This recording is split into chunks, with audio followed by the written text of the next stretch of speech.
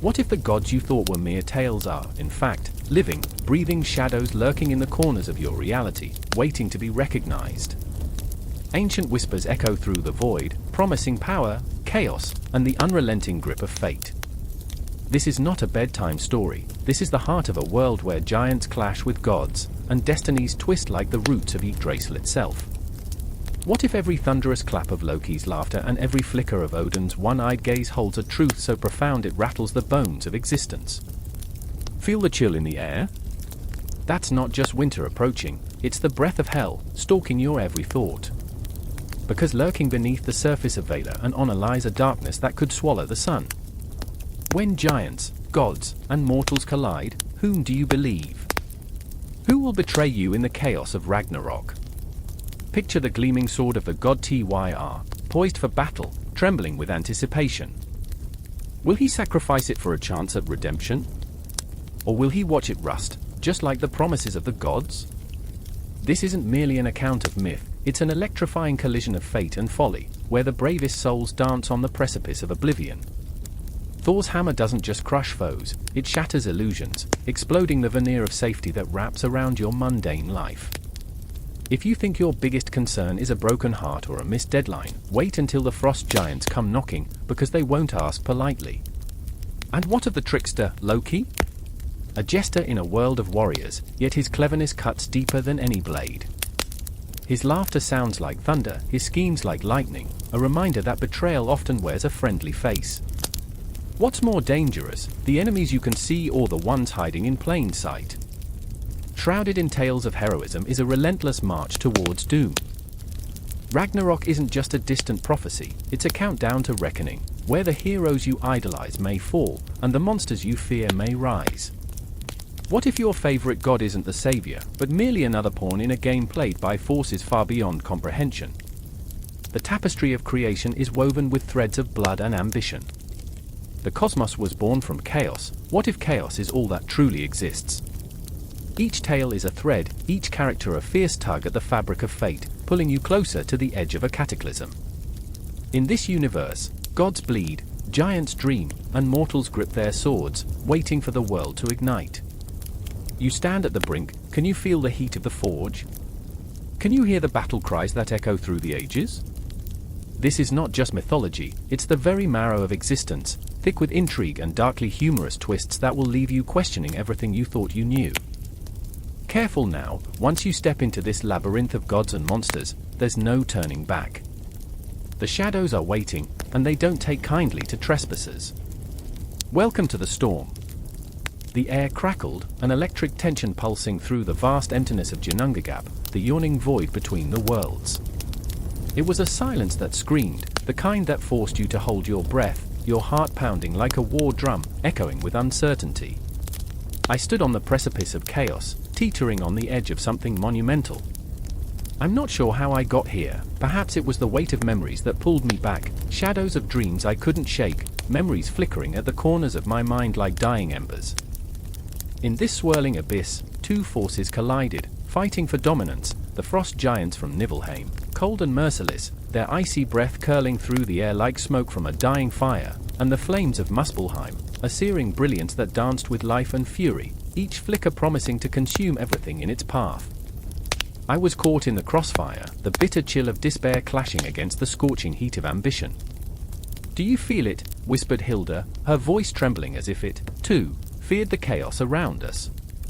Her eyes reflected the turmoil, a tempest of longing and dread. She was a warrior, strong yet fragile, fierce but haunted by the ghosts of her past. "Do you feel the weight of everything that is to come?" I nodded, though the words caught in my throat. I remembered the stories, the creation myths passed down like family heirlooms, tales of worlds birthed from nothingness, of Yggdrasil, the great tree, whose roots tangled with fate and whose branches reached into the heavens. But standing here, with the air heavy and charged, the stories felt more like a curse than a blessing. "Then we must act," she said, her voice gaining strength, but I could hear the quiver beneath. Her hands were clenched tight, a grip on the only thing she could control in a universe spiraling toward madness. "We can't let them take what's ours." I wanted to scream, to argue against her, to remind her that we were small against the infinite. But the truth was, desperation clawed at my insides. I remember the night spent huddled by the fire, the laughter echoing between friends, the dreams woven in the flickering shadows. What if this was the end of those dreams? What if this was the moment the cosmos swallowed us whole, an unending darkness spiraling into oblivion? And then, from the depths of the Ginnungagap, an eruption of sound. The roar of fire clashing with ice, a cacophony that shattered the silence like glass. I was jolted from my thoughts, heart racing, as the ground beneath us trembled, and I caught sight of the silhouettes of giants emerging from the swirling chaos. "We're not ready," I whispered, my voice barely a breath against the onslaught. I wanted to turn back, to run into the arms of the familiar, where the warmth of laughter could drown out the chaos. Memories of better days washed over me, evoking a sense of longing that was both beautiful and cruel. But Hilda did not waver. "We cannot hide from our fate," she said, stepping forward, her spirit ablaze with defiance. "What is the purpose of this life if we don't fight for it?" In that moment, I saw her for who she truly was, a whirlwind of strength and vulnerability, a reflection of all that was raw and real in this unforgiving cosmos. Her flaws were etched into her skin, but they only made her more beautiful. I'd watched her battle her fears, face demons that gnawed at her very essence. And here, in this moment of impending doom, I felt an overwhelming desire to stand beside her, to face the tempest together. "Then let's not just survive," I said, the words spilling out, fierce and unfiltered. "Let's carve our place in this creation." The giants roared, a haunting sound that sent shivers down my spine, but we held the line, hearts beating as one against the encroaching darkness. The collision of ice and flame grew louder, each shockwave pushing us closer to the brink. And then, as if the very fabric of existence was being torn apart, a blinding light erupted from the heart of the chaos, a manifestation of Yggdrasil itself. Its branches unfurled, a spiraling dance of creation, reaching out into the void like a mother cradling her newborn. I felt the energy pulsating through my veins, a connection that transcended time and space, whispering promises of hope and destruction.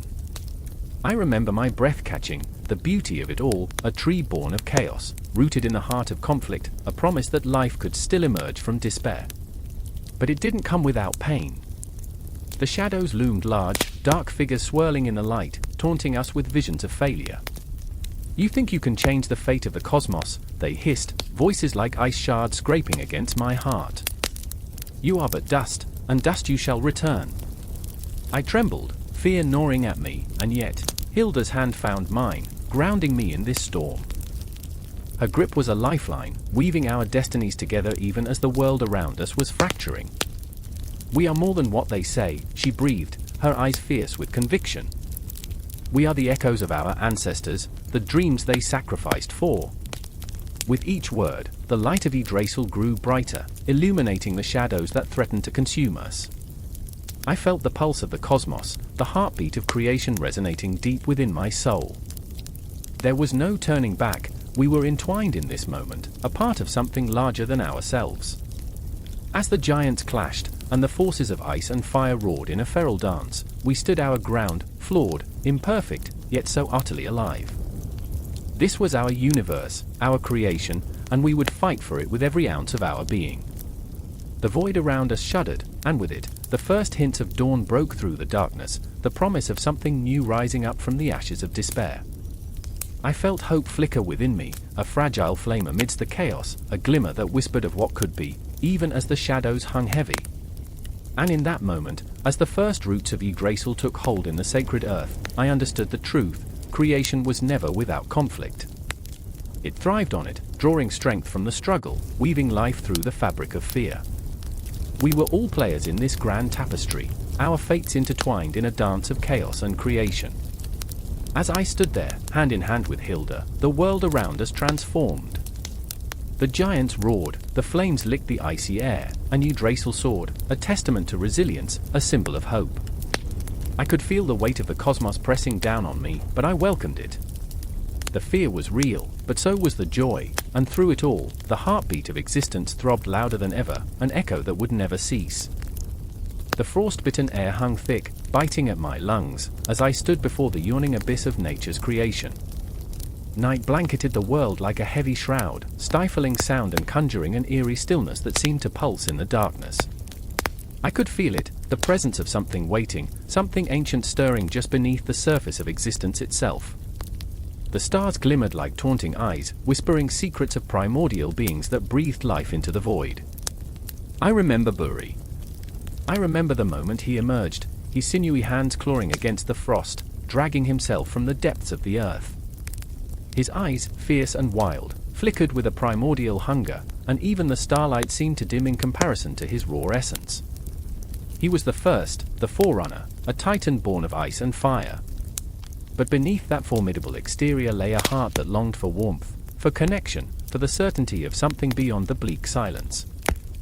That day, I felt the tension crackle in the air, thick enough to choke on. Buri, reeling from the shock of existence, glanced toward the horizon and saw the shadows stretching, forming into shapes that twisted his reality. They were the echoes of what would come, gods and giants, chaos and creation, all circling him like vultures at the edge of the earth. The weight of loneliness forced his shoulders down, and I could almost hear his silent scream, a desperate cry for kinship that faded into the expanse of night. Then there was Odin, a firebrand wrapped in mystery, robes of night billowing around him like the abyss itself. He watched Buri with eyes that were both a blessing and a curse, a gaze that could slice through the very fabric of fate. I remember the way Odin stood, tall, unyielding, cloaked in an aura of destiny. He felt the pull of ambition, the intoxicating promise of power, igniting a hunger within him that threatened to consume his very soul. But in that moment, a flicker of doubt haunted him. Would he, too, become a shadow? Odin stepped forward, breaking the spell of silence, his voice a low rumble that vibrated through the chilled air. "You are not alone," he called, each word a raw ember. But was he speaking to Buri or to himself? A tremor ran through me as I understood that he sought validation just as desperately as the first being. The cosmos spun around them, entwining their fates, yet neither dared to grasp the other's hand. Instead, they stood on the precipice of creation, poised between the urge to connect and the terror of vulnerability. And then came Vili and Ve, brothers born from the fabric of that moment, filling the void with their presence. They were mirrors reflecting the complexity of existence, Vili, the dreamer, and Ve, the eternal skeptic. Each bore scars, the kind that whispered of battles fought in silence, heartaches hidden behind laughter. Vili's laughter, bright and reckless, danced through the night. It was infectious, yet behind it lay a sorrow born of dreams unfulfilled. Would the cosmos ever listen to his wishes?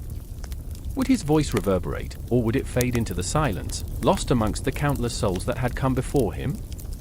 Ve, standing slightly apart, exuded a palpable tension, a tightly coiled spring ready to snap. He could taste the fear in the air, a bitter tang that gnawed at his insides. "What are we?" he whispered, the question more a mantra than a call for answers. Just echoes of what was, or forgers of what will be. The weight of his uncertainty hung heavy, binding him to the shadows of despair even as he yearned for the light. Together, they faced the abyss, a fragile alliance woven from need and desperation. They could feel it, the pulse of something greater, a heartbeat echoing through the fabric of reality. But just as they began to unravel the threads of their destinies, the shadows whispered back, taunting them with visions of grandeur and the inevitable fall that awaited those who dared to reach too high. Buri's heart raced, each thump a thunderous beat that echoed the fragility of their existence. He grasped Odin's arm, seeking strength, seeking connection. "We cannot let the darkness consume us," he declared, his voice trembling yet fierce, a battle cry forged from fear and hope. "We will carve our path through this torment and create something beautiful." But in that moment, the chill returned, an icy hand wrapping around their throats. Shadows danced, mocking their resolve, while a malevolent laugh echoed in the depths of the night. It was the laughter of the cosmos, a cruel reminder of their insignificance. The very essence of creation seemed to shudder, as if it held its breath, waiting for the inevitable clash between light and dark. With each heartbeat, the air thickened, a tightrope strung between ambition and despair. The tension coiled around them, a living entity, binding their souls together yet threatening to tear them apart. Each one harbored dreams of glory, visions of shaping the very fabric of existence, yet the specter of failure loomed like a shadow, whispering doubts that clawed at their minds. In that moment, I felt the weight of time itself, a cosmic clock ticking down to a moment of reckoning. I remember the warmth of Buri's grasp, the flicker of hope igniting in Odin's eyes, the spark of possibility shimmering between Vili and Ve. Then came the silence, an all-consuming void that swallowed their words, their hopes, their destinies, leaving behind nothing but the echo of what could have been. As the night deepened, the air crackled with the electric anticipation of creation, a pulse that threatened to explode into a chaotic dance of life. The world was alive, and they stood at its precipice, teetering between creation and destruction, longing to grasp the threads of fate, yet uncertain if they would ever weave a tapestry worthy of the cosmos itself.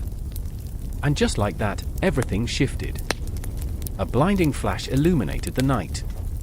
The world spun, the shadows receded, and time itself seemed to shatter and reform, a kaleidoscope of potential unfurling before them.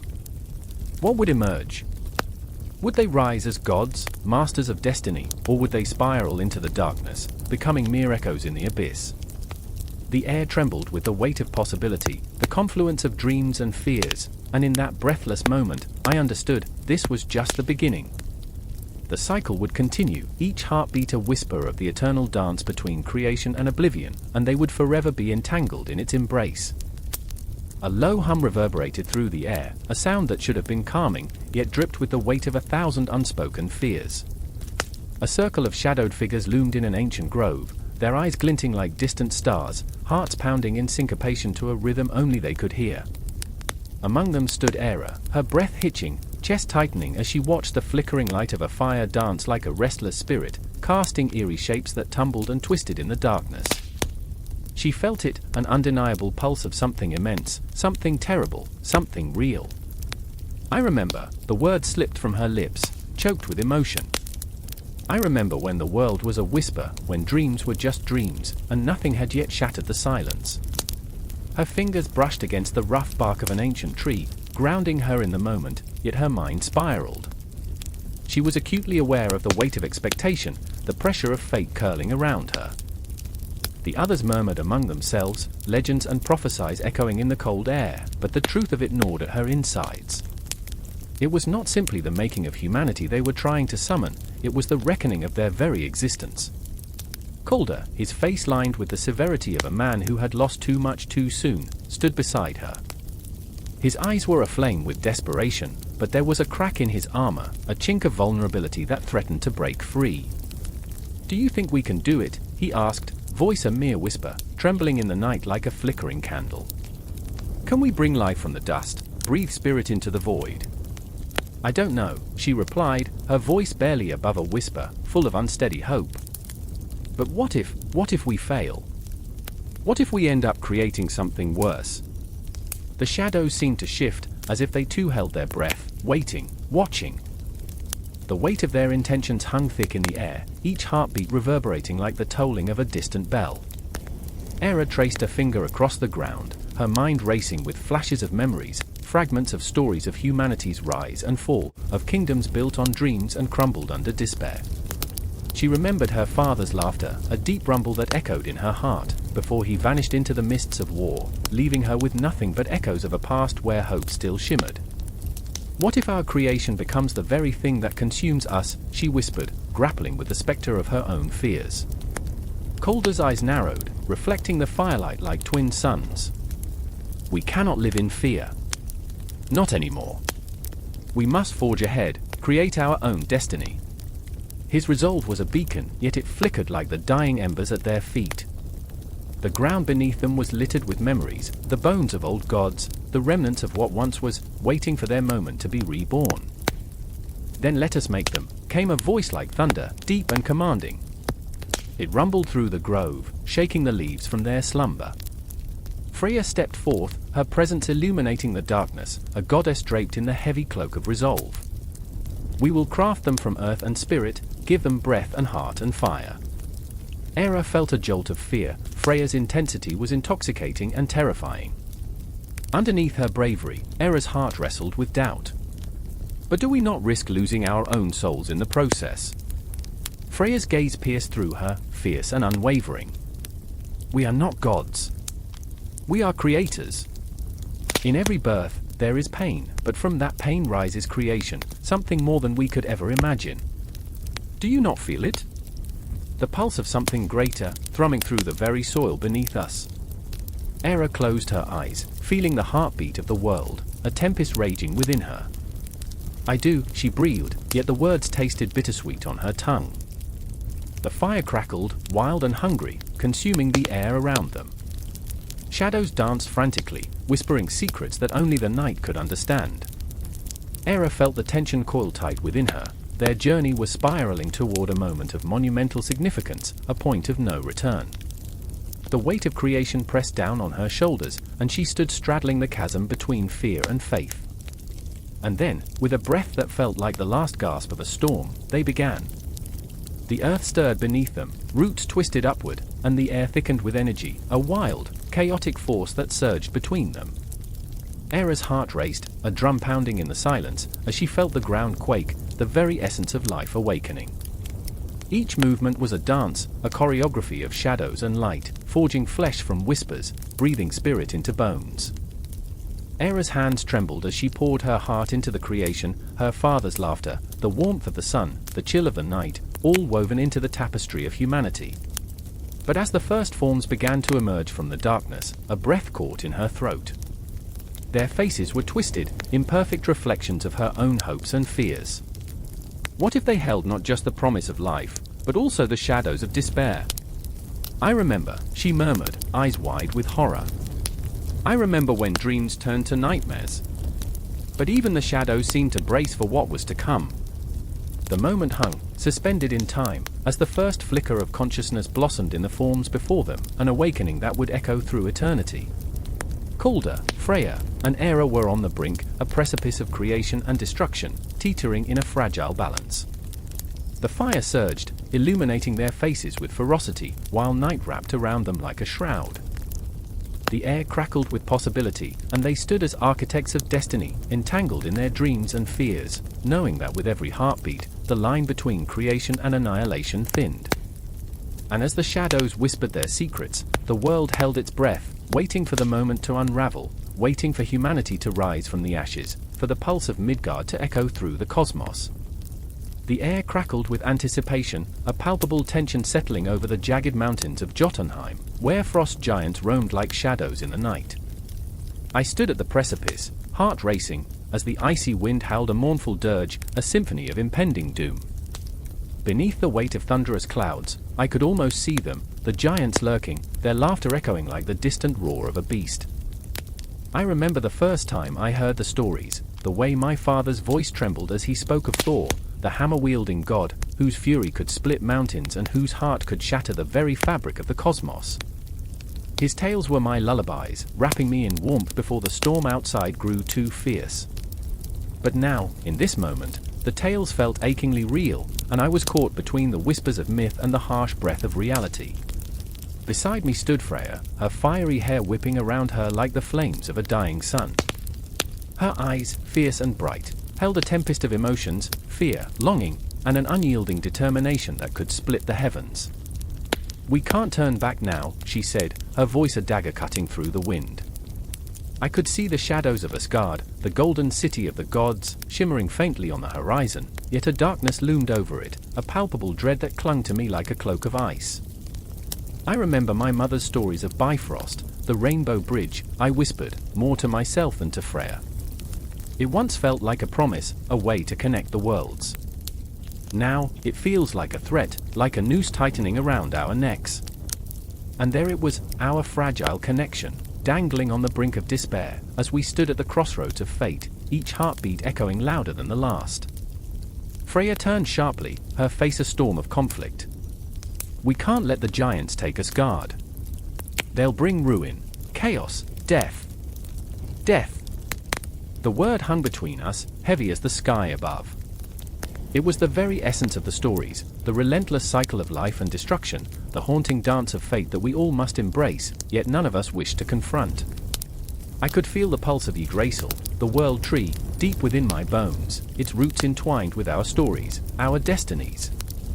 And then came the distant rumble, a warning from the depths of hell, the land of the dead. The ground beneath us trembled, as if the earth itself was recoiling from the darkness that was awakening. I glanced at Freya, her eyes wide, shimmering with unshed tears, a blend of courage and uncertainty. "Do you think we're brave, or just foolish?" she asked, her voice barely a whisper against the roaring winds. "We're both," I replied, the truth tasting bitter on my tongue. "Courage is just fear dressed in armor, isn't it?" In the distance, a figure emerged, blacker than the void, wearing the sorrow of 1,000 lost souls. It was Hel herself, the goddess of the underworld, her gaze piercing through the shadows, seeking the vulnerable spots in our hearts. I shuddered, for I knew that to look too deeply into her gaze was to invite despair. "You seek the truth of the realms," she intoned, her voice a blend of ice and fire. "But truth carries a price." I remembered the stories of the 9 realms, the tapestry of existence woven with threads of light and darkness. Each realm was a heartbeat, a breath, a story waiting to unfold, the ethereal beauty of Alfheim, the dark foreboding of Niflheim, the fiery rage of Muspelheim. Each realm a reflection of our fears, our hopes, and our forgotten dreams. "Tell me, what will you sacrifice for Asgard?" Hel's voice curled around us like smoke, suffocating yet intoxicating. I could feel Freya's hand tighten around mine, her warmth a lifeline amidst the chill. "I'd give anything," she declared, her voice steady, but I saw the flicker of doubt in her eyes, the uncertainty of what anything truly meant. "But what if it's your soul?" Hel pressed, her smile sharp as a blade. I remember, I started, feeling the weight of their expectations, the burden of their fates woven into mine. I remember the warmth of the hearth, the laughter of friends, the touch of love. I remember that I would give it all just to see the dawn rise again. Hel's laughter echoed through the air, chilling my bones. "Ah, sweet child. Love is a fragile thing, easily shattered." And in that moment, I felt the ground beneath me crack, the very soul of Yggdrasil trembling as the roots of our decisions entwined with the choices made long before we were born. The realms stretched before us, a vast expanse of uncertainty. I could feel the eyes of the giants watching, their breath heavy and sweet with the scent of treachery. I turned to Freya, searching for the strength in her gaze. "Together?" I asked, though the word felt like a fragile promise, one that could shatter at any moment. "Always," she replied, determination igniting the fire in her eyes, a flicker of hope illuminating the darkness surrounding us. Together, we faced the abyss, the call of the 9 realms echoing in our hearts, a reminder that the past shaped the present, and that in the face of despair, we must dare to dream, dare to fight, dare to love. As the winds howled around us, the tension thick, I realized this moment was not just a prelude to a battle, it was the very essence of our existence, a reflection of the endless cycle of creation and destruction, laughter and tears, love and loss. The giant stirred, and I could feel the ground quake beneath my feet, the call to adventure, the embrace of fate, the whisper of worlds colliding. And in the heart of that storm, I understood, the only thing more terrifying than the dark was the light we carried within, the fierce, unyielding flame that refused to be extinguished. Chapter 5. Yggdrasil, the world tree and its significance. The wind howled like a banshee, rattling the leaves of the immense Yggdrasil, a tree so colossal it felt as if it had roots in the bones of the earth itself.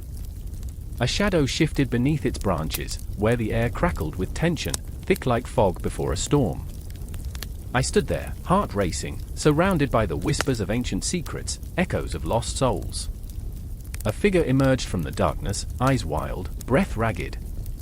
It was Elara, her hair a tempest of fear and fury, a reflection of the chaos that gripped our world.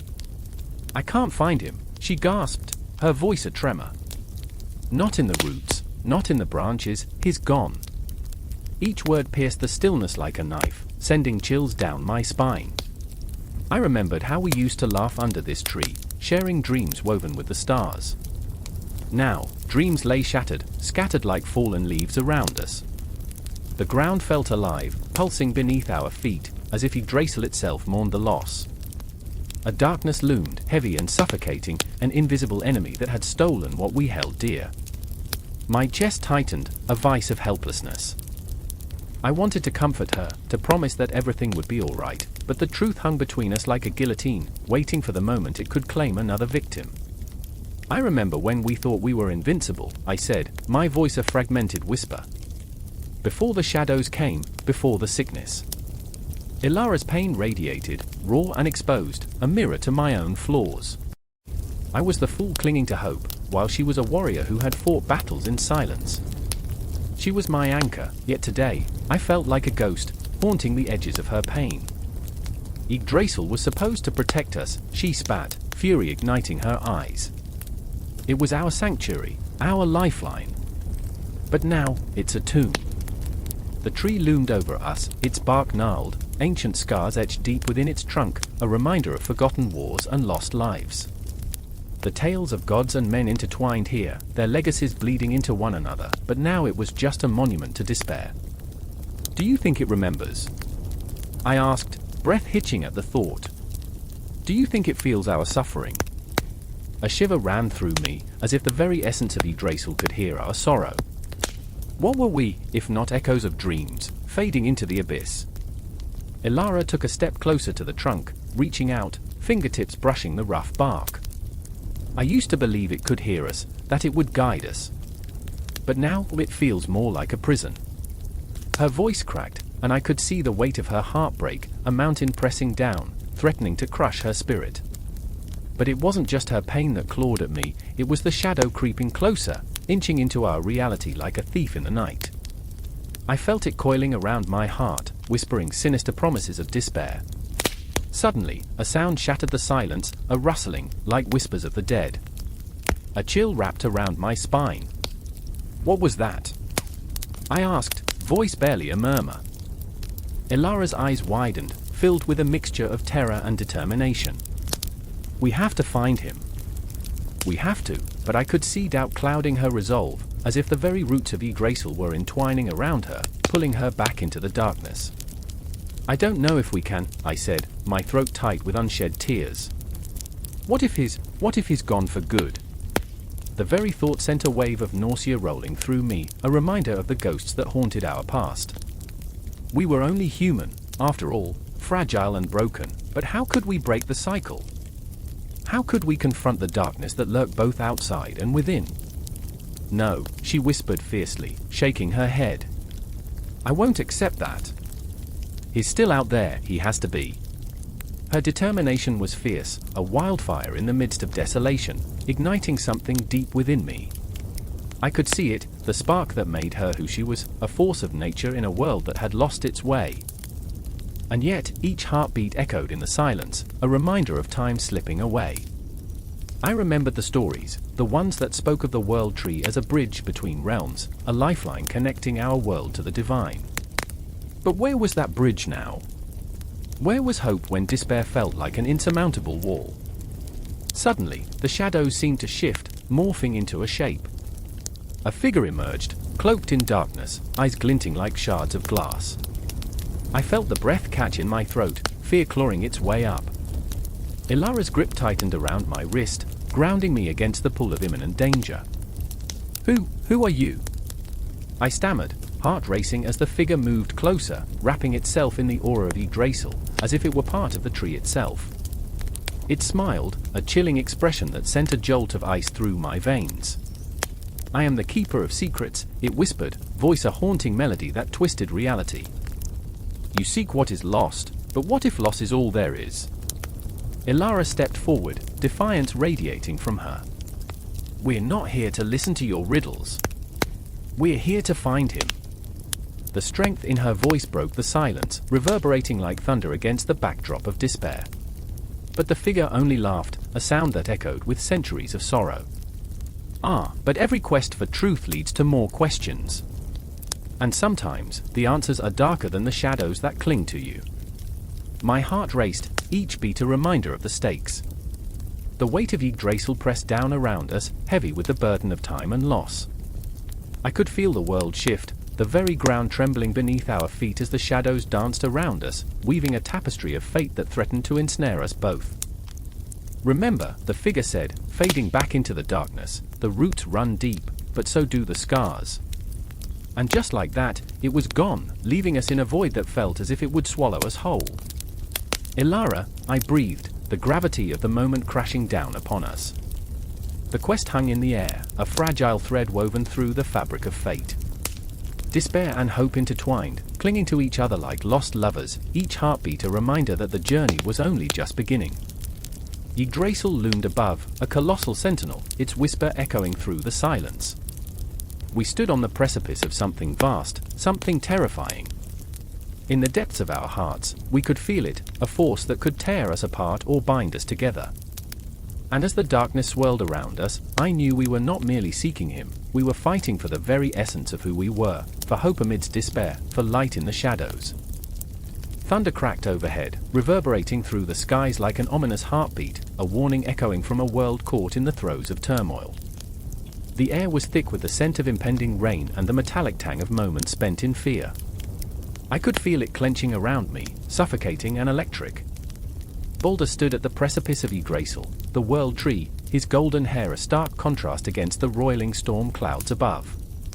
He breathed in deeply, and I knew he was wishing for a moment of peace, a fleeting flicker of sunlight in a land steeped in discord. But peace was a myth, a fable whispered among the weary, and here, within the clash of the Aesir and Vanir, storms were not simply weather. They were heralds of war, a tempest born from the depths of ancient grudges and the sharp edges of pride. His heart, a tender orb, pulsed with the innocence of a child, yet he was tangled in the web of divine conflict, a pawn in a game played by gods long since past their glory. Beside him, Njord, a Vanir, stood resolute, his face carved from stone, eyes deep as the ocean that called to him, beckoning with secrets buried beneath the waves. In his chest, a wildfire of longing raged, an ache for peace, for understanding, for a bridge that could span the chasm between their warring clans. Yet, every day, those flames flickered dimmer, whittled down by the sharp winds of distrust. I remember the tales, Njord said, voice low, thick with the salt of his homeland. How we once reveled together, before the lines were drawn, before we became enemies. The songs we sang to the stars.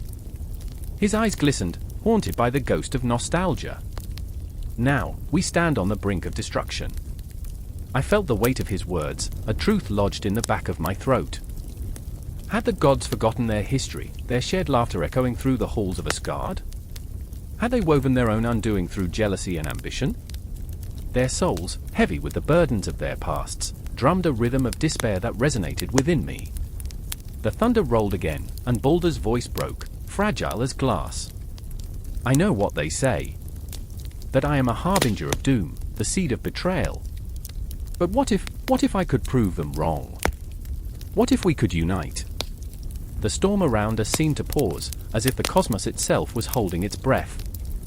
Gods and mortals alike awaited the words that could shatter or reconcile.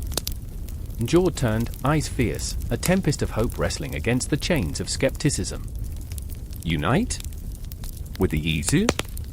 You would ask us to trust the very hands that threaten to erase us from memory.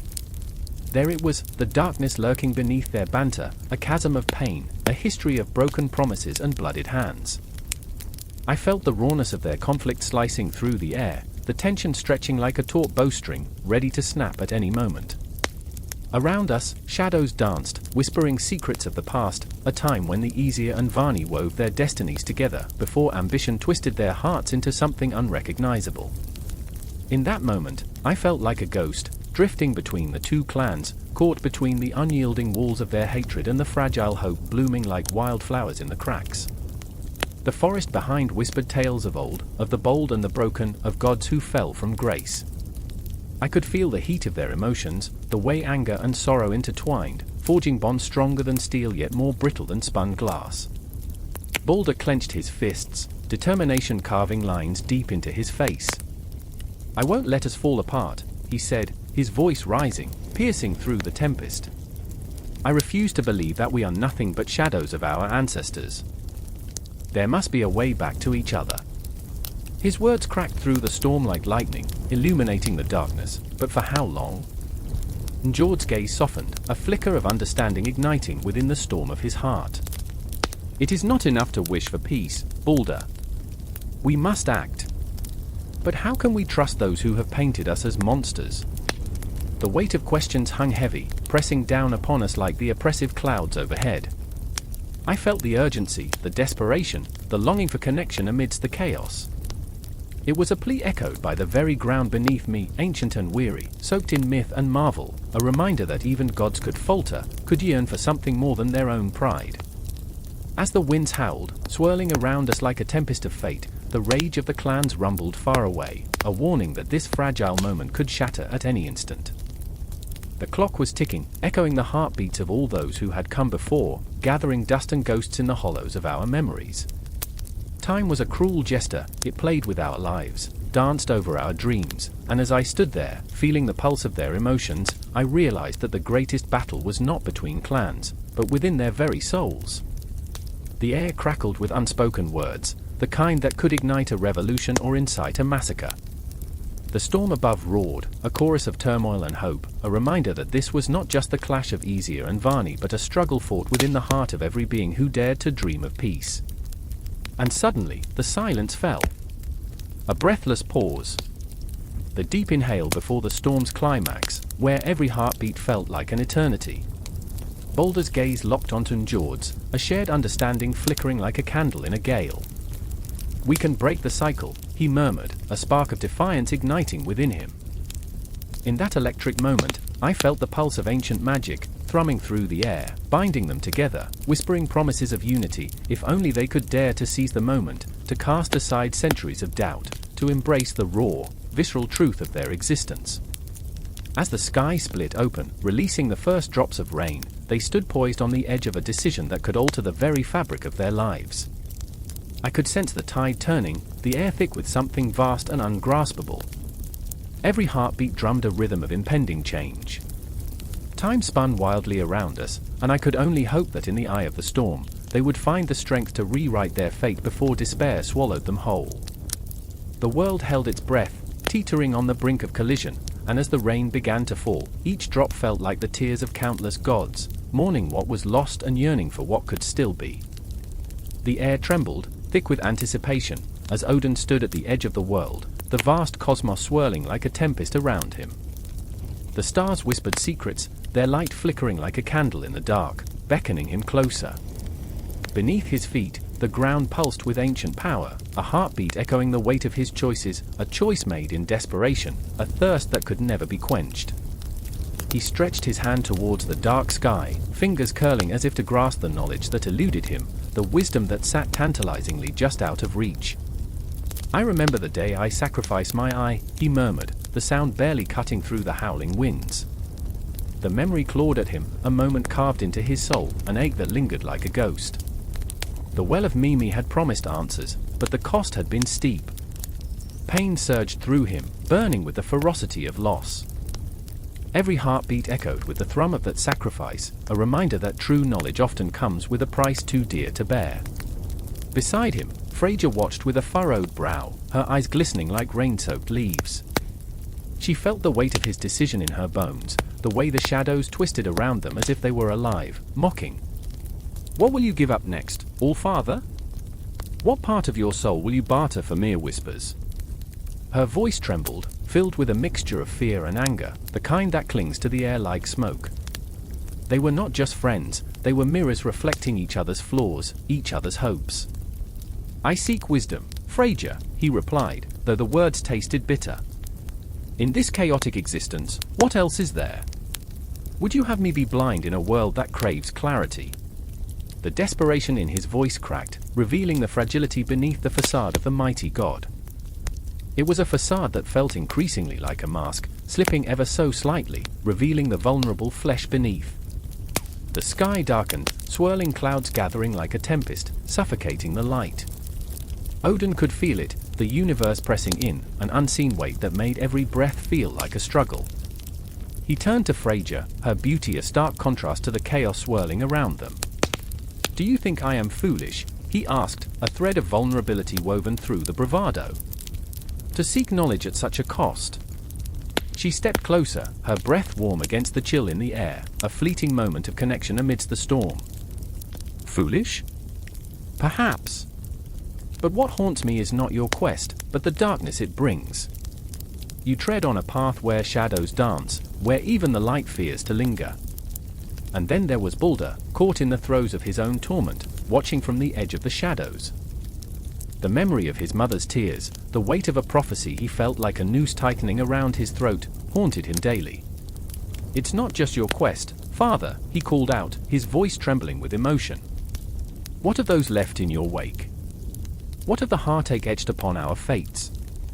Odin turned, the pain in Baldur's tone slicing through him, raw and unrelenting.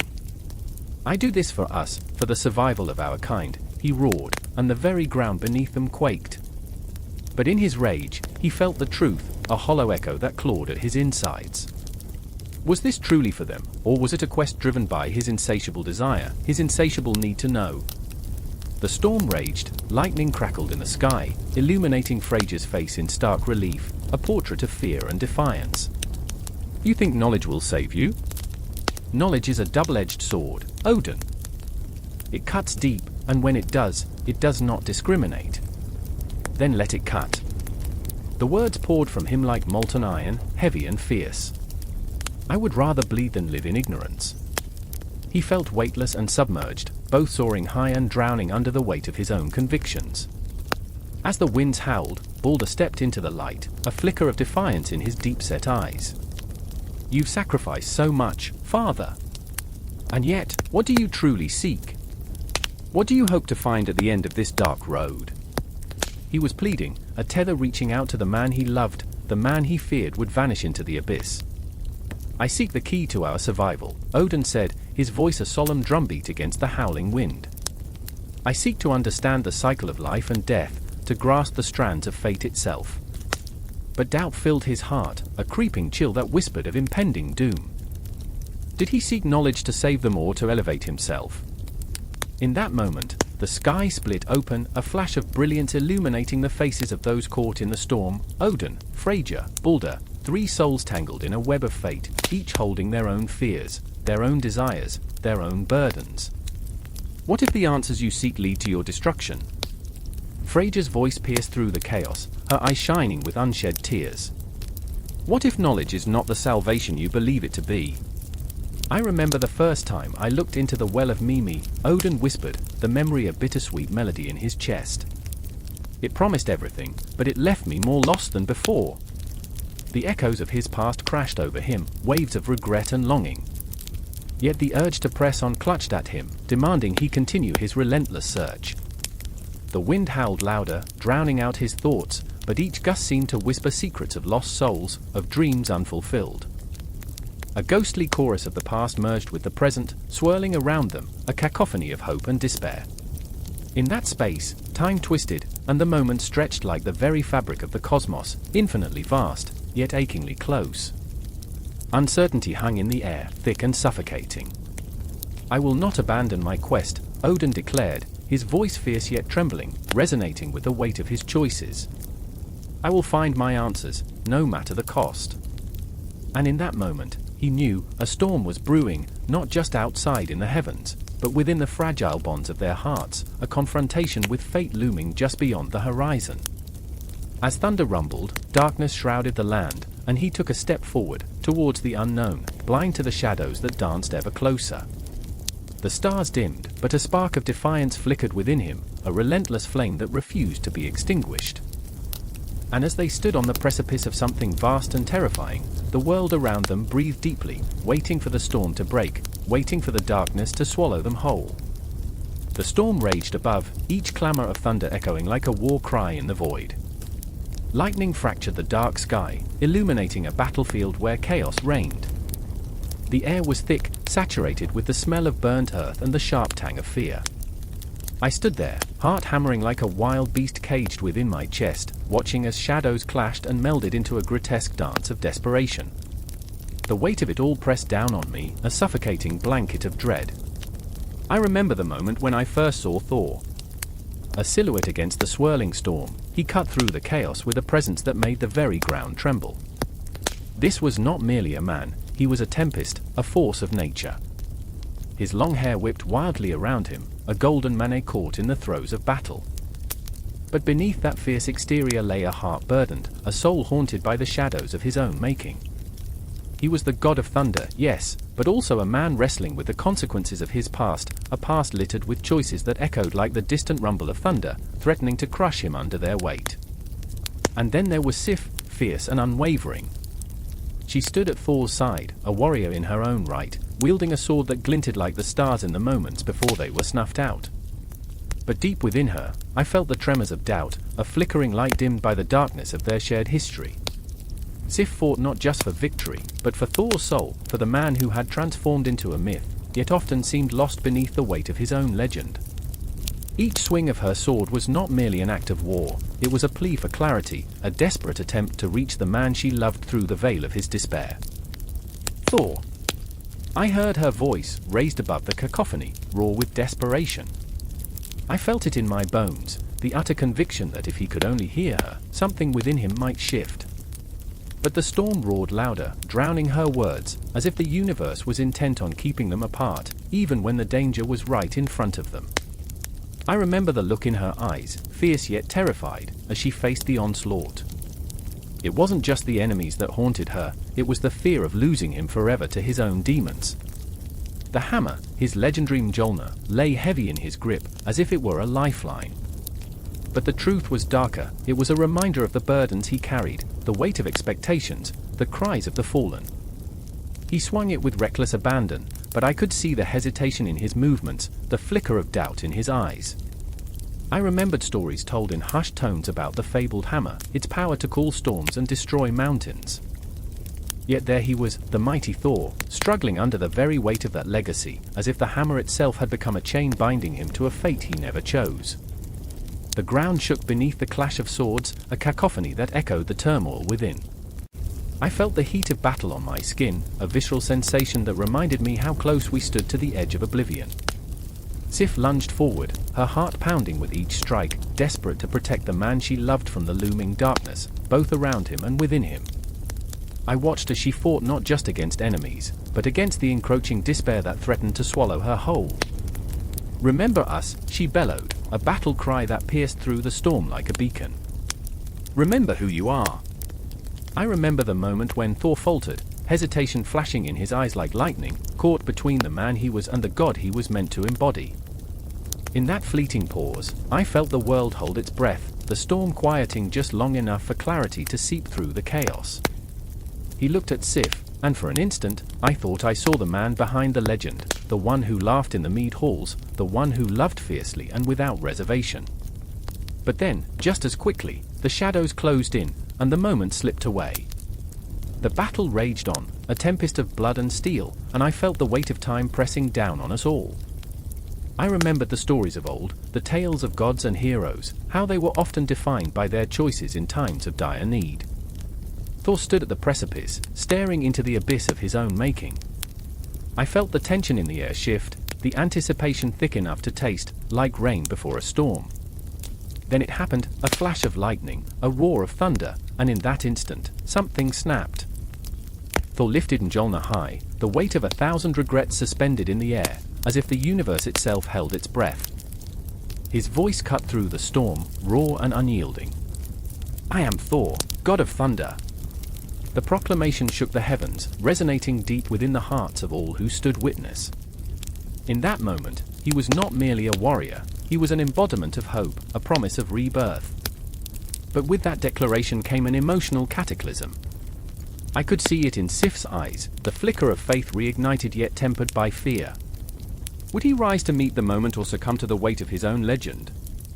As the storm raged on, the battlefield became an arena for their hearts to collide.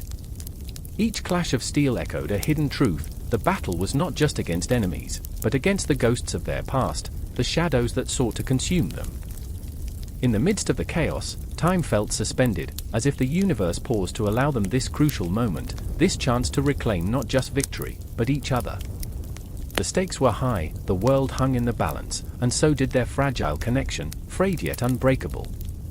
I could almost hear the heartbeat of the storm, an ominous rhythm that whispered promises and threats in equal measure. And as the sky split open, releasing a deluge of rain, I found myself caught in the tide of their struggle, swept away by the raw, visceral emotion that infused every heartbeat, every breath. I could feel it, an urgency to understand, to grasp at the threads that wove their fates together, even as they spiraled towards an uncertain climax. The storm was alive, a swirling mass of power and passion, and in its depths, I became just another spectator to their reckoning, chained to their moment of truth, unable to look away. Lightning split the sky, a jagged scar of brilliance that illuminated the darkened landscape for a fleeting heartbeat, the moment before chaos erupted. Thunder rolled like a beast awakening, and in that split second, the world held its breath, suspended in the trembling air. It was then that I caught sight of him, a figure cloaked in shadows and mischief, a smile curling at the corners of his lips. Loki! The trickster god, the master of deception, standing at the precipice of mayhem, his eyes swirling with a tempest of emotions, longing, rage, and a peculiar kind of sorrow. I remember the way the rain began to fall, heavy droplets hitting the cobblestones like the beat of a war drum, announcing the storm. People scattered, their faces painted with fear, with confusion. They knew him, knew the terror that trailed him like a loyal hound. They whispered his name in awe and dread, but I stood rooted, the pull of his chaotic energy a magnetic force, stealing my breath away. I remember how it felt, watching him juggle chaos like a child with bright, spinning orbs, laughing like the world around him was a grand joke.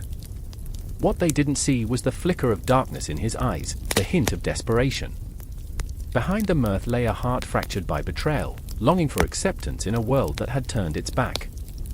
"Why do they fear me?" he murmured, his voice low, almost lost to the thunder. "Why can't they see the beauty in my chaos?" I felt the weight of those words settling in my chest, heavy as stone. There was truth there, a raw, aching honesty that resonated with my own insecurities. I, too, had danced with shadows, had tasted the bitterness of rejection. I watched as he unleashed a storm, literal and metaphorical, sending waves of panic crashing through the crowd. But there was another, too, a figure lurking in my periphery, Sif, the warrior goddess, her heart a storm of its own. She had loved him once, fiercely, and now stood with a sword drawn, tension crackling in the air like the electricity before the lightning. Her loyalty to Asgard battled with her own heart, torn apart by the memories of laughter shared beneath the stars, of whispered promises. "Loki," she called, her voice a rope stretched taut between anger and sorrow. "You must stop this.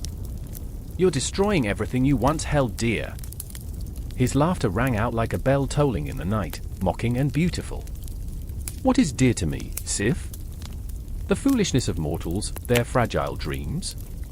Or perhaps the chains of their expectations? I am more than a pawn to be sacrificed on their altar."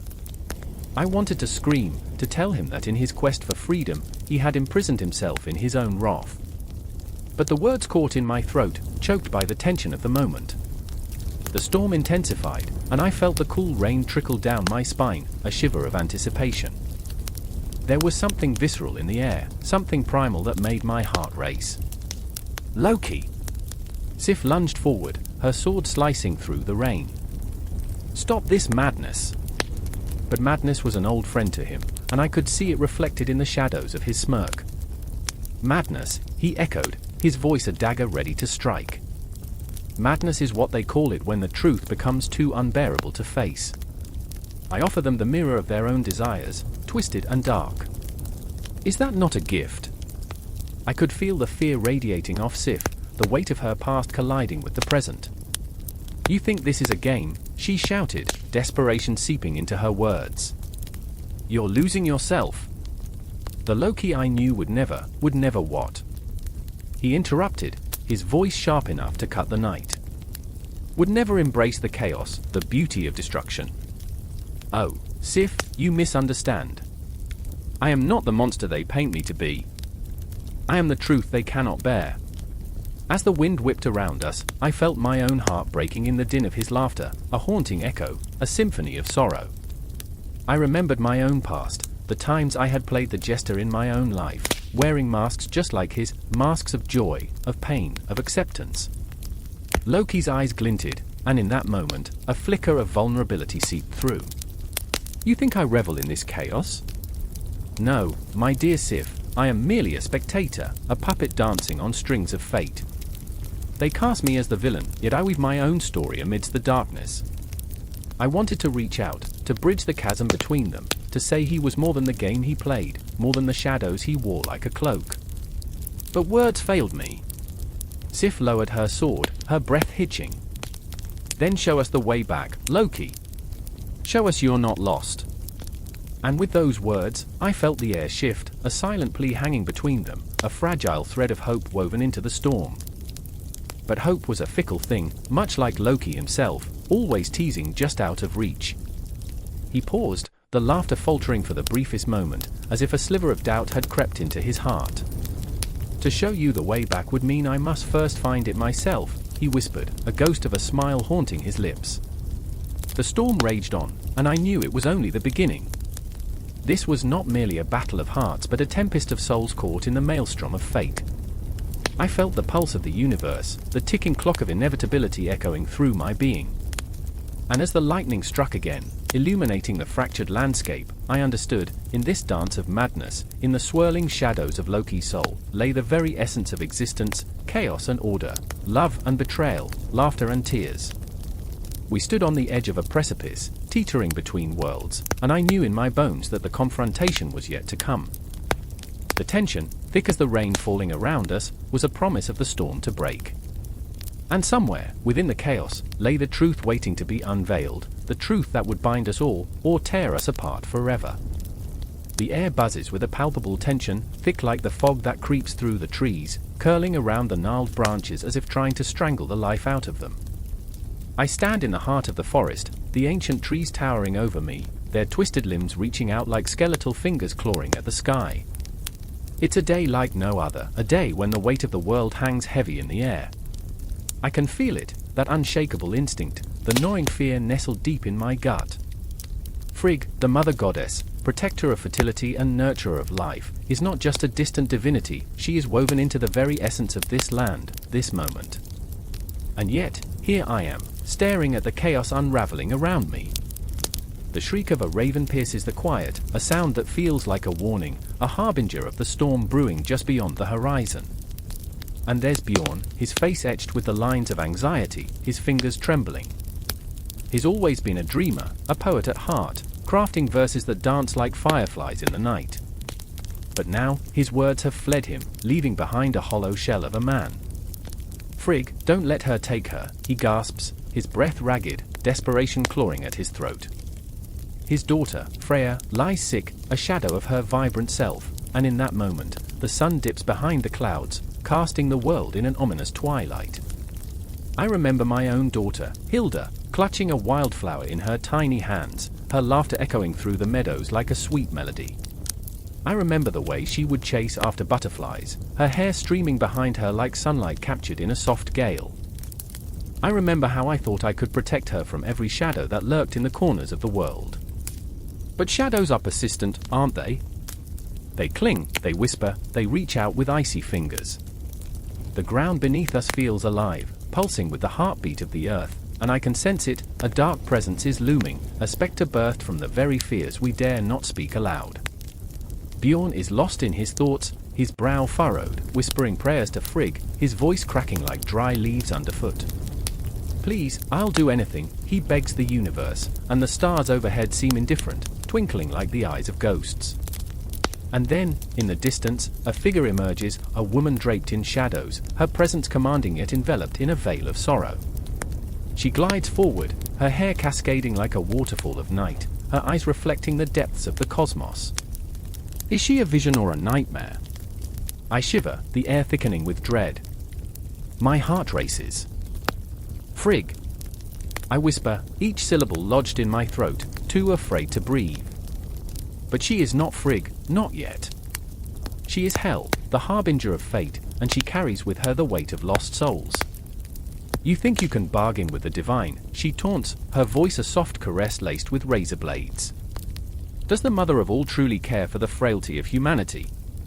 Her words slither through the air, wrapping around us, squeezing tight. Bjorn's face pales, the color draining as he steps back, stumbling over the roots of the ancient trees. No, he whispers, the word barely escaping his lips, a tiny flicker of disbelief. But Hel's laughter echoes in my ears, a cold, haunting sound that reverberates through the very marrow of my bones. You think your devotion will save her? I want to scream, to rage against the universe, to claw back the light that is slipping through our fingers. I remember the day I first found the wildflowers blooming under the shadow of the old oak. The way they swayed in the breeze, vibrant and alive, a promise that life can endure even in the darkest of places. How naive I was to believe that love could shield us from this relentless cycle of loss and despair. Hel steps closer, her presence chilling the air. To save a life, you must first understand the cost, she whispers, and suddenly, I am drowning in memories. The faces of those I loved flash before me, the laughter, the heartbreak, the sweet ache of their absence. I glance at Bjorn, his eyes are glassy, reflecting the turbulent storm inside him. He is a man carved from dreams, yet today those dreams are crumbling like ash beneath the weight of reality. What do we do? He asks, his voice cracking. What can we give? I feel it, the raw, agonizing truth. We can give everything. A child's laughter, a mother's embrace, the very essence of our being. The forest around us begins to wail, an echo of our desperation, the trees bowing under the weight of our sorrow. And in that moment, I make a choice that could unravel the very fabric of existence. I step forward, heart pounding like a war drum in my chest, each beat a reminder of the love that fuels us. Take me, I say, voice trembling but resolute. Take me instead. Let Freya live. Hel's gaze pierces through me, a swirling tempest of anguish and understanding. Such foolishness, she murmurs, yet there's a twinge of something, hope, in her voice. I'm not sure what I see in her eyes, but it feels like a flicker of light in the darkness. Bjorn grabs my arm, panic rising like bile in his throat. No. You can't. His protest is a desperate gasp, but the choice has already been made, an irrevocable pact sealed by love and anguish. The air crackles with energy, a celestial storm brewing, and I know in my heart that the gods are watching. In this moment, I am both terrified and exhilarated. I remember Frigg's strength, the way she held the world in her hands, the way she breathed life into the void. Can I embody that power? Can I be a vessel for hope in the face of despair?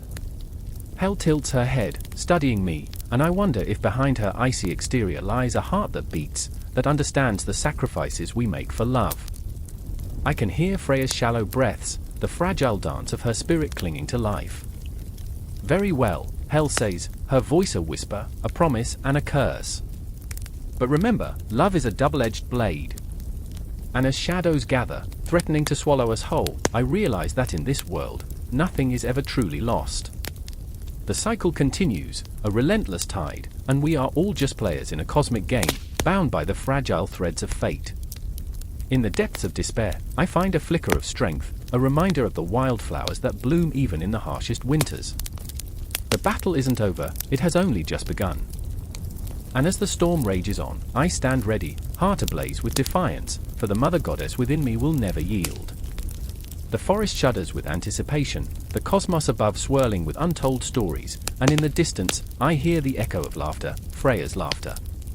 It reverberates, pulling me deeper into the fray, weaving through the shadows like threads of hope.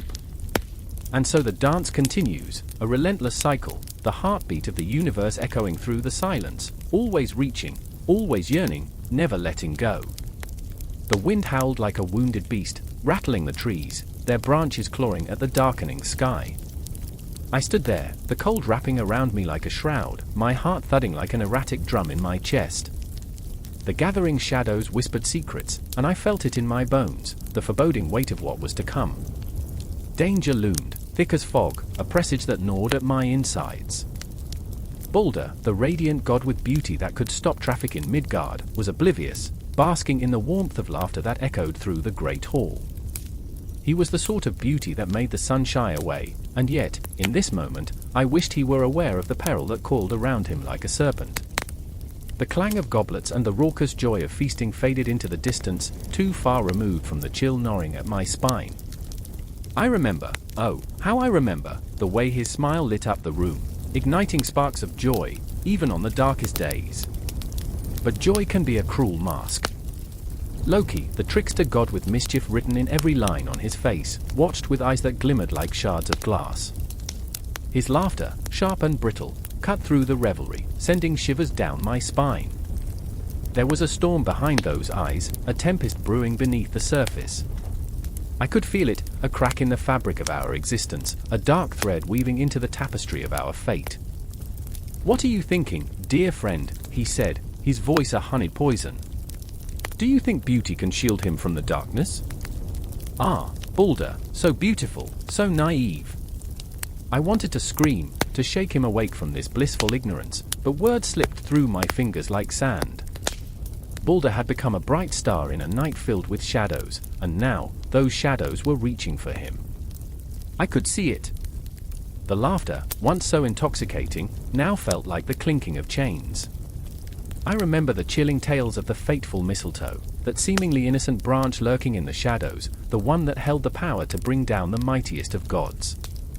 When Baldur finally turned to me, his smile was radiant, but I saw the flicker of worry behind his bright eyes. "Why do you look so troubled?" he asked. His voice was a gentle breeze, but all I could hear was the thunder of an approaching storm. "Everything will be fine. We're gods, we're invincible." "Invincible?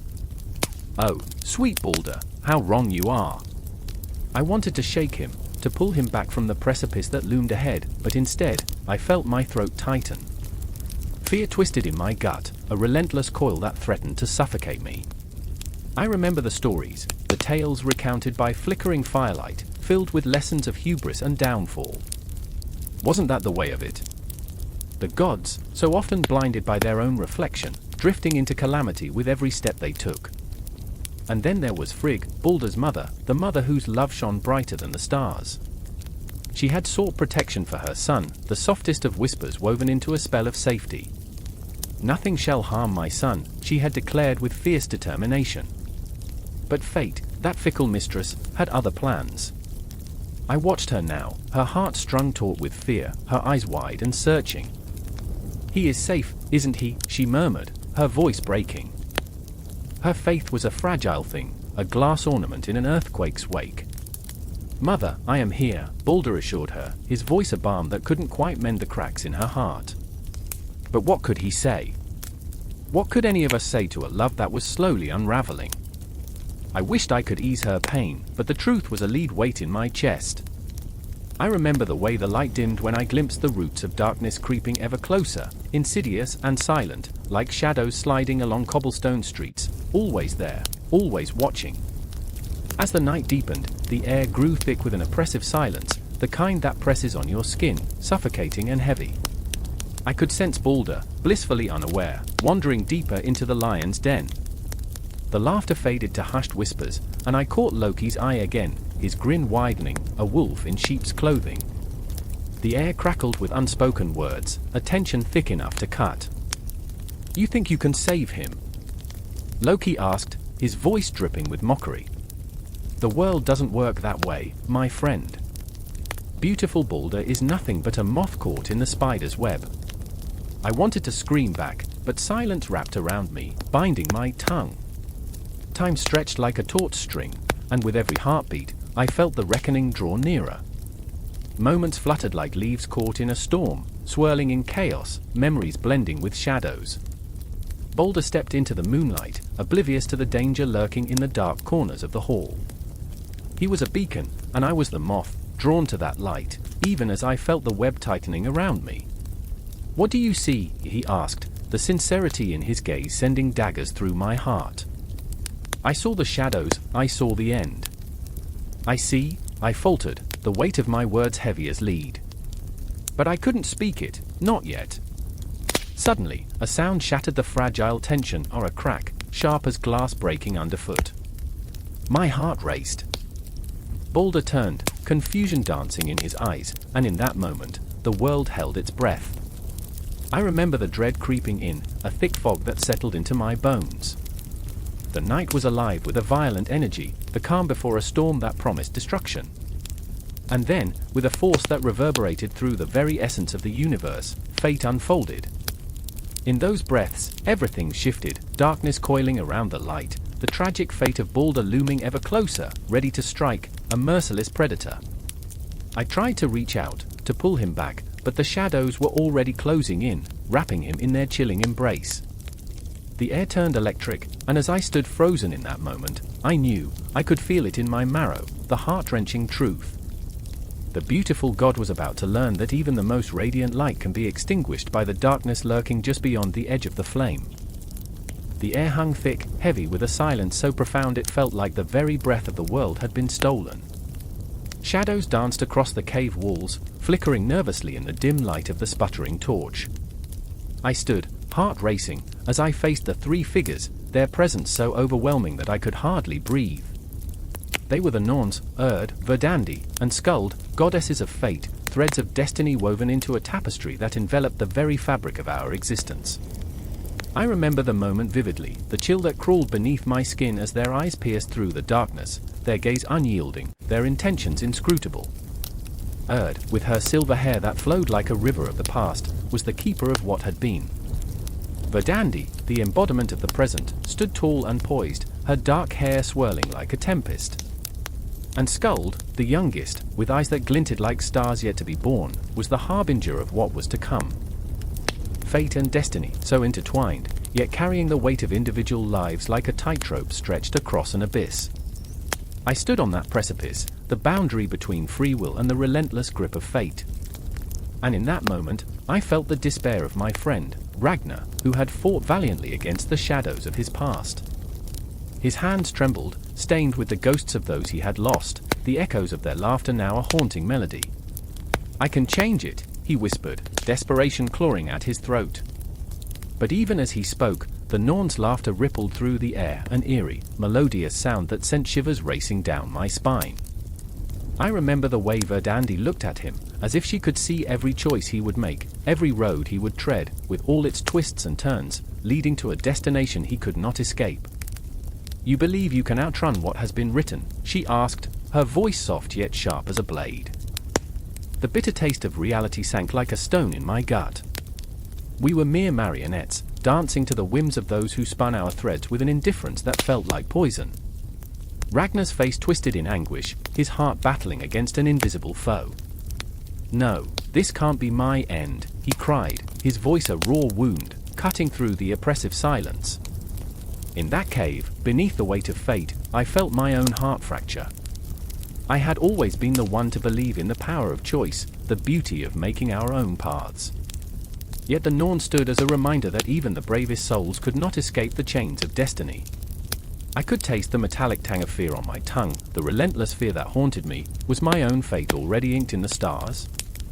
A vision of my own life danced before me, fragmented and chaotic. I remembered the laughter of my mother, the warmth of her embrace before she was swallowed by the shadows of sickness.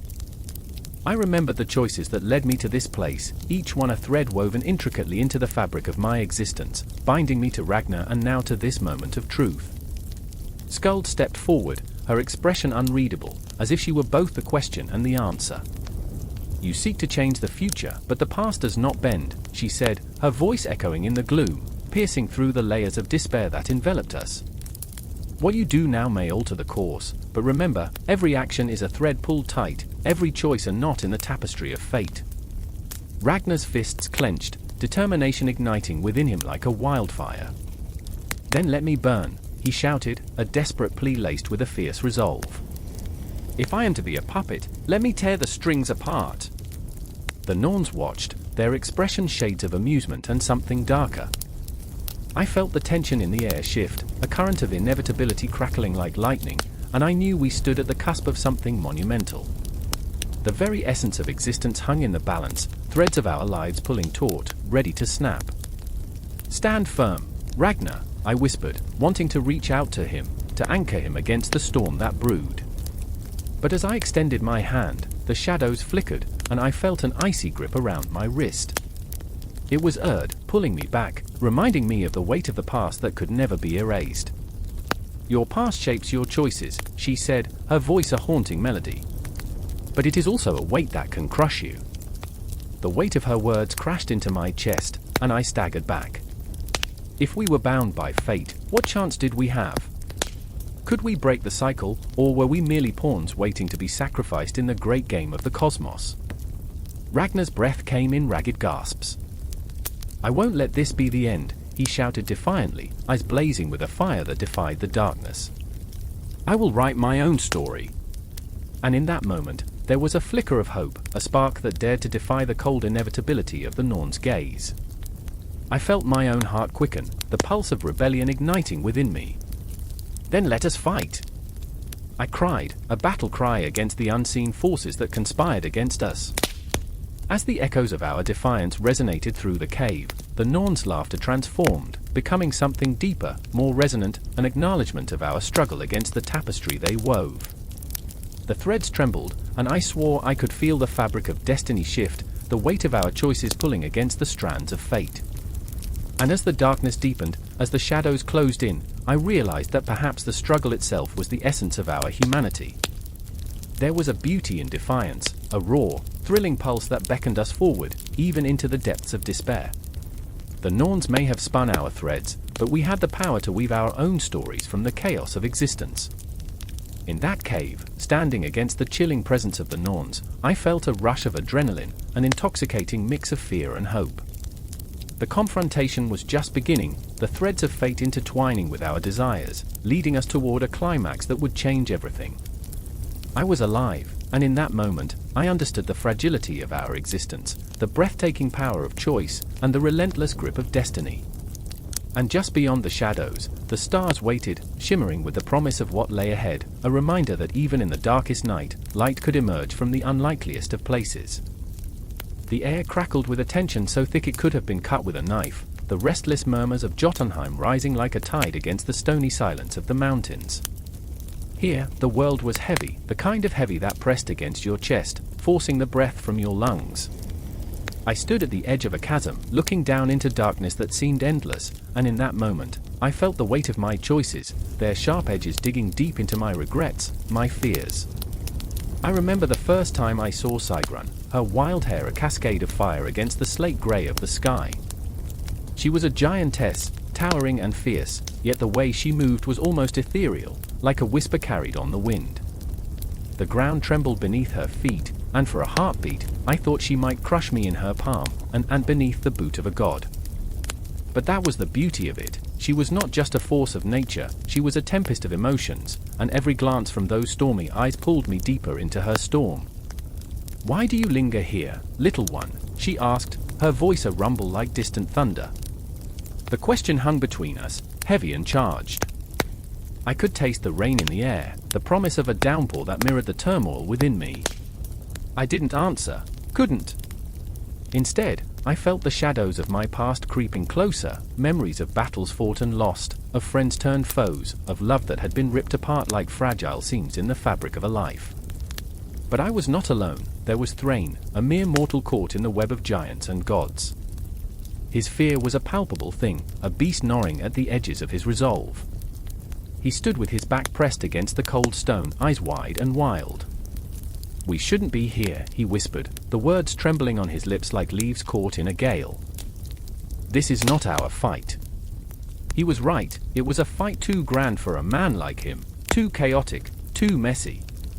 Yet here we were, drawn into the jaws of fate, a tiny ember in a raging inferno. I could see it in Thrain, the struggle, the desire to flee, to escape back to the safety of a mundane life, far from the giants who could crush the earth with their laughter. Yet, there was something else in his gaze, too. A flicker of determination, a spark that burned against the encroaching darkness. "Do you hear that?" Sigrun's voice broke through our shared silence like a shard of glass. Her eyes were fixed on the horizon, where shadows danced and twisted, merging with the storm clouds. I strained to listen, at first, nothing but the wind, the mournful howls of distant wolves, then, faintly, the echoes of thunderous footsteps, the advancing army of giants, each footfall a reminder of our insignificance. "They come for us," I said, and the words slipped from my tongue like a prayer, a blasphemous confession. Thrain's breath hitched, fear suffocating his resolve. "What do we do?" In that moment, I felt the swirling tempest within me, the clash of fear and bravery, the longing to run, to hide, and the unyielding pull toward the fight. Sigrun's eyes bore into mine, and I found myself at a crossroads, tangled in the emotions that wrapped around us like shadows. "We stand," she said, and the fierceness in her voice ignited something within me, a spark of hope, an ember that refused to die. But the giants were relentless, their shapes looming larger, their silhouettes etched against the stormy backdrop. Each step resonated with the weight of history, of countless battles fought and lives lost. I could almost see them clearly now, brutes with laughter that rolled like thunder, hands that could mold mountains, hearts that felt the ache of betrayal.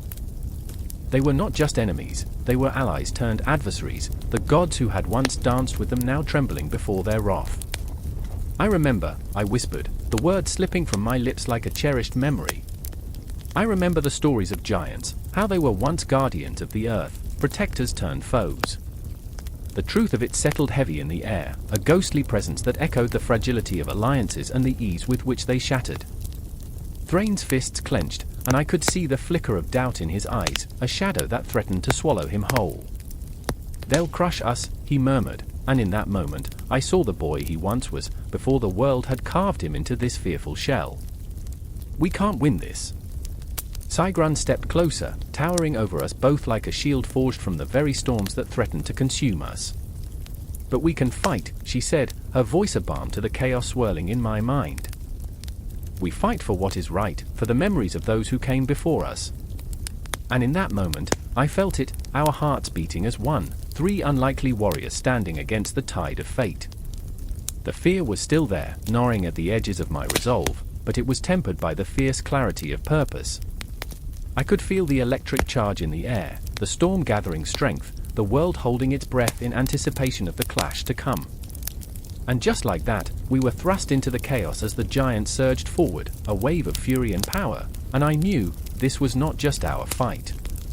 It was the echoes of histories woven into the very fabric of existence, a battle where the stakes were not just survival, but the very soul of a world caught between giants and gods.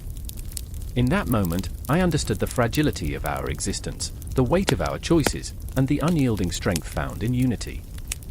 My heart raced, the thundering of giants drawing closer, and all around me, the shadows whispered secrets of love, betrayal, and the echoes of a time long forgotten.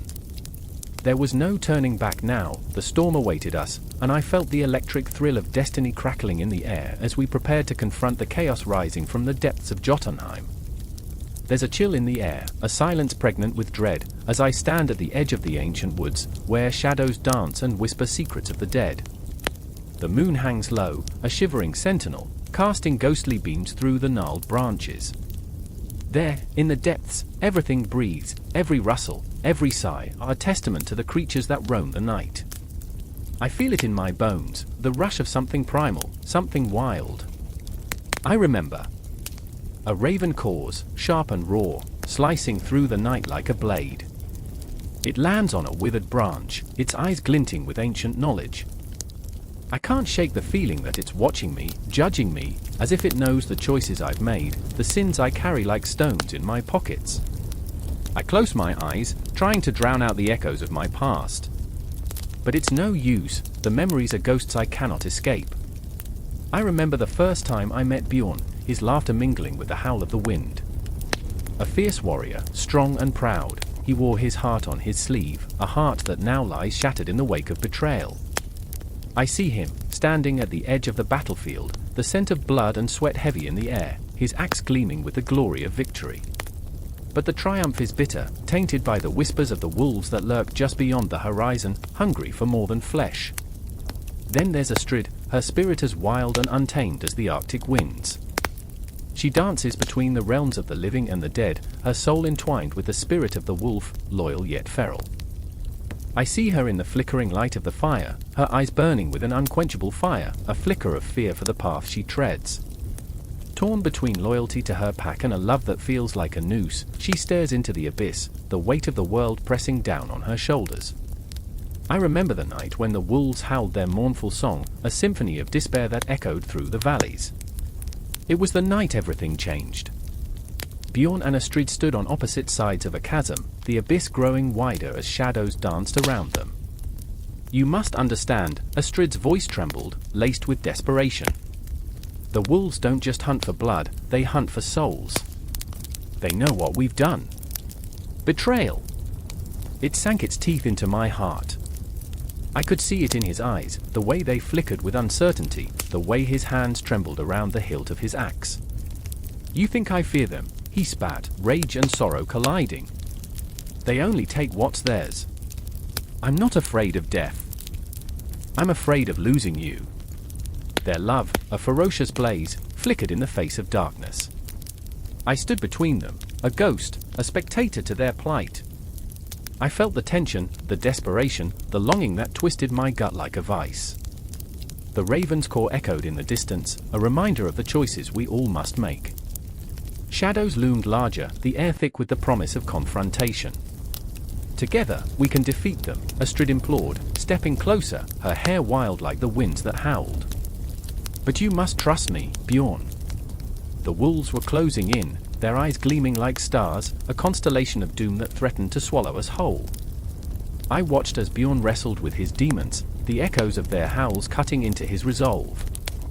I felt the weight of his fear, the dark pull of the past, every heartbeat a reminder of the blood on his hands. Memories of battles fought for glory, for honor, crumbled in the face of this new enemy. "I cannot lose you to this madness. I will fight, alone if I must." But I knew, in that moment, he wasn't fighting for glory, he was fighting for love, twisted and tainted as it was. I watched as Astrid's expression morphed into determination, her spirit igniting a fierce resolve. "Then we will fight together, Bjorn. We'll unleash the wolf within." Her words cut through the tension like a blade, setting the stage for a clash not just of flesh, but of souls. I remember the night growing darker, the air growing thicker. The wolves, shadows with teeth, gathered around us, their eyes glinting with a hunger that sent shivers down my spine. They moved as one, a wave of fur and teeth, a primal force that spoke to the very essence of fear and survival. "Remember," I whispered, though the words felt hollow. "They are not just beasts, they are harbingers of fate." The air crackled with the electricity of fear and desperation, the ground beneath us trembled. As the first wolf lunged, time slowed, every moment stretching, a heartbeat echoing through an eternity.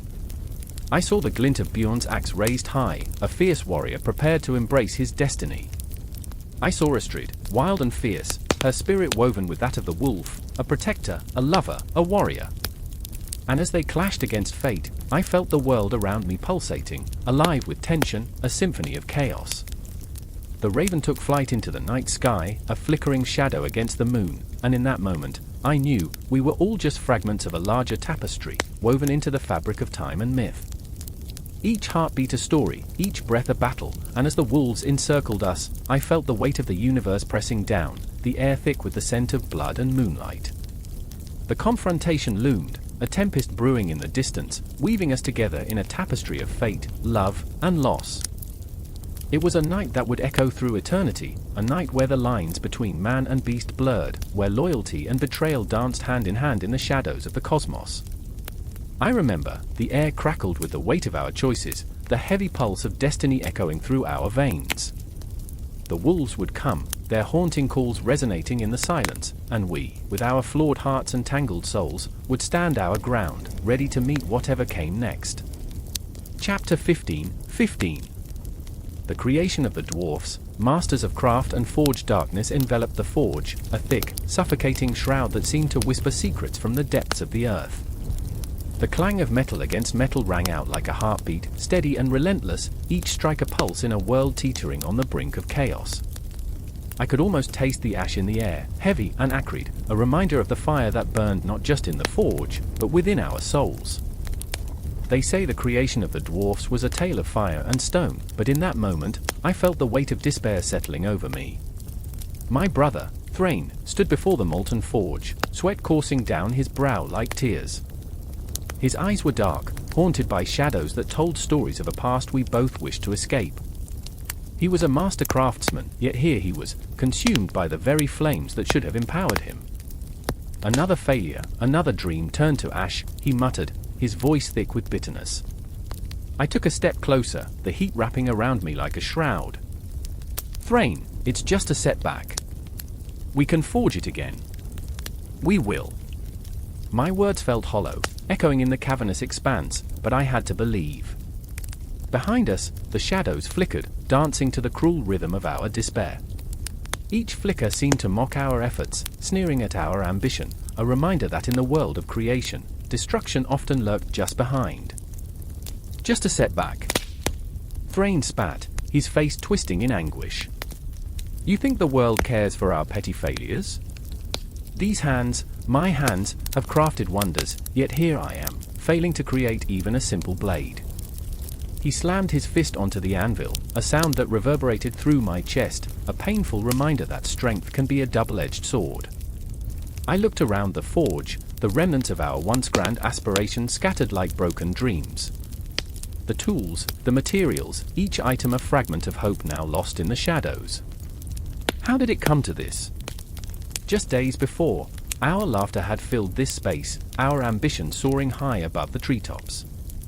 Now, it felt like the walls were closing in, suffocating the remnants of our dreams. Do you remember the stories our father told? I pressed, desperate for a thread of nostalgia to pull us back from the abyss. Of the mountains we would scale, of the treasures we would unearth. Thrain's eyes flickered with something. Was it hope? Or was it merely the reflection of the flames? Those stories are just that, stories. They won't fix this mess we've made. His voice cracked, and in that moment, I realized the depth of his pain. It was more than a failed creation, it was an erasure of identity, a loss of purpose. A silence fell over us, heavy and foreboding. I could hear the distant echoes of laughter from the halls above, a jarring contrast to our grim reality. Outside, the world teemed with life, yet here we were, shackled by our own shortcomings. I wanted to scream, to break the silence, but the anguish in Thrain's eyes held me captive. Maybe it's not about what we create but about who we become in the process, I whispered, my heart racing with vulnerability. We are more than our failures. Thrain turned, his gaze penetrating and fierce. And what if I don't want to be just more than a failure? What if I want to be a master? A legend? The passion in his voice ignited something deep within me, a spark I had long buried under the weight of reality. As if summoned by our heated exchange, the flames roared to life, illuminating the darkness with an otherworldly glow. I felt the air crackle with energy, a powerful force that surged through us, an invitation from the very essence of creation. Could this be the moment we needed, the catalyst for rebirth? Then let us create! I shouted, the words bursting forth with fervor. Let us forge a legacy, not just in metal, but in spirit. Thrain's face softened, the ghost of a smile tugging at his lips. Together. Always, I vowed, the word resonating like a bell in the night. We moved in unison, the dance of brothers rekindling a fire long thought extinguished. The forge became our sanctuary, the anvil our altar, and in that sacred space, we began to weave our dreams anew. I hammered at the metal, my heart racing, each strike of the hammer igniting the hopes we had buried. Thrain's hands, steady and resolute, guided the molten metal, shaping it with a precision that spoke of both anguish and determination. Time dissolved around us, the clock forgotten as the rhythm of creation enveloped us whole.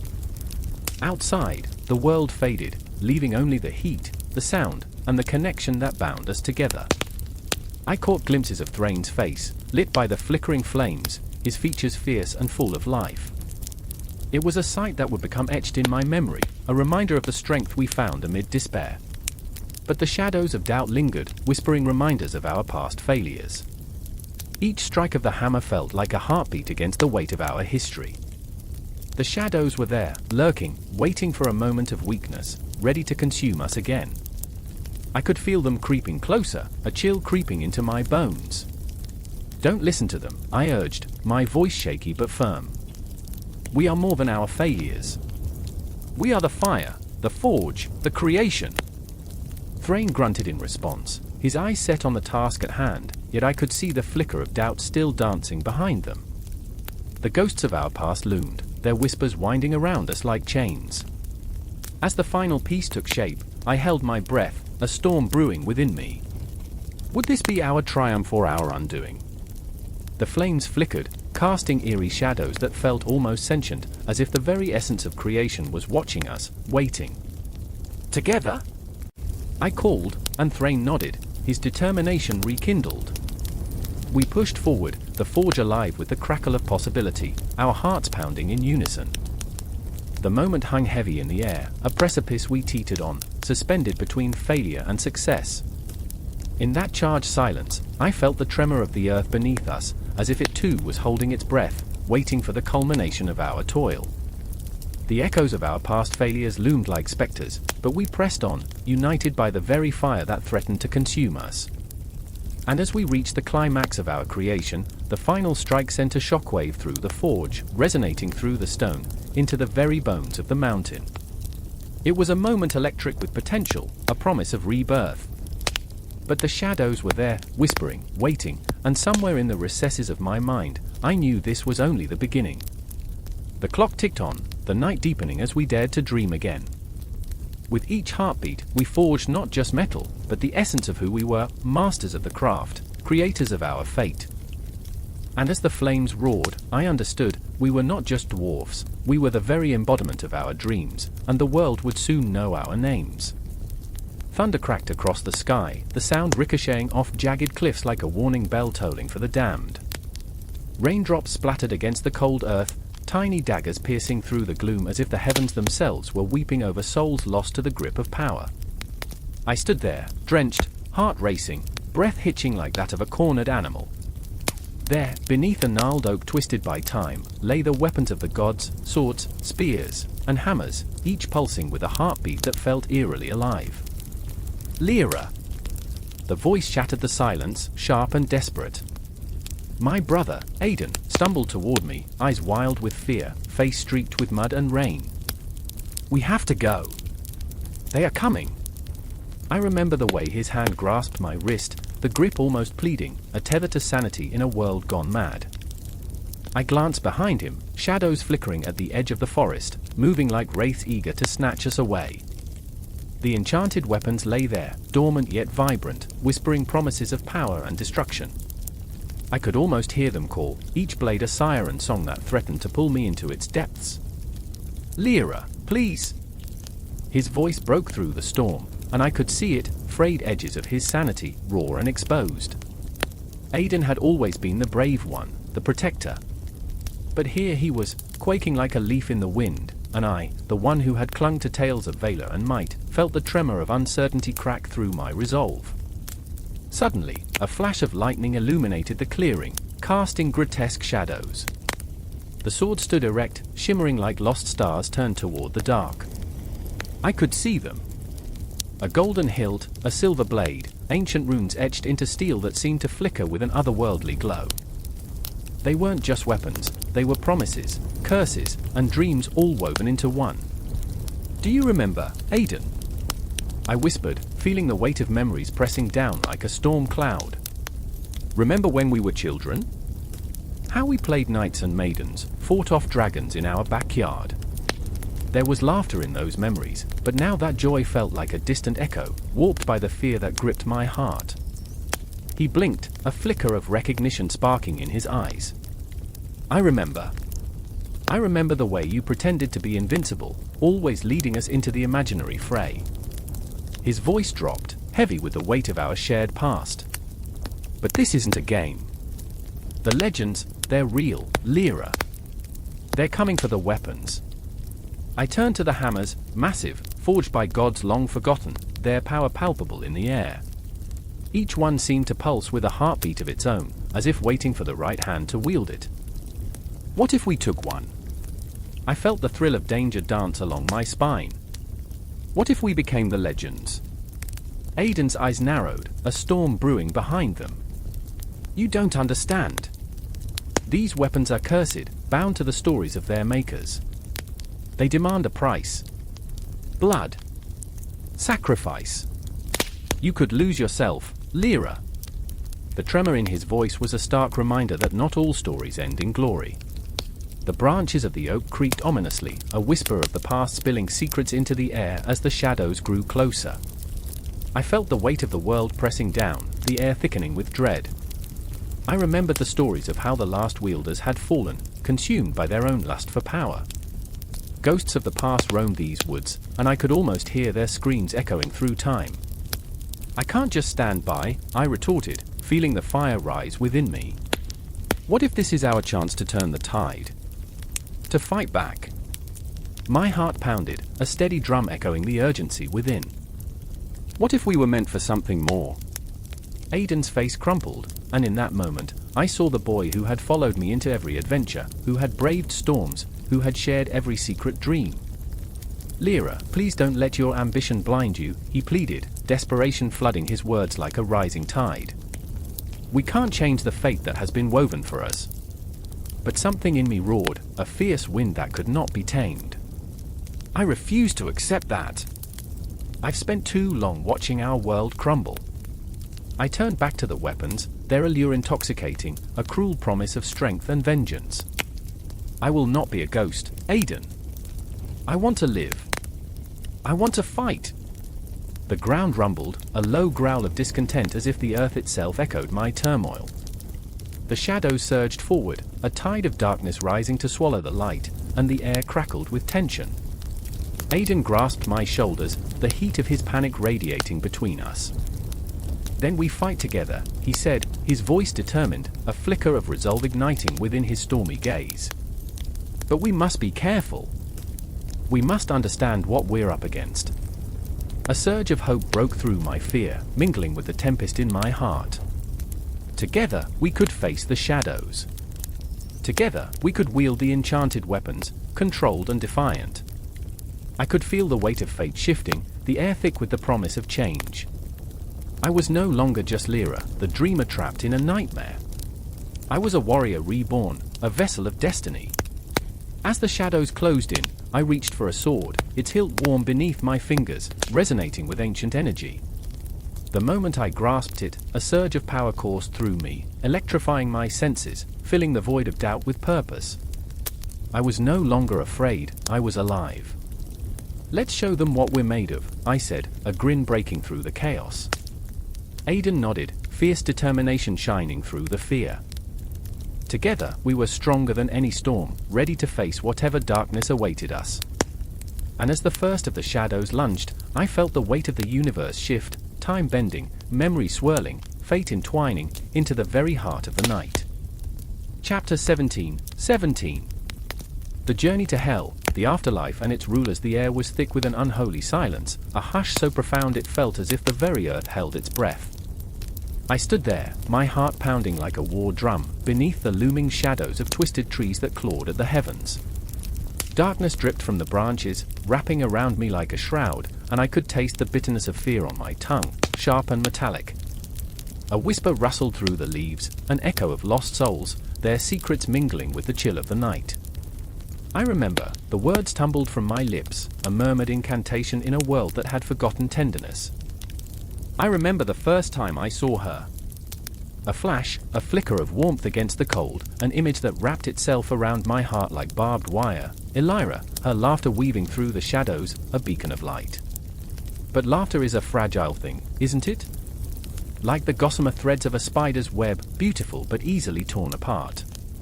And now, here I was, standing on the threshold of hell, the afterlife ruled by the enigmatic queen, hell herself, half living, half dead, a chilling beauty whose serenity belied the chaos beneath. The air shifted, thickened, as if the very fabric of reality was being stretched taut, ready to snap. My thoughts flickered to Finn, my brother, my anchor, who had slipped away from this world too soon. I could feel him in the marrow of my bones, urging me onward, pushing me toward the gates of judgment. Finn, I whispered, the name a haunting melody. I wish you were here. He would have laughed, rolling his eyes at my morbid fascination with history. You and your ghosts, he'd say, a playful smirk dancing on his lips. But he was gone now, swallowed by grief and darkness, leaving me adrift in a sea of sorrow. The journey to hell was not merely a path through the underworld, it was a kaleidoscope of emotions, twisting and turning like the winding roads of memory. Each step was a reminder of the life I had lost, of the laughter that had faded into echoes. I could almost hear Ymira's voice, a distant lullaby, calling me back to moments we'd spent beneath the stars, counting constellations like lovers count dreams. But even her light felt eclipsed by the shadows that loomed here.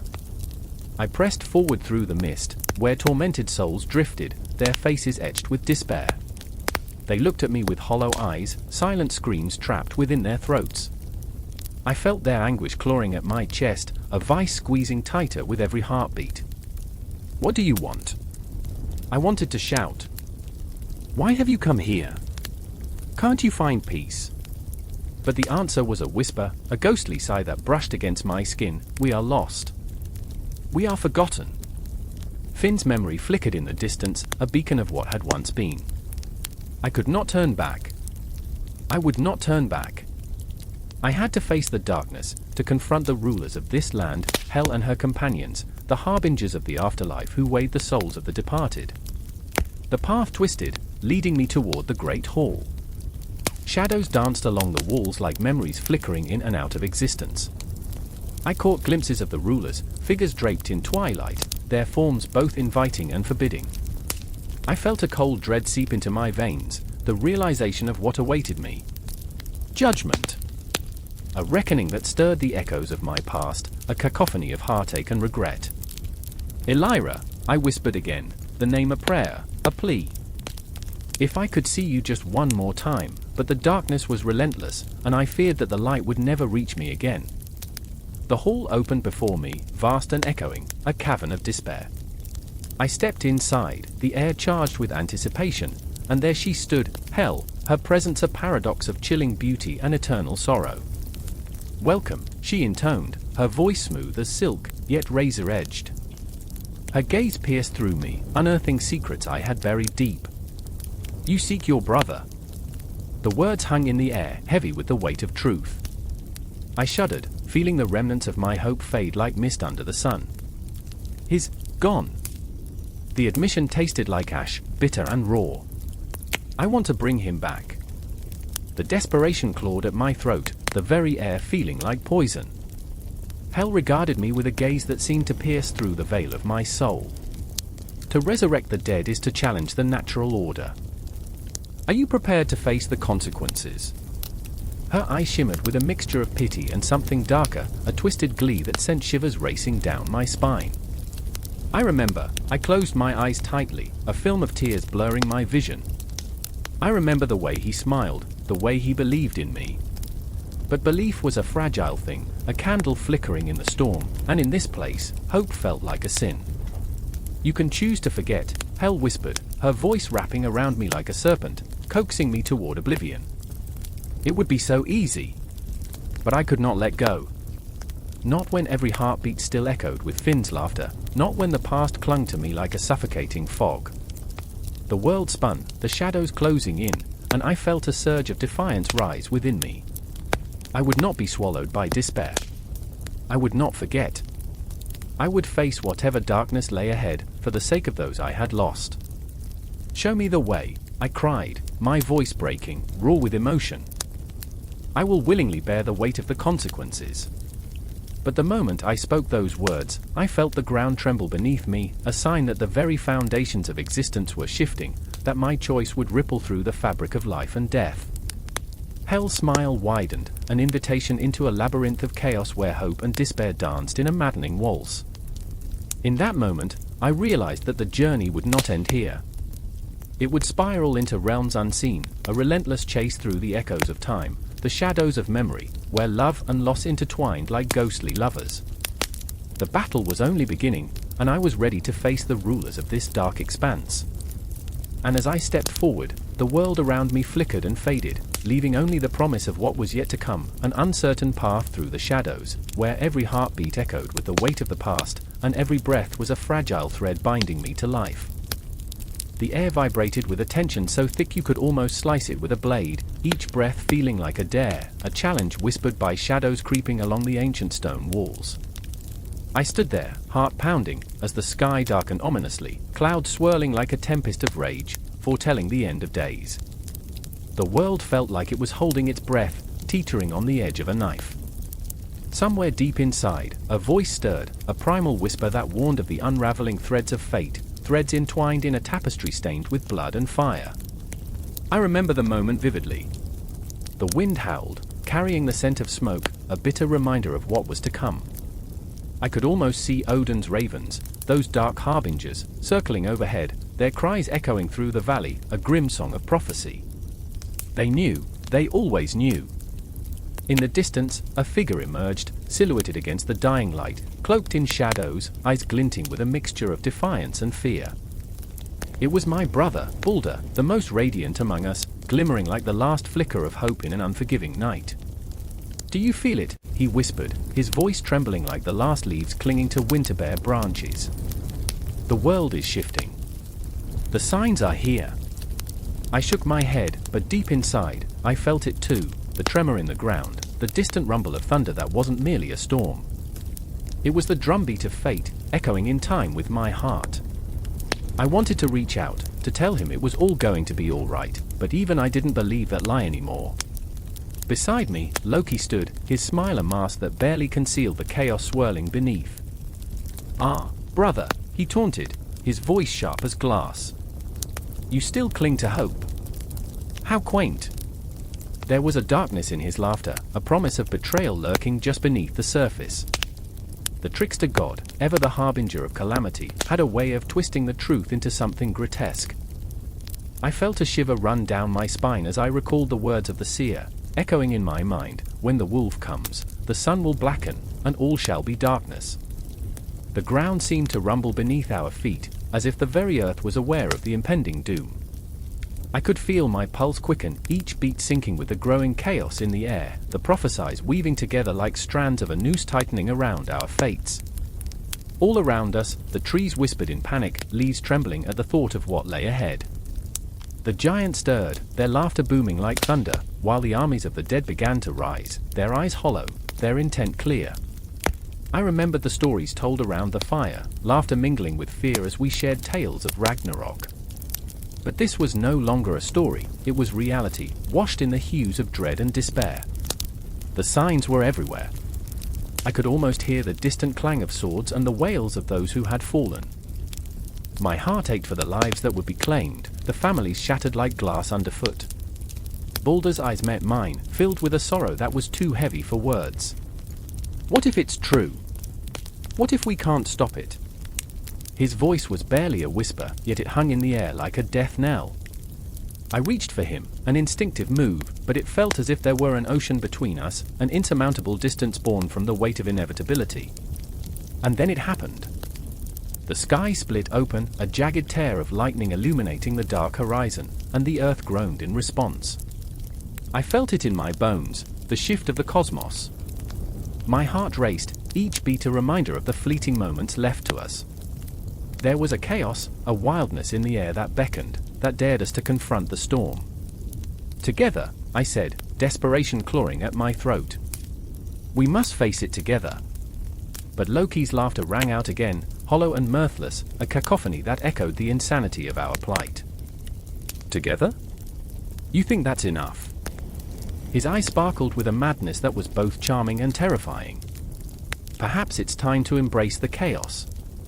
I wanted to scream at him, to shake him until the laughter fell away and the truth emerged, raw and ugly. But as I looked at my brother, I knew the truth was already gnawing at the edges of us.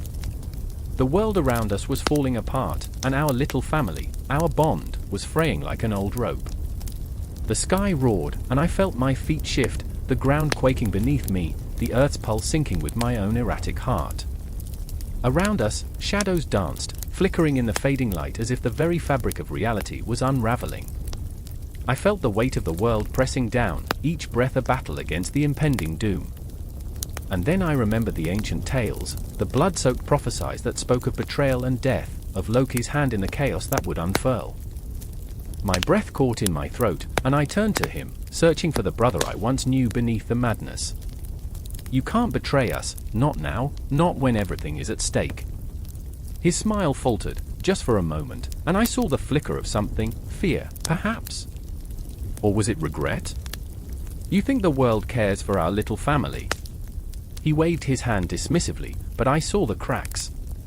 Ragnarok is here, and we are mere players in a game that has long been decided. As the horizon bled into darkness, I grasped Baldur's arm tightly, holding on as if my grip could anchor us against the storm. I felt the pulse of fear resonate in the air, the taste of ash and smoke on my tongue. We were all flawed, all broken in our own ways, my brother's light, Loki's madness, and the shadows that clung to us. But there was still time. I could sense it, the last flicker of hope waiting to be ignited. The whispers of the past danced around us like ghosts, and somewhere, deep inside, I could feel the battle beginning. We stood at the precipice, the signs of Ragnarok etched into our very souls, and I knew this was only the beginning. The winds howled, carrying the echoes of the past, of battles fought and lost, as the darkness closed in and the first clash of swords rang out across the valley. I closed my eyes, feeling the weight of the moment, the violence of what lay ahead. I could almost hear the heartbeat of time itself, a steady drum reminding me that this was our fight. And as the shadows crept closer, threatening to swallow us whole, I realized this was not just the end. It was the beginning of everything we had ever feared. The air crackles with tension, a silent scream poised on the edge of a knife. I stand beneath the gnarled branches of Yggdrasil, its roots sinking deep into the earth, and yet the ground feels hollow, like a chest caving in. The weight of what's to come presses against my chest, an iron fist of dread. I remember the laughter, once a melody, now a ghost echoing ominously in my ears. Baldur, the radiant god, shone like a star, but even stars can die. Tonight, the sky hangs heavy, a foreboding grey, as if the very cosmos knows a tragedy is about to unfold. I can't shake the feeling that the twilight itself mourns. I see Odin, his one eye glinting with worry, but he masks it with bravado, his voice booming like thunder as he speaks of power and immorality. Is he trying to convince us or himself? I wonder if he knows the price of hubris, if he feels the chill creeping up his spine. And there's Loki, his laughter like broken glass, sharp and twisted. He lurks in the shadows, a serpent in our midst, waiting for the right moment to strike. His smile, too wide, too knowing, sends shivers down my spine. I remember the way he tossed that mistletoe into the air, a seemingly innocent gesture that would turn us all to ash. "Why do you linger, brother?" Baldur asks, his voice a warm caress against the chill of the night. Let us feast, let us forget the darkness. But the darkness is not something one can forget. It sits at the edges, lurking, breathing. I remember the feeling of dread when Baldur appeared, glorious and untouched, as if the world itself shone brighter in his presence. How could such light harbor darkness? I feel anger bubbling in my chest, a heat that clashes with the icy fingers of fate. "You're a fool, Baldur," I whisper, though he cannot hear me. To think the gods are immune. I can almost hear the laughter of the Norns, those weavers of destiny, spinning threads of fate that entwine around our ankles, dragging us deeper into the abyss. As I watch, the gods gather in a circle, their voices rising like smoke. They cheer, they toast, they revel in the merriment, but I cannot join them. My heart is heavy with foreboding, and in the depths of my soul, I know what's coming. Baldur, ever naive, stands at the center, his laughter ringing like a bell chiming through the corridors of time. I remember dreams, faces twisted, shadows whispered. The death of a god, they said. A chain reaction. Each word reverberates in my mind like the ticking of a clock, a countdown to chaos. I feel the world shifting, tectonic plates grinding against each other, and I wonder if the ground will swallow us whole. When Loki steps forward, I hold my breath. He's a master at playing the fool, but I see the glint of malice in his eyes. What if we test his invincibility, he proposes, the words dripping like poison? What harm could it do? The gods, eager for entertainment, nod in agreement, caught in the web of their own arrogance. They do not see what I see, the darkness that clings to Loki like a second skin, the way he preys on their trust. And then it happens. The mistletoe, an innocent green sprig, is thrust into the hands of Hod, Baldur's blind brother. I watch in horror as the moment unfurls in slow motion. Hod, oblivious, his face a canvas of confusion, launches the weapon. Time suspends, the air thickening, and I taste the bitterness of inevitability on my tongue. The sound of impact is sickening, a heart shattering against a universe of hope. Baldur gasps, and in that breath, the world holds its own. A collective silence, a gasp of disbelief, fills the space where joy once thrived. I see the light flicker in Baldur's eyes, a star collapsing in on itself, and I am frozen in that moment, paralyzed by the weight of sorrow. He falls, crumpling to the ground like a wilting flower, and I feel the earth shudder beneath me. I remember the moment so vividly, the vibrant colors of life dimming to gray. I see Odin's face twist in anguish, a mask of betrayal and grief.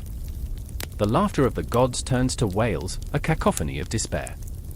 They had built their walls too high, too strong, but walls cannot shield us from grief. Why? I want to scream, but the words are swallowed by the night. Why did we think we were untouchable? I see the shadows deepening, an omen of what's to come. The laughter of Loki fades into a haunting echo, a distant reminder of the chaos he has sown. And as Baldur's lifeblood soaks into the frost-kissed earth, I feel the wind shift, a herald of Ragnarok. The cosmos trembles beneath the weight of our choices, and I am left with the terrifying knowledge that nothing can ever be the same again. Time begins to unravel, threads snapping, and I know, even as I cling to the shreds of hope, that we have set into motion a cataclysm that will consume us all. In the depths of my despair, I look to the heavens, searching for answers among the stars. I see them, the constellations shifting, the moon weeping shadows, and I wonder if even the gods are haunted by what we have done. I remember the stories, the prophecies that foretold this moment, and I can't help but feel the weight of inevitability thrumming through my veins. As I stand, rooted in that cursed night, I know that this is not an ending, but a beginning, a long, dark road that leads to chaos and ruin. The laughter has faded, replaced by the cries of a world on the brink, and I close my eyes against the vision of what is to come, knowing that the shadows will swallow us whole. The moon hung low, a wild eye glaring down upon a world trembling with fear. Shadows stretched and contorted, whispering secrets of the night, as if the darkness itself was alive and conspiring against the unwary. A howl sliced through the silence, raw and primal, a sound that rattled bones and chilled the marrow. There it was, the voice of Fenrir, the wolf bound by fate, its heart a tempest of rage and sorrow. I stood there, breath caught in my throat, feeling the weight of inevitability settle on my shoulders like a shroud. I remember the taste of iron in the air, the tang of fear clinging to my skin. My heart raced, caught in an unrelenting cycle of dread and anticipation. I was not just a spectator, I was woven into the fabric of this moment, a thread pulled taut. Next to me stood Aera, her breath hitching beneath her ribcage, eyes wide and reflecting the moonlight as if it were a beacon of hope. But she was no beacon, she was a storm, a tempest of her own. I saw the shadows dance across her face, a testament to her inner turmoil. She had come seeking strength, yet here she was, trembling like the leaves of a dying tree. "Do you hear it?" I whispered, though I knew she did. That haunting howl echoed in the depths of her soul, a reminder of what lurked just beyond our sight. "It's coming for us," she said, her voice barely more than a breath. Fear clung to her like a second skin. But I saw beyond that, a flicker of determination buried beneath layers of despair. Aera was no weakling, though fate had carved scars into her spirit. She had lost so much, yet each loss had etched her deeper into the fabric of resilience. But it wasn't just her. I felt the weight of the world pressing against me, the burden of my own inadequacies. I had made choices, decisions that had brought me here, standing on the precipice of chaos. My heart pounded with the rhythm of guilt, each thump a reminder of my failures. I remember the first time I saw him, I murmured, memories flooding back, vivid and cruel. He was just a pup then, wild and innocent, unaware of the chains that would bind him. Fenrir, with his inky black fur, had once danced in the meadows, a creature of pure spirit. But time is a relentless thief, and innocence is a fleeting mirage. Now, he lay shackled by prophecies, by the very gods who had once revered him. My heart twisted at the thought, the divine puppeteers pulling the strings, as I watched a friend become a monster. The air thickened with tension, a storm brewing on the horizon. Aera's hand gripped mine, her nails biting into my skin. "We need to leave," she urged, her voice trembling with urgency. But the wolf's howl had lodged itself in my chest, a siren song that drew me closer to the edge. "No," I breathed, and the word hung between us, heavy and resolute. "He needs us. I need to see this through." In that moment, I felt the weight of my own resolve, mingling with my fears, a cocktail of bravery and madness. Suddenly, the ground shook, the earth quaked beneath the weight of destiny. Fenrir broke free from the shadows. His eyes glowed with a feral light, a promise of destruction and despair. I could see the rage coursing through him, a tidal wave of emotions tearing at the seams of his being. This was not just a wolf, this was a creature bound by chains of fate, and I was drawn to him and moth to the flame, unable to resist the allure of chaos. "Do you think we can save him?" Era's voice trembled, and I could see her heart fracturing with each beat. She wore her hope like a fragile cloak, and I wanted to wrap her in warmth, to tell her that everything would be all right. But I knew better than to offer false comfort in the face of impending doom. "Hope is a fickle beast," I replied, and I could taste the bitterness on my tongue. "But we can't turn away. Not now." In that moment, time twisted and warped, memories blending with the present, snippets of laughter, dreams of simpler days. I remembered our adventures, the way we had chased sunsets, unfurling our dreams like kites on the wind. Now those dreams lay scattered like leaves in an autumn storm, drifting into the abyss of despair. As Fenrir approached, a growl emanating from deep within his chest, I felt the air crackle with raw energy. The shadows around him writhed, forming shapes that whispered of dread and despair, engulfing us in an atmosphere thick with uncertainty. Era stepped closer, her resolve hardening even as fear danced in her eyes. "I won't back down," she declared, voice steadying like a sword drawn from its sheath. I wanted to believe her. I wanted to believe in the strength of our bond, that together we could face whatever horror awaited. But the truth hung heavy, a bitter pill lodged in my throat. The wolf was more than just a creature in chains, he was a harbinger of fate. "Stay close," I murmured, not knowing if I was reassuring her or myself. The distance between us and the wolf dwindled, each heartbeat echoing like a war drum. Fenrir's breath came out in ragged bursts, a tempest swirling behind his eyes. I could feel the gravity of the moment pulling us in, an inescapable force that promised salvation or doom. With each step toward him, I felt the echoes of dreams unfulfilled, of love lost and battles fought. The night was alive with tension, the world holding its breath, waiting for the inevitable clash. And then, silence.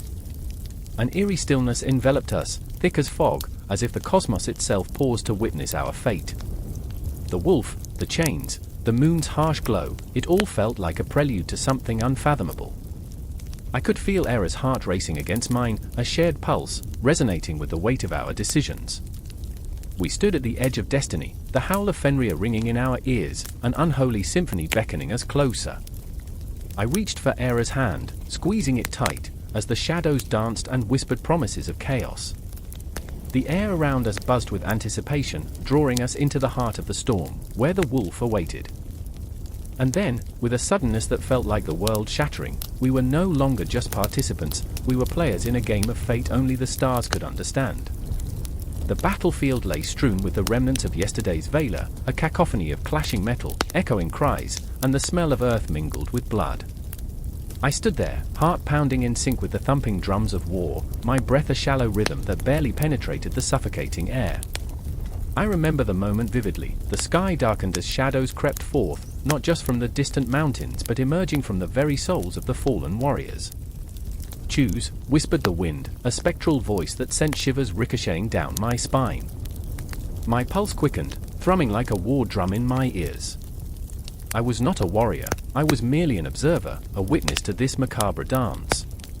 But in the throes of chaos, I felt the pull, the longing to be part of something greater, something infinite. A figure emerged, draped in twilight, her hair a shimmering cascade of silver, Sigrun, the Valkyrie. She moved with an ethereal grace, her eyes glinting with the fierce intensity of stars. With each step, the air thickened, the scent of impending doom wrapping around her like a shroud. "The slain await," she murmured, her voice a low rumble, like thunder threatening to break the silence. I turned to Eirik, a soldier whose courage was matched only by his guilt. The guilt of leaving his family, of pursuing glory in a world that seemed to relish suffering. His brows knit in anguish, eyes wide with desperation. "I can't die today, not without seeing them one last time," he choked, clenching his fists until his nails drew blood. "Eirik," I said, my voice a ragged whisper, "there's no choice." But even as I spoke those words, I felt the truth prickle at my skin, its sharpness cutting through the fog of certainty. Eric was terrified, not of death itself, but of the finality it promised.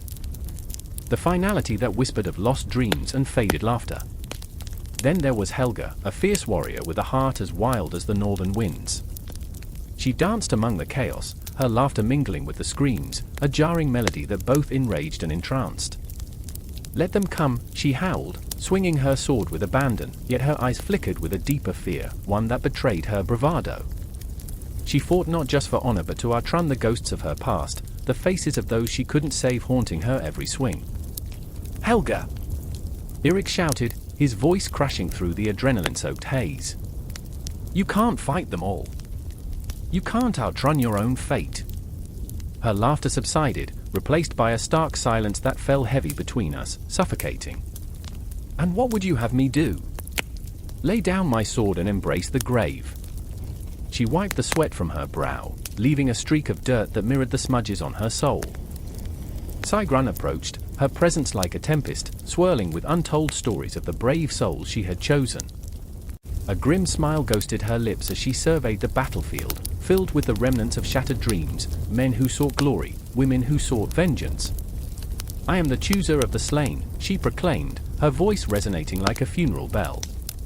"But the choice lies not in my hands, it lies within their hearts."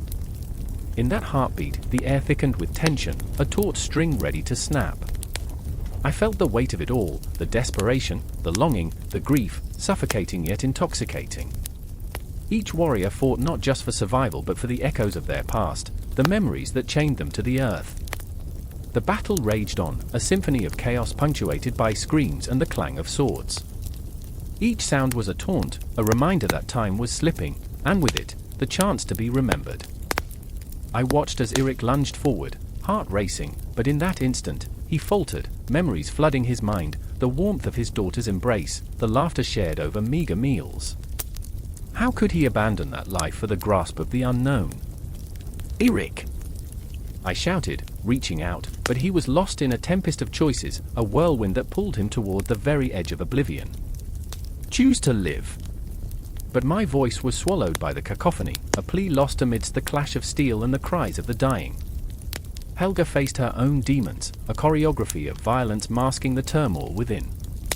She swung her sword but felt the weight of every swing, each arc a reminder of her failures. "I must be brave," she muttered to herself, yet doubt seeped into her bones like poison. "I must be worthy." But what was worthiness if it couldn't erase the past? And Sigrun, the ethereal chooser, watched it all unfold with a mix of sorrow and determination. "You are not the sum of your scars," she said softly, almost to herself. "You are the echoes of your choices, the living testament to what you dare to fight for." And with those words, her presence enveloped me, a fierce tempest of strength and vulnerability, urging me to confront my own shadows.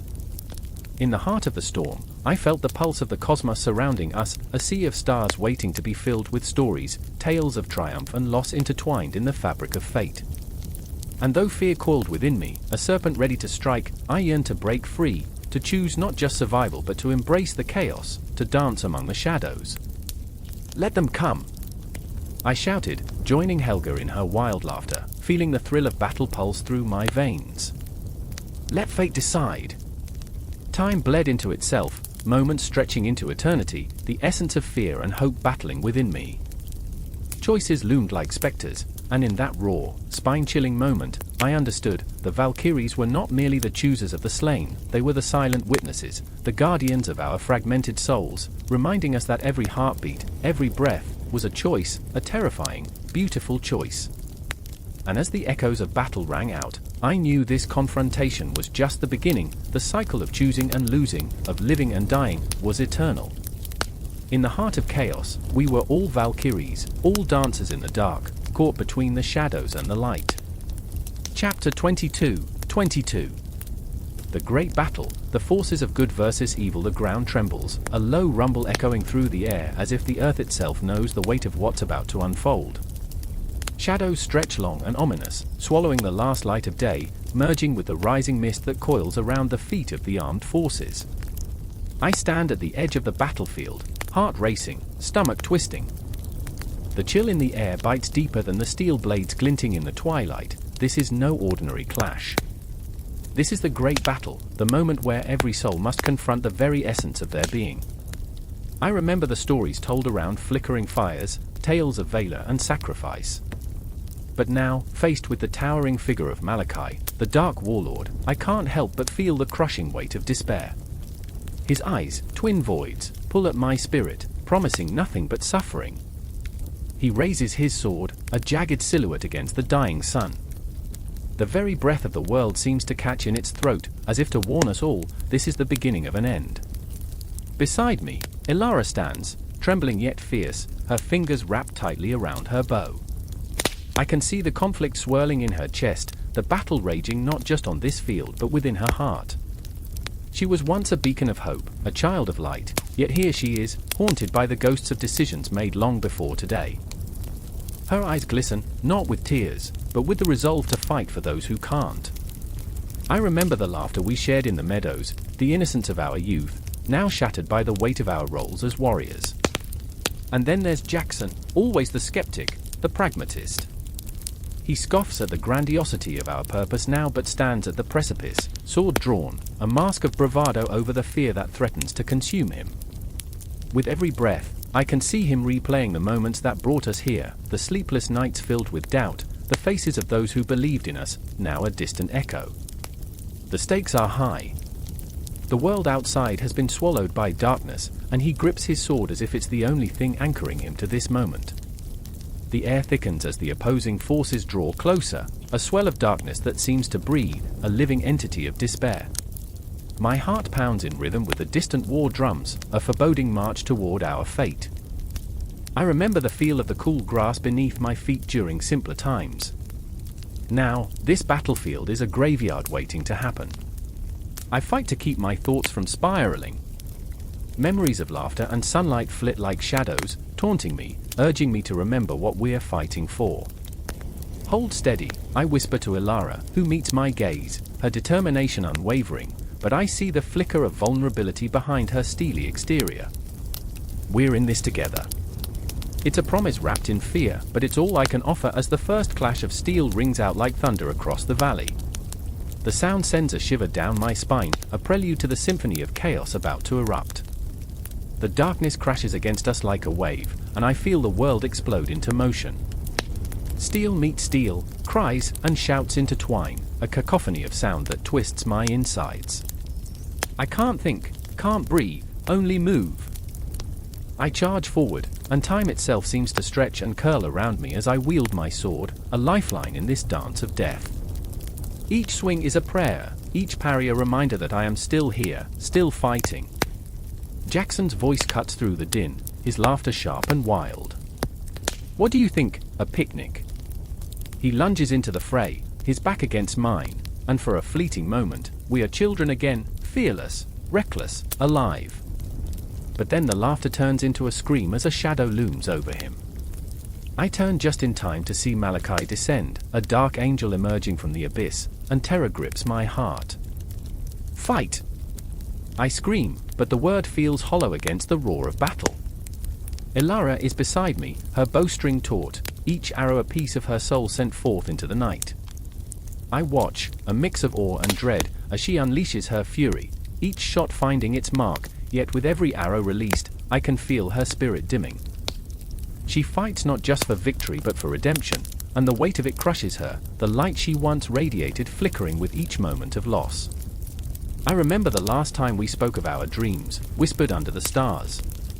What if we change the world, she had said with a smile that could light the darkest night. But in this moment, with the ground soaked in blood and the air heavy with despair, I fear change may come at a price none of us can afford. Jackson howls as he engages Malachi, the embodiment of our fears. The Dark Warlord laughs, a sound that raises the hairs on my neck, and I feel the gravity of inevitability pulling us all closer to oblivion. I'm torn between the need to protect Jackson and the urge to reach for Elara, to lift her from the depths of despair that threaten to swallow her whole. Then, in the chaos, I see it, a flicker of light. A shimmer amidst the shadows, a chance. Together! I roar, gathering every ounce of strength.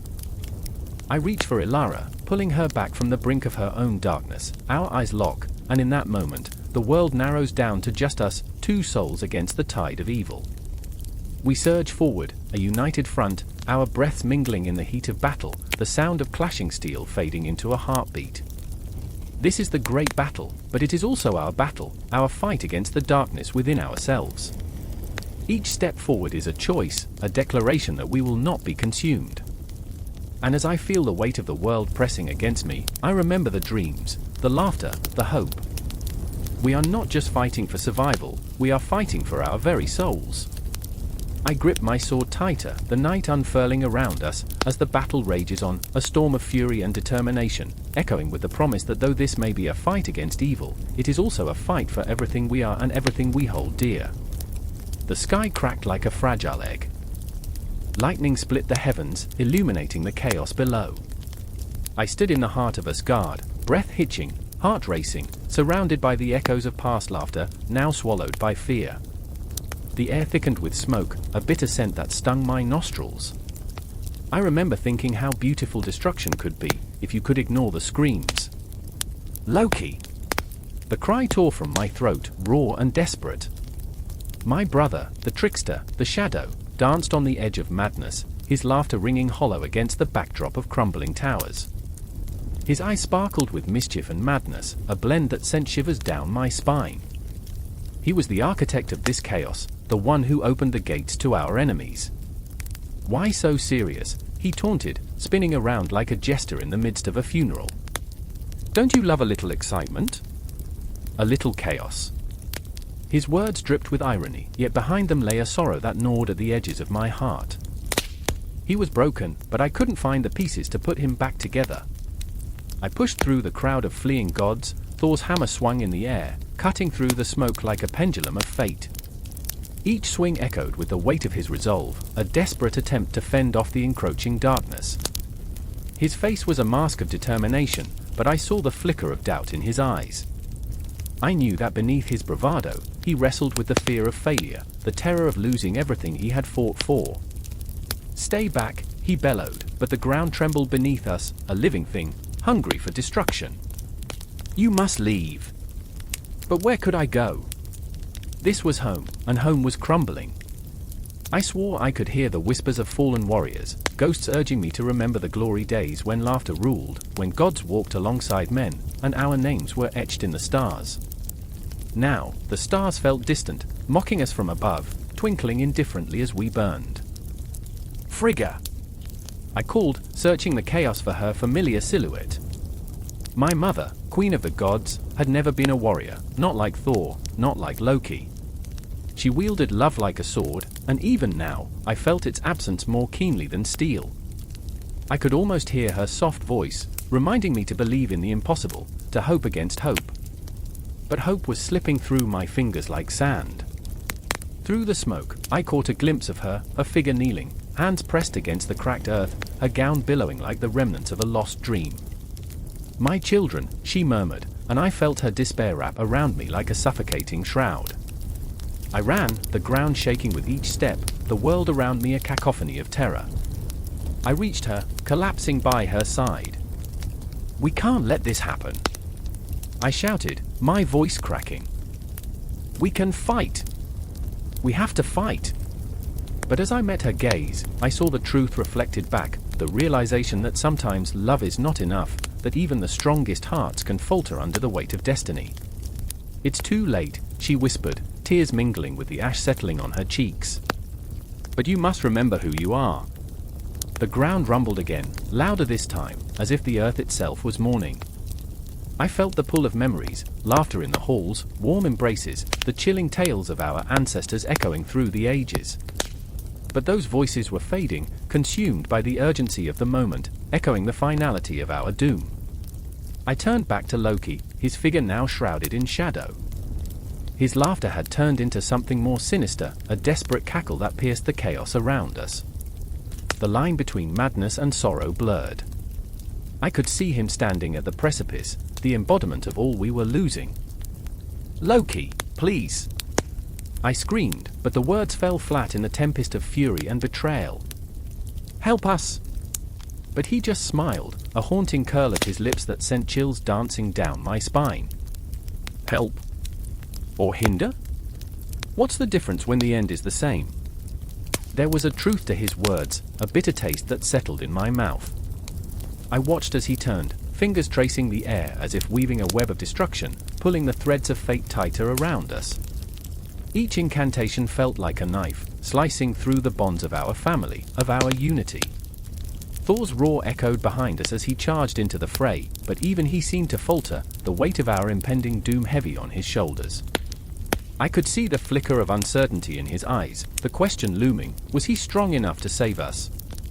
Hold, he shouted, voice thunderous against the backdrop of despair. We fight together! But even he knew there were fractures that couldn't be healed by might alone. As the wind howled, a scream tore through the air, a piercing cry of anguish that cut through the chaos. I turned, heart racing, and saw Frigga, my mother, falling, a victim of her own love, of her own hope. No! I screamed, the world slowing around me, the vibrant colors fading to gray. A part of me wanted to reach out, to save her, but I was frozen, caught in the web of despair that Loki had spun. In that moment, everything shattered. Time twisted and turned, memories colliding with the present, blurring the lines of reality. The laughter of our past echoed like a haunting melody, but now it was interspersed with cries of despair, the shadows creeping forward, hungry for the light. I felt a surge of emotions, rage, heartbreak, helplessness. I wanted to scream, to fight, to rebel against the universe that had conspired to bring us to this moment. But as I watched my mother fall, I realized that power alone would not restore what was lost. The earth trembled beneath our feet, and the sky darkened, the weight of our collective sorrow heavy in the air. I could feel the pulse of Asgard, a heartbeat fading, but I also heard the whispers of our ancestors in the wind, urging us to remember. And as the shadows closed in, I grasped Frigga's hand, feeling the warmth of her love seeping through the cracks of despair. Together, I whispered, a vow against the impending darkness. And in that moment, amidst the chaos, I felt a flicker of hope ignite within me, a spark that might just burn through the shadows. We were gods, after all. And perhaps, in our darkest hour, we could still find a way to rise again. The air crackled with a tension so thick it felt like a living entity, coiling around each breath. I stood at the edge of a cliff, the jagged rocks below shadowed by a darkness that seemed to pulse. The bleak panorama of the world below was an echo of chaos, the ground trembling as the harbinger of destruction drew closer. Surtur, the fire giant, loomed in the distance, a silhouette against the horizon, his flaming sword casting an eerie glow, flickering as if it were the last heartbeat of a dying sun. I could sense it, the inevitability of death, a shroud slipping over the remnants of life, smothering hope. I remember the way the flames danced in his eyes, wild and untamed, a reflection of the chaos swirling within my own heart. My pulse raced as I thought of Hera, my sister, who had laughed like the wind once, her spirit as untethered as a feather caught in a storm. Hera had always believed in the possibility of peace, her faith a fragile candle flickering against the encroaching darkness. But now, faced with Surtur's oncoming wrath, I feared those flames would consume everything she held dear, everything we had ever known. Stay back! I shouted, my voice nearly lost in the howling wind that carried the scent of smoke and fear. I turned, frantic, searching for her among the ruins of our village, her face a haunting memory of innocence that now felt impossibly distant. She had always been the strong one, the one to pull me back from the edge of despair. Yet, in that moment, I felt as if I were the one who needed to save her. Hera emerged from the shadows, her eyes wide, reflecting the fiery glow of Surtur's approach. What are we going to do? She asked, her voice trembling, not with fear but with a desperate determination. We have to fight. Fight? The thought sent a shiver down my spine. How could we stand against a force of nature, a being forged in flame and fury? But her resolve ignited something within me, a flicker of rebellion against the hopelessness that threatened to swallow us whole. I had always been the cautious one, the planner, life was a chess game, and I was merely a pawn. Yet, as the world around us began to burn, I felt that perhaps, just perhaps, I could be a knight in my own right. The ground trembled with the weight of approaching doom, a reminder that time was slipping. I glanced at the darkening sky, where clouds twisted and churned like a storm brewing in the depths of my heart. Surtur's laughter echoed, a deep rumble that vibrated through the very earth beneath our feet. It was a sound that promised nothing but despair, a reminder that hope was as flammable as the flames he wielded. "I remember our childhood," I murmured, almost to myself, the memories of balm against the encroaching fear. The stories we shared under the stars, the dreams we wove like gossamer threads. They are coming for us, like shadows creeping through the streets of our memories. Hera stepped closer, her presence a flickering flame in its own right. "Let them come," she said fiercely, defiance sparking in her tone. "We are not mere victims. We are the spark that could ignite change." And in that moment, I saw glimpses of our ancestors, warriors who had fought and fallen, their spirits rising like embers into the night. It was a shared defiance, a line drawn in the sand against the inevitable tide. The fire giant surged forward, each step sending tremors through the ground, each breath a wildfire consuming the air. I felt my heart race, pulsing with a primal rhythm that echoed the approaching storm, the world around us growing small in the face of such overwhelming power. The earth could only tremble, it could not retaliate. "Hera," I whispered, unsure if it was a plea or a promise. "If we face him, we might," but she interrupted, her resolve unshakable. "We will not be defined by our fear. We are the ashes that can rise again." The flames of Surtur reached higher, an inferno that threatened to swallow the horizon. And yet, despite the overwhelming terror, I felt a spark deep within me, igniting a flicker of courage that had long been dormant. Surtur's flames roared, a cacophony of crackling heat and relentless fury, reaching out with fingers of fire that danced hungrily toward us. With each step he took, I could feel the air grow hotter, the very essence of life turning brittle. And yet, amidst that chaos, the bond between us, siblings against the world, grew stronger. There was a resilience in our shared fear, a defiance that would not be extinguished, even in the face of such overwhelming darkness. "I remember the day we made our pact," I murmured, my voice steadier now. "To face whatever came, together." It was a promise forged in the innocence of childhood, now bearing the weight of our despair. Hera nodded, her eyes fierce, the flames of determination mirroring the inferno approaching us. Together, we took a step into the abyss, bracing ourselves against the storm of fire and fate. The world around us faded, the only sound the roaring of Surtur's flames as he closed in, bright and dreadful. Fire lit the path ahead, and with every heartbeat, we moved toward the darkness, not as victims but as warriors unyielding against the chaos. We would not go quietly into that good night. The air thickened, the shadows danced, and I felt the weight of our ancestors urging us forward, their whispers a guiding fire against the consuming darkness. Together we would face the flames, our hearts a pyre against the gathering storm, knowing that in the end, every moment counted, every breath an act of rebellion. And as Surtur raised his sword, the world holding its breath, we stood tall, two sparks against a raging inferno, refusing to be extinguished. The air crackled with a silence so profound, it felt as if the world had drawn breath, holding it tightly in fear of what might come next. Ashen clouds hung heavy in the sky, their oppressive weight a mirror to the despair that seeped into the bones of those who remained. I stood at the threshold of the remnants of a once vibrant town, its crumbled buildings like the broken dreams of a fractured world. Each step forward echoed the heartbeat of a dying age, a reminder of life snuffed out in the chaos of Ragnarok. I remember the fire, a hunger that consumed everything, devouring life as it danced in ravenous tongues. I remember the screams, the sorrow, the irrevocable loss. They echoed in my mind like a haunting melody, each note sharper than the last. Among the ruins, I saw her, Ilara, her silhouette carved from shadows, her face a mask of grief and rage. It was a familiar sight. The last time I had seen her, she had been radiant, a beacon of hope amid the encroaching darkness. Now, she stood with her hair matted, clothes torn, eyes vacant yet burning with an intensity that could ignite worlds.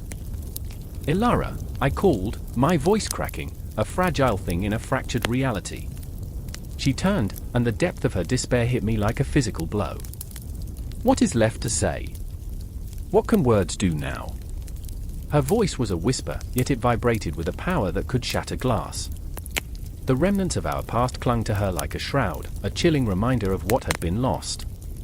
I stepped closer, desperation clawing at my throat. "We fight." We rebuild. We find a way. But as I looked into her eyes, I saw a vastness beyond my comprehension, a void where hope had once thrived. She was not just a survivor, she was a witness to the end of all things, a keeper of memories that now lay in ashes. Fight, she scoffed, a bitter laugh escaping her lips. What do we fight for? This is the tomb of our dreams. A flash of color caught my eye, a flicker of movement among the rubble. Yarok emerged, his presence a whirlwind of defiance and pain. He wore scars like medals, each marking a battle lost and won in the same breath. Elara, he said, voice thick with urgency, there's still life beneath this wreckage. We can what? She spat, fingers trembling at her sides. Can we raise the dead? Can we erase the past? Yarok hesitated, a storm brewing behind his eyes. The weight of his own losses pressed down heavily on him, not just the loss of those he loved, but the loss of the man he had once been. We can build something new, even from these ashes. His words hung in the air, a fragile thread attempting to weave hope from despair. But the shadows whispered louder. I could hear them, those echoes of despair that wound through the ruins like a serpent. They wrapped around my heart, squeezing until I thought I would suffocate. I remembered my own ghosts, those lost in the chaos, their faces slipping through my fingers like sand. The memories clawed at me, relentless, relentless. I remember, the words spilled out before I could catch them. I remember laughter. I remember warmth. I remember love. Each recollection was a sliver of light, cutting through the darkness but also reminding me of its absence. Elara's eyes flickered. For a moment, something had sparked within her. Love is a cruel joke, she murmured. In the end, it is always taken from us. No, Yarok interjected fiercely. It is a fire. It can be rekindled.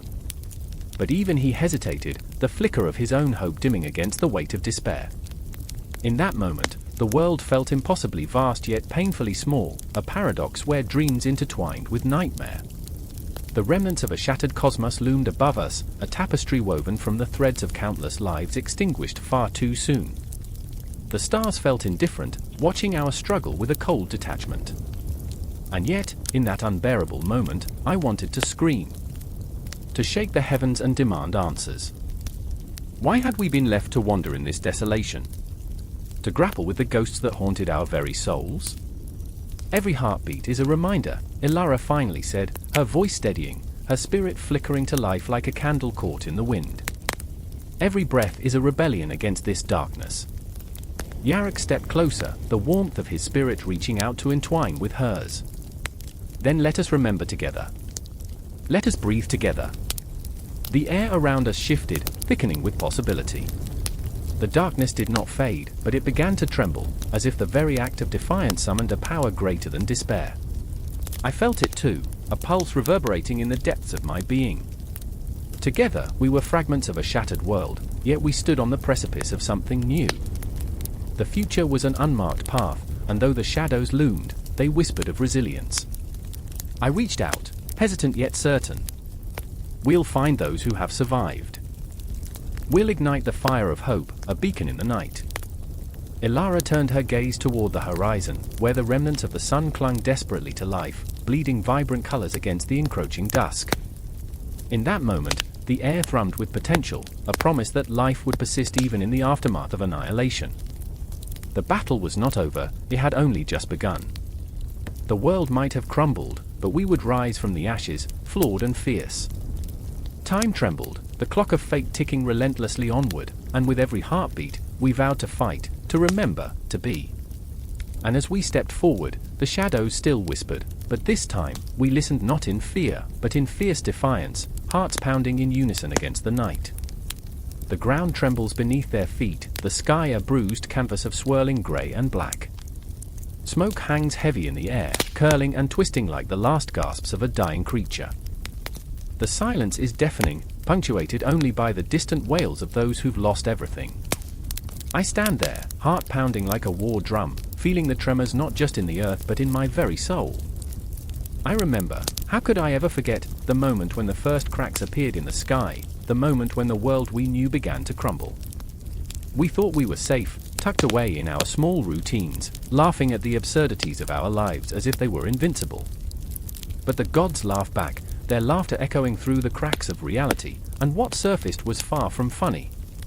Evelyn stands beside me, her eyes wide, reflecting the chaos around us. She's always been the strong one, the fierce survivor, but today that strength seems like a fragile mask. I can see the cracks forming on her face, lines of fear etching deeper into her skin like maps of a lost world. "We have to go," she whispers, her voice trembling like a leaf in a storm, and I feel that storm rip through my chest. I remember the day she said she'd follow me anywhere, her laughter ringing like music in a world that had long forgotten joy. But now? Now, the weight of survival hangs heavy between us, palpable and suffocating. I want to reach out, to comfort her, but my hands are shaking too violently, caught between the urge to flee and the instinct to stand guard. "Where?" I shout back, though it feels like shouting into the void. There are no places left to run. The cities are reduced to tombstones, shadows of their former selves, each building a ghost, each street a memory. I gaze at the horizon, the jagged line of destruction stretching endlessly, as though the world has been carved by a cruel blade. I remember our dreams of a future, bright and radiant, but those dreams have been infected by nightmares, twisted and broken. Behind us, Caleb stumbles, his breath coming in ragged gasps. He's always been the dreamer, his imagination soaring where reality chains us down. But he's no longer dreaming, his eyes are hollow, haunted by the specter of those he couldn't save, the friends he lost to the chaos. "Stop! Please," he cries, but the word is swallowed by the wind, desperate and fragile. I remember the laughter we shared over simple things, our ridiculous debates over which superhero would win in a fight, our mock battles over the last piece of pizza. But those trivialities feel like echoes in a deep, dark cavern. Caleb was supposed to be immortal, always the one who believed in fairy tales. But here he is, battling ghosts, his heart breaking under the weight of the world's end. "Don't you dare give up," Evelyn demands, her voice a fragile blade cutting through the despair. But how do you fight despair when hope has fled? I look at her, the fire in her eyes flickering, and something inside me awakens, a spark, a flicker of defiance. Maybe we are not done yet. But then the ground shakes again, and fear floods me like icy water. I brace myself against a crumbling wall, the remnants of a life I once knew. "We can't stay here, we can't." Suddenly, a loud crash echoes through the air, a sound that reverberates in my bones. A building collapses in the distance, and for a moment, everything seems to freeze, Caleb's breath, Evelyn's heartbeat, even my thoughts. It all hangs in this fragile moment, a dropped stone poised above the water's surface, waiting to plunge into the depths. I remember the stories of Ragnarok, the great winter, the wolf, the serpent, the end of everything, but they were merely stories, myths to entertain children while they huddled by the fire. Who would have thought that the end would come in such mundane terror?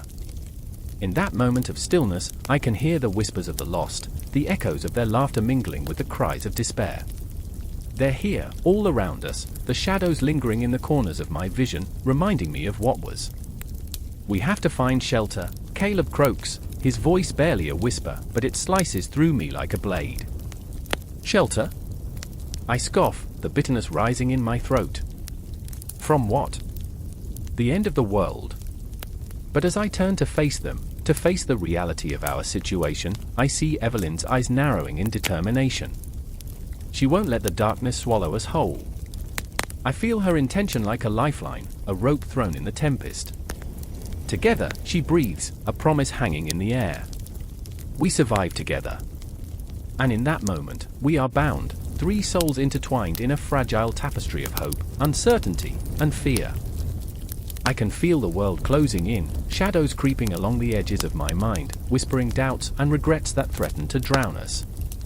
But I hold on to Evelyn's gaze, the fierce light within, and I refuse to let go. So we move, stumbling through the remnants of civilization, the echoes of laughter now replaced by the cacophony of destruction. I remember the weight of Caleb's dreams pressing against my chest, the fire of Evelyn's spirit igniting a flicker of defiance within. Each step feels like a heartbeat, a pulse of resistance against the inevitable. We are the survivors, or maybe just the lost. But we march forward into the unknown, hearts pounding, breaths ragged, not knowing whether the darkness will consume us or if there's still a flicker of light worth fighting for. The story isn't over, it's merely changing chapters, a struggle etched in the fabric of time. And we are still here, still living, breathing, fighting against the backdrop of the end. The horizon looms ahead, murky and uncertain, but we're not finished yet. The world may be falling apart, but as long as we stand together, we can face whatever comes next. The ground trembles again, but this time, I don't flinch. This is our moment. Together, we step into the chaos, hearts beating as one, souls intertwined against the storm. The wind howled, shrieking through the cracked windows of a crumbling Nordic mansion, its cold fingers dancing across the empty halls like the whispers of long-forgotten gods. Shadows flickered, stretching and contorting against the walls as the candlelight fought back, casting eerie shapes that twisted the remnants of a bygone world. I stood there, heart pounding, the very air thick with the scent of ancient wood and something else, something foul. Fear gnawed at my insides, wrapping its barbed tendrils around my throat. I had come to confront the ghosts of my past, yet the weight of their legacy bore down on me like the yoke of 1,000 burdens. Are you ready? A voice, raspy and strained, shattered the silence. It was Leif, his once bright eyes now clouded with doubt, the scars of his Odyssey journey still etched deep into his skin. He looked like a warrior, yet his spirit felt like an empty husk, haunted by the tales of Ragnarok, the prophesied end that loomed over us all. I remembered how we had laughed at the absurdity of it all, how we had scoffed at the idea of gods meddling in the affairs of mortals. Yet here we were, faced with the reality of our choices, the weight of our lineage heavy upon us. Do you think they watch us? I murmured, glancing toward the shadows, half expecting the likes of Odin or Thor to emerge, their thunderous laughter echoing around us. The tension crackled, a palpable thing. Every fiber of my being screamed to run, yet I stood rooted, paralyzed by the gravity of our fate. Maybe they do, Leif replied, a bitter smile curling on his lips. Maybe we're just pawns in their game. I mean, look at us. Dancing to the tune of ancient myths while the world crumbles. His voice dripped with sardonic humor, yet his pain was raw, bleeding through the humor like an open wound. I wanted to reach for him, to soothe the tempest raging in his heart, but my hands felt heavy, burdened by the weight of my own turmoil. I remembered the nights I had spent clutching old tomes, poring over the sagas of warriors and gods, enamored and terrified by the power they wielded. The stories flowed like molten lava through my veins, igniting a passion that felt both divine and cursed. But what did any of it matter now? Our lives had become a parody of the very tales we revered, our existence reduced to echoes of those epic deeds. The clock ticked ominously, each second pulling us deeper into the abyss, a reminder that time was slipping through our fingers like sand.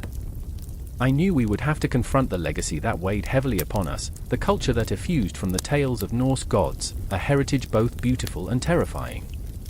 I could almost hear the distant clash of swords, the roar of war, our ancestors fighting for glory, for honor, for something greater. And here we were, stuck in a modern world, trying to make sense of their chaotic dance. I remember, Leif's voice trembled, pulling me back to him.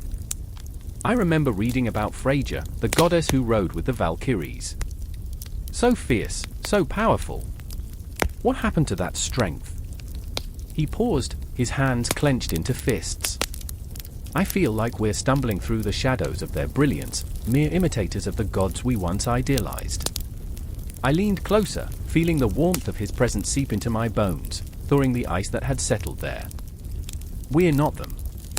We don't have to be warriors. Maybe it's enough to exist, to feel, to love. The words felt hollow, a desperate grasp at something pure amidst the chaos of our twisted legacy. But within the depths of my heart, I questioned my own resolve. The air grew thick, an impending storm brewing within us. The walls seemed to pulse, laden with the weight of history, as if the very house was a vessel for the emotions of every soul that had walked through its doors. I could sense the echoes of rage, despair, and passion that had bled into the very foundation. Each creak of the floorboards was a reminder that we were not alone, that the shadows danced with a life of their own, enacting a drama we were unwittingly part of. We've got to face it.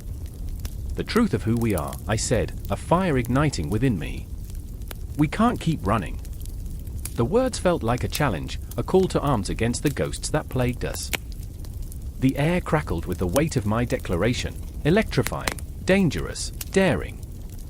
And then it hit me, the realization that we were shaped by our history, that the gods, in their mischief and grandeur, had left an indelible mark on us. The legacy of the Norse gods wasn't just in heroic sagas or epic battles, it was in the way we loved, the way we fought, the way we broke and healed. They were the shadows behind our every decision, the whispers that carried through time. As Leaf stepped closer, I could feel the tension between us shift, a storm brewing beneath the surface, ready to erupt. "You're right," he said, voice low but fierce. "We can't be afraid of the legacy. We need to embrace it. We need to forge our path, even if it feels like we're walking through fire." And in that moment, it was as if the universe itself held its breath, the very fabric of time trembling beneath the weight of our resolve. The room seemed to pulse with a life of its own, shadows swirling, swirling, swirling. We were not just remnants of a forgotten past, we were the vessels through which the gods could manifest, a fusion of myth and reality, chaos and order, past and present. I remembered the stories, the epic battles, the sacrifice, the bonds forged in blood and fire. Somewhere, deep within, the spirit of the Norse gods thrummed, alive in our veins. We were not simply haunted by their legacy, we were a continuation of it, a testament to resilience, to love, to the never-ending conflict between light and darkness. The clock struck midnight, and as the final chime echoed into silence, we took a step forward together, hearts racing, souls igniting. The weight was still there, but now it felt like a mantle of honor, not a shackle. The legacy would not define us, it would be the flame that propelled us into the unknown. The clash of steel echoes through the dimly lit hall, the air thick with the scent of sweat and blood, punctuated by the desperate cries of warriors locked in battle. I stand frozen, heart pounding like the war drums that resonate in my ears. A figure emerges from the shadows, hair the color of fire, eyes like frozen lakes, a goddess, Valkyrie, and yet so human. Her name is Brynhilde, and she is as fierce as the storm that rages outside, a lightning crackling, thunder roaring. I can almost taste the electricity in the air, a volatile promise of what's to come. I remember her laughter, a sound that could pierce through the chaos, warm enough to melt the coldest hearts. But that laughter has turned to a battle cry, a haunting melody that calls warriors to Valhalla, a place where the bravest are honored. I remember the way she held her sword, a weapon not just of war but of destiny. It was forged in the fires of her resolve, and in that moment, I feel the weight of her choices, the burden of a warrior's life. She must choose who lives, who dies, and the weight of those decisions sits heavier than the armor she wears. Beside her stands Astrid, a shield maiden with a spirit as wild as the northern winds. I see it in her eyes, the flicker of doubt, the flicker of hope. She fights not just for glory but for the whisper of every woman who has ever been silenced. I see the scars on her hands, the testament of battles fought, losses endured. Her laughter, once melodic, is now a bitter echo of what was, a reminder that every victory comes at a cost. She is fierce, and yet I can sense her fragility beneath the hardened surface, like a thin layer of ice over a vast, dark abyss. With each swing of her sword, she casts her fate into the cosmos. One moment of bravery can shift the balance of history. I feel the tension in her shoulders, the fear of being seen as more than a warrior. She is a paradox, a woman who bends the rules yet feels the weight of tradition pressing down like a yoke around her neck. Every glance she casts at Brynhilde is a question, a plea. Will there ever be a place for them in a world that only recognizes men as gods? The battle rages on, and I can't help but think of the stories whispered in the dark, the tales of gods and goddesses, of fate and free will. I remember the legends of Freyja, who weeps tears of gold for fallen warriors, her heart a tempest of love and loss. The divine feminine is a tapestry woven with threads of strength and vulnerability, and yet, in the heat of conflict, the shadows loom larger. Women, once worshipped, are reduced to echoes in a world dominated by men's valor. As Brynhilde plunges her sword into an opponent, I feel it, the visceral satisfaction of battle, the primal urge to fight for one's name, one's legacy. But in that victorious moment, I also see the pain, the realization that glory is ephemeral.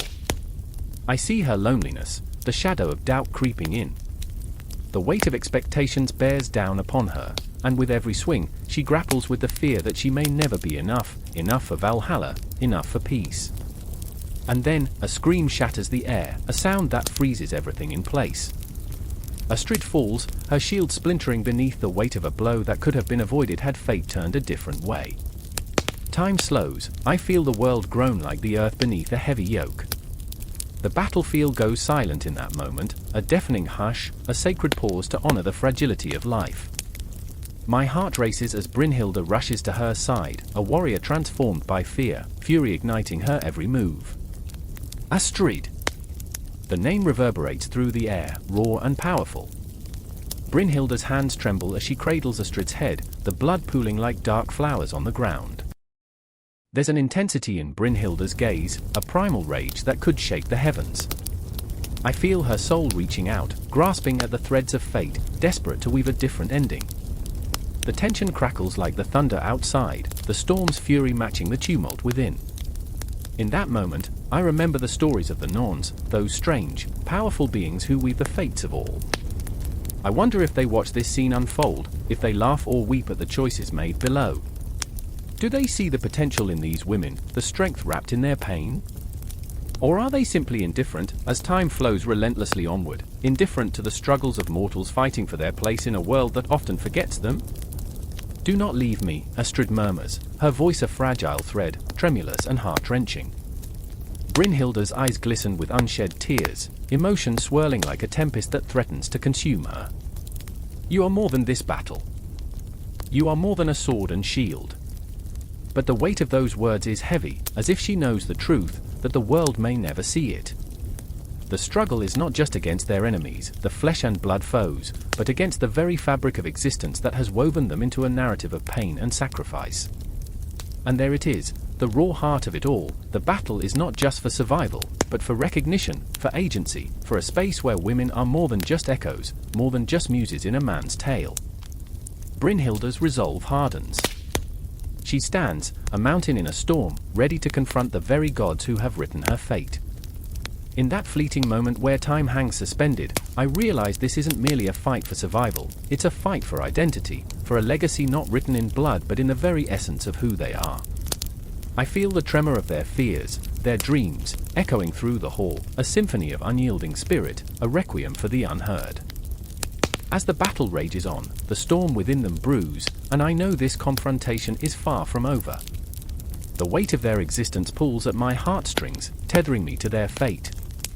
The gods may be silent, but these women scream loud enough to shatter the heavens, demanding to be seen, demanding to be remembered. And as the echoes of their struggle resonate, I find myself bound to them, heart entwined with the threads of their stories, knowing that in the end, their fight is my fight, our fight. And it is only just beginning. The sky roared like a wounded beast, dark clouds swirling menacingly above the fjord. A thunderclap shattered the silence, sending tremors through the earth beneath my feet. I stood there, heart pounding, the air thick with the scent of imminent rain and secrets whispered by the ancient gods. The icy wind bit at my skin, carrying with it the whispers of long-forgotten tales, tales that drenched the very fabric of my existence with doubt and fear. I remember the day I first felt the earth tremble. I was a child, small and insignificant, playing in the meadows, the sun dancing on my skin, laughter spilling like water from a broken dam. Now, I am a man, tangled in the roots of my ancestry, watching as the mountains, the steadfast guardians of my homeland, seemingly shift under the weight of 1,000 sorrows. Nature, with its unforgiving beauty, was a capricious lover, one moment tender, the next, a merciless tyrant. Beside me, Freya stood, her eyes stormy and fierce, mirroring the tempest above. She was the wild spirit of the earth, a warrior at heart, with roots that entwined with the very soil we tread. But I saw the cracks behind her fierce facade, the fear of failure, the suffocating pressure to be the protector, the avenger. She raised her sword, the blade reflecting the flickering light of the lightning above, and in that moment, she was both a goddess and a wounded child. I wanted to tell her it was okay to be scared, but the words caught in my throat, heavy like the rain that now began to pour. The sea roiled, an undulating mass of fury and despair, as if the waves themselves were mourning their own lost souls. I glanced at Bjorn, my brother, his face taut with the strain of 1,000 thoughts. He was the calm in the storm, yet his silence screamed louder than thunder. I could feel his inner turmoil, the battle he waged against the tides of destiny. He had always been the anchor, but now I sensed his grip slipping, fear gnawing at the edges of his resolve.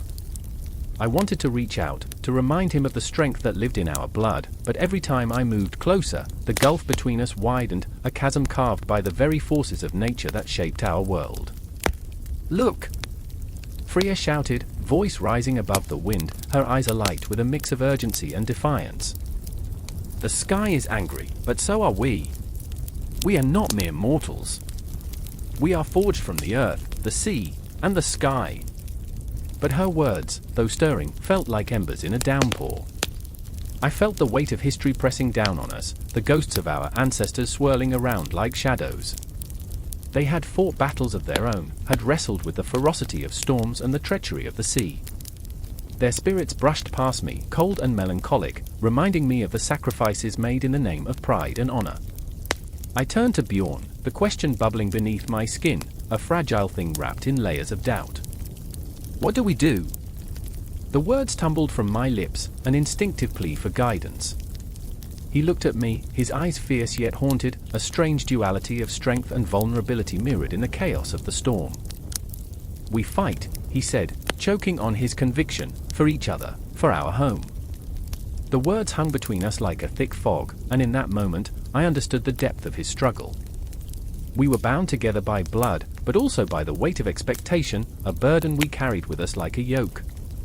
I remembered the stories our father told, the legends of gods and monsters, of how the earth was shaped by their battles, how the sea was born from the tears of a forsaken goddess, and how the sky was a canvas for their rage and sorrow. "I remember the stories," I murmured, "but do we have the strength to become part of them?" The question echoed around us, swallowed by the wind. I saw the flicker of doubt in Bjorn's eyes, a reflection of my own. We were lost between the tales of our past and the reality of our present, caught in a struggle that felt larger than us, yet so intimately ours. Freya stepped forward, her voice rising like the thunder, fierce and unyielding. "We are the earth, the sea, and the sky. We will not be cowed by fear. We will summon the storms within us and unleash them upon our enemies." Her words sparked something deep within me, a flicker of hope ignited by her anger. The storm outside mirrored the tempest raging in our hearts, wild, uncontrolled, and fiercely beautiful. But nature was not just a backdrop, it was alive, pulsing with emotion, its wildness tangible in the air. I could feel its breath on my skin, taste its fury in the rain. Every gust of wind felt like a warning, every flash of lightning a reminder of the chaos that could ensue. We were entwined with the elements, and the realization struck me like a bolt from the heavens. "Then we choose to become part of it," I said, the conviction in my voice growing stronger, to be shaped by this storm and not just be its victims. The ground beneath us felt primal, as if the very stones were alive, listening, waiting for our next move. The earth was not just our home, it was our ally. The sea was not just a foe, it was our kin. The sky, with all its tempestuous fury, was not our enemy, it was a testament to the battles we would fight. Bjorn's face softened, determination hardening the lines of his features. "Together," he said, his voice steady, "we are more than we are alone." The bond between us, fragile yet fierce, ignited like a wildflower emerging from the cracks in stone. Freya raised her sword, a beacon of defiance against the storm, and I felt the weight of her conviction wash over me. Together, we stood on the precipice of battle, the earth trembling beneath us, the sea roaring for blood, and the sky crackling with anticipation. It was in this moment, under the churning heavens, amidst the chaos of nature's fury, that we found ourselves, lost yet found, frightened yet fierce, human yet divine.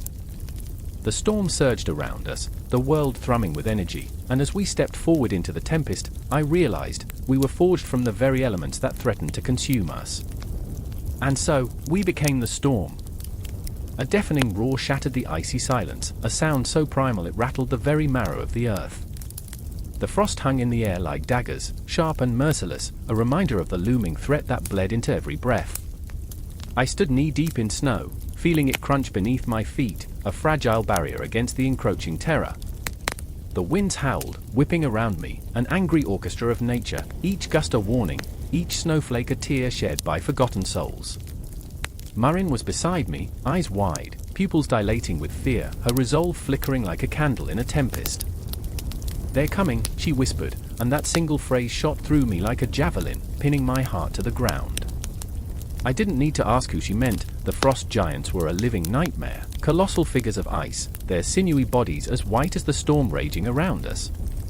They moved with a grace that was terrifying, each step sending tremors through the ground. They weren't just beasts, they were ancient, elemental forces, the very embodiment of winter's wrath. "Stay close!" I barked, my voice a desperate plea, even as it trembled in the face of unimaginable horror. The jagged peaks of the mountains loomed around us, sharp silhouettes against a bruised sky, and I felt the weight of history pressing down on my chest.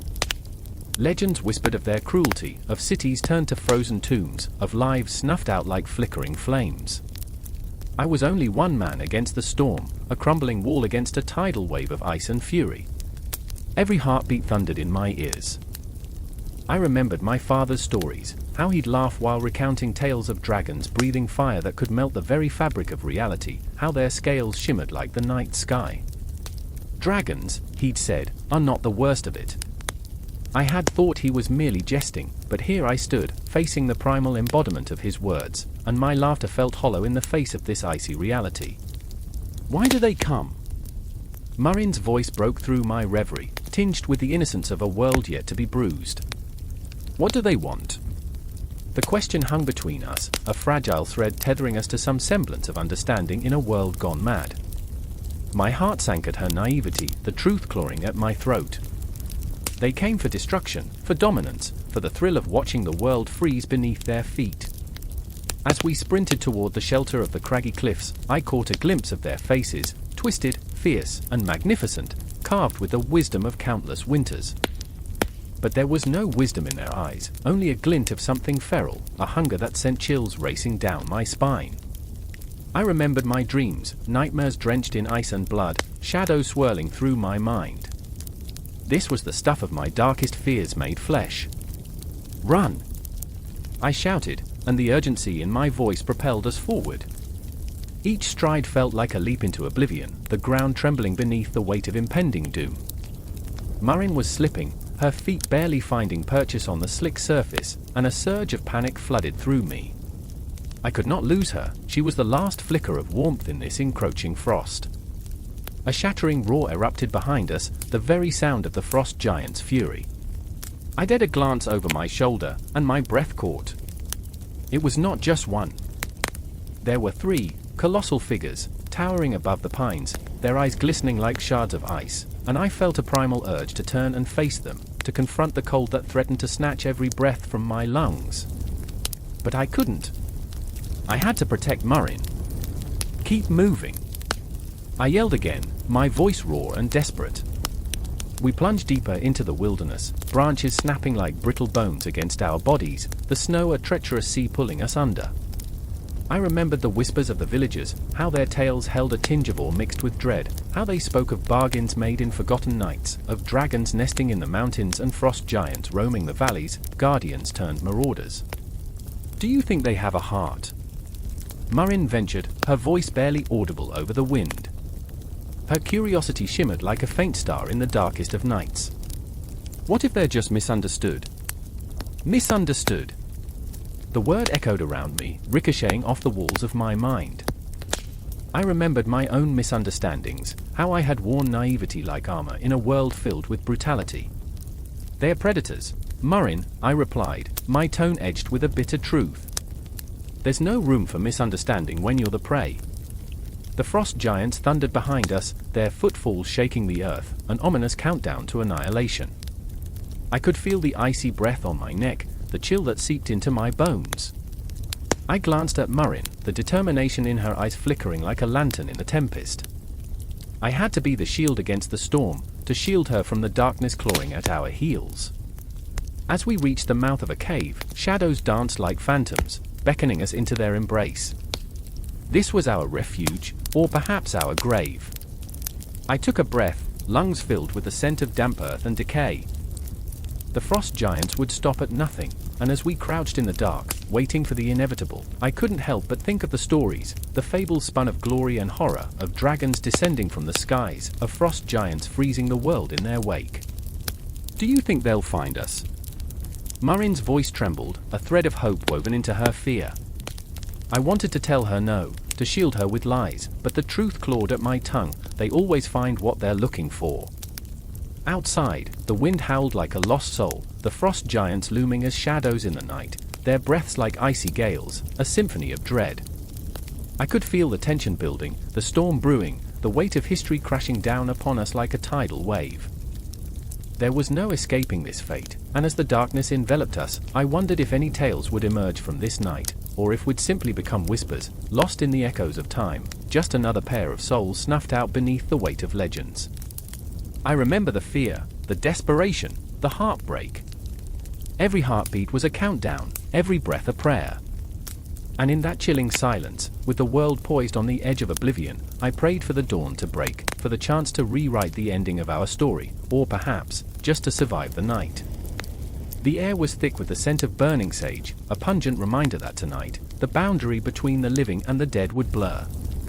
Beneath a sky that flickered like a dying flame, Ilara knelt on the cold, unforgiving stone, her heart beat a frantic drum against the backdrop of the night's eerie silence. Shadows danced around her as the flickering flames of the altar illuminated her tear-streaked face, each drop a testament to the burden she carried, the weight of sacrifice that loomed like a spectre, demanding nothing less than her soul. I remember the moment vividly, the chill in the air pierced through her skin, but it was the chill of fear that gripped her heart. In that haunting stillness, she could almost hear the gods whispering through the rustling leaves, their voices a cacophony of unfulfilled promises and unending despair. The villagers had prayed for rain, for prosperity, yet the drought persisted, and whispers of discontent grew louder, echoing in the back of her mind like a relentless drumbeat. "Please, just a sign," she murmured to the night, her voice trembling, as if the universe itself might respond. But the stars hung mute, indifferent to the plight of the mortals below, and in that moment, she felt the weight of her own insignificance. Across the clearing, Yarok stood, fists clenched, his jaw tight with a mixture of anger and sorrow. He was a warrior, a protector of their village, but tonight he felt stripped bare, exposed to the raw truth of their existence. He had lost too much, his sister to the darkness that crept through their lands, his faith to the gods who seemed to have turned their backs. "Don't do this, Ilara," he said, his voice low but edged with desperation. "We can find another way. Sacrifice isn't the answer, it never was." But Ilara's gaze was fixated on the altar, where the offerings of the desperate lay heaped like the remnants of shattered dreams.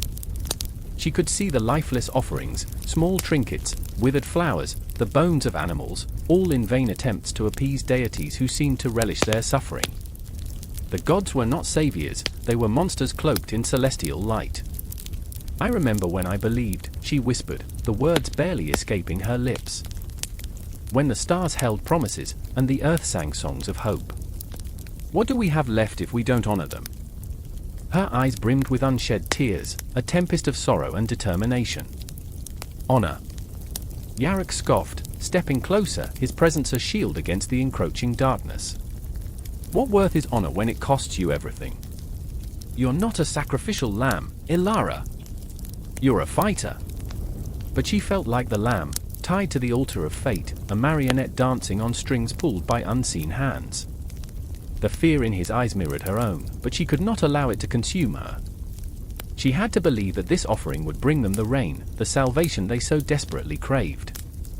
"The gods demand a price," she insisted, her voice steadying, even as doubt gnawed at her soul. "What is life without sacrifice? We're all bound to something greater than ourselves." Yarok stepped forward, desperation oozing from every pore. "And what if they're not there to collect? What if this is just darkness feeding on our fears? You can't let them take you." "Every heartbeat is a sacrifice," she countered, her breath hitching as memories of her sister flooded her mind, how they would laugh beneath the stars, dreaming of a future untainted by suffering. "We give ourselves to the earth, to the gods. It's the only way to fight back." In that moment, the wind howled, a mournful cry that seemed to seep into their very bones, pulling at their fears, their hopes, unraveling the fragile threads that held them together. The night deepened, shadows thickening like a tangible force, an omen of the choice that lay before her. As Yarok reached for her, his hand trembling, Ilara felt the pull of fate, the cosmic dance that had led her here, to this precipice of despair and determination. "If you go through with this, I can't stand by and watch," he pleaded, anguish etched across his face. "You'll be lost forever." "I am lost already," she whispered, a haunting truth that resonated in the chilling air. "But if I can save even one life, if I can bring rain to our parched earth," his eyes bore into hers, an aching vulnerability that threatened to shatter her resolve. "What if it's not enough? What if they demand more?" She faltered, the reality of her choice crashing around her like thunder, reverberating through the night. But she couldn't back down, the villagers depended on her. Even if it meant stepping into the abyss, even if it meant becoming a ghost of herself, she would do it. The altar loomed larger now, its stones slick with the remnants of past offerings, a grotesque reminder of the cycle of sacrifice. She could almost hear the heartbeat of the earth beneath her, pulsing, a reminder that life and death were two sides of the same coin. And in that moment, fear turned to clarity. "I remember the stories," she began, her voice a fragile whisper, "of those who sacrificed everything for the greater good. They found peace in the act. They found purpose." But as she spoke, a storm began to brew on the horizon, clouds gathering like an ominous shroud. Yarok took her hand, warmth against the encroaching cold. "Don't you see? The gods thrive on our fear. They revel in our desperation. And therein lay the truth. What if this was all a ruse, the gods merely specters in a cruel game?"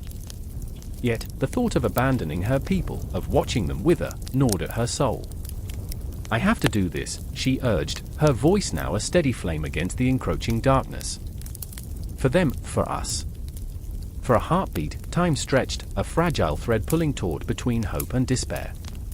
The wind howled louder, a cacophony of warnings, as if the universe itself was crying out against her impending choice.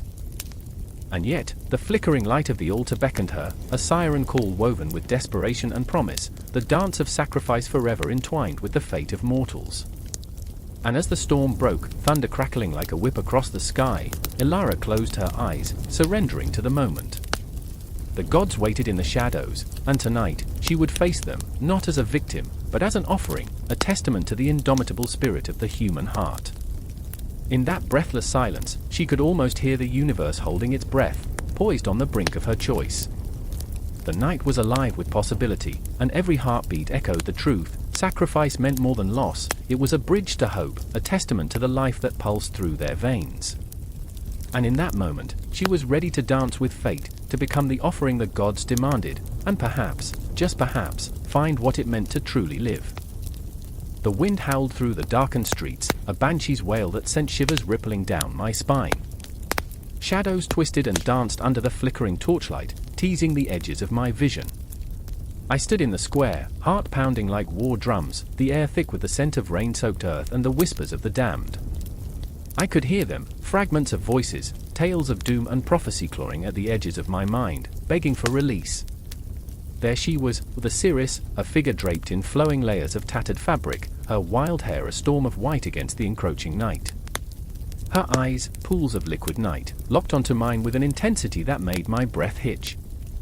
I was drawn in, caught in the gravitational pull of her gaze. I remember the stories, the fearful murmurs that danced through taverns like drunken specters. She was cursed, they said. Or perhaps blessed? The line blurred in a world where clarity was a myth. "Tell me," I whispered, my voice trembling. "Tell me what you see." My heart raced, equal parts dread and yearning. The weight of that question hung between us, a fragile thread ready to snap under the weight of its implications. "Fate is a cruel mistress," she intoned, her voice a haunting melody. "It leads us into the jaws of our own nightmares." She paused, the silence stretching taut like a bowstring, her gaze piercing through my soul. "But you are on the cusp of a choice. A choice soaked in blood and tears." I remember the chill that crept into my bones, the unrelenting sense of urgency. In that instant, time twisted and warped, spinning like a cosmic wheel. I could feel my companion, Ilara, hovering anxiously at my side. Her hand shook, not from the cold, but from the weight of expectation. She was fierce, a warrior at heart, but now she was just a girl caught in the storm of destiny. "I can't," she murmured, her voice barely audible over the howling wind. "I can't lose you." Ilara's fear seeped into my heart, a poison that twisted my gut. I wanted to protect her from the darkness that loomed, but the truth was a heavy stone in my throat. I was already lost. The seeress stepped forward, her breath misting in the cool air like the ghosts of lost souls. "You must confront the shadows," she said, her voice a serpent's hiss. "Only then can you wield the power of the stars." I felt it, a flicker of something primal, something untamed.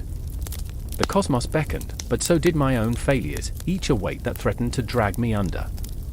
I remembered the faces, the laughter that had vanished like smoke. I had been the architect of my own ruin, and here I stood, staring into the abyss. Ilara's hand brushed against mine, grounding me. "What if we find nothing?" she asked, her voice a soft tremor, a fragile thread of hope. "What if it leads to more pain?" "Pain is a teacher," the seeress replied, her lips curling into a smile that didn't reach her eyes. "You must embrace it. Only then can you unlock the door to your fate." A sudden crack of thunder split the air, and I felt the world tilt. The storm mirrored the chaos within me. Each heartbeat thudded like the tolling of a bell. Was it a warning or a call to arms? I could see it, the door to my destiny, cloaked in shadows but glimmering with unspent potential. I swallowed hard, the taste of fear metallic on my tongue. "I'm not afraid," I lied, the words tasting bitter against my lips. "Liar," the seeress said, a knowing glint in her eyes. "You tremble at the thought of your own power. You fear the truth it may reveal." I wanted to scream, to shatter the silence that enveloped us, but the truth clawed at my insides. It was the fear of stepping into the unknown, of confronting the specters that haunted me. Memories flashed before my eyes, dreams that twisted into nightmares, faces that laughed only to disappear, leaving a hollow ache in their wake. "What if I fail?" I asked, my voice cracking under the strain. "What if I become a monster?" "Monsters are born from ignorance and despair," she said, her voice like the rustling of dry leaves. "Awaken your courage. Only then can you break the cycle." Ilara squeezed my hand tighter, a lifeline in the storm. "We'll face it together," she said, her voice steadying me like an anchor in the tempest. "We're not alone." But the cosmic scales tipped, and I felt the weight of my own doubts pressing down like 1,000 stones. The stars whispered secrets just out of reach, promises of power woven into the fabric of the universe. And yet, as I stood there, trembling in the void, I couldn't shake the sense of foreboding that loomed above us like a dark cloud.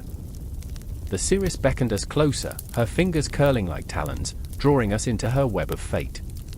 "The time has come," she murmured, her voice a sultry whisper that sent shivers racing along my spine. "You stand at the crossroads, where dreams and nightmares converge. What will you choose?"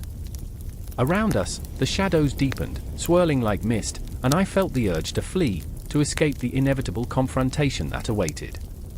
I remembered the echoes of laughter, the haunting specters of the past, and the fragility of hope. But in that moment, as the thunder crashed around us, I realized something fundamental. Choice binds our fates, and in that binding lies both terror and liberation. I took a step forward, heart racing, fear mixing with a flicker of determination. "I choose to fight," I said, my voice a fierce whisper that cut through the storm. The seeress smiled, a slow, deliberate curve that promised chaos. "Then the prophecy shall unfold." And just like that, the world shifted, time warped and twisted, the shadows swirling with the weight of unspoken truths. I could feel it, the ground trembling beneath our feet, the storm above swirling with the energy of 1,000 unfulfilled destinies. In that moment, I knew darkness awaited, but the light was worth the chase. The wooden door creaked open, revealing a figure cloaked in shadows.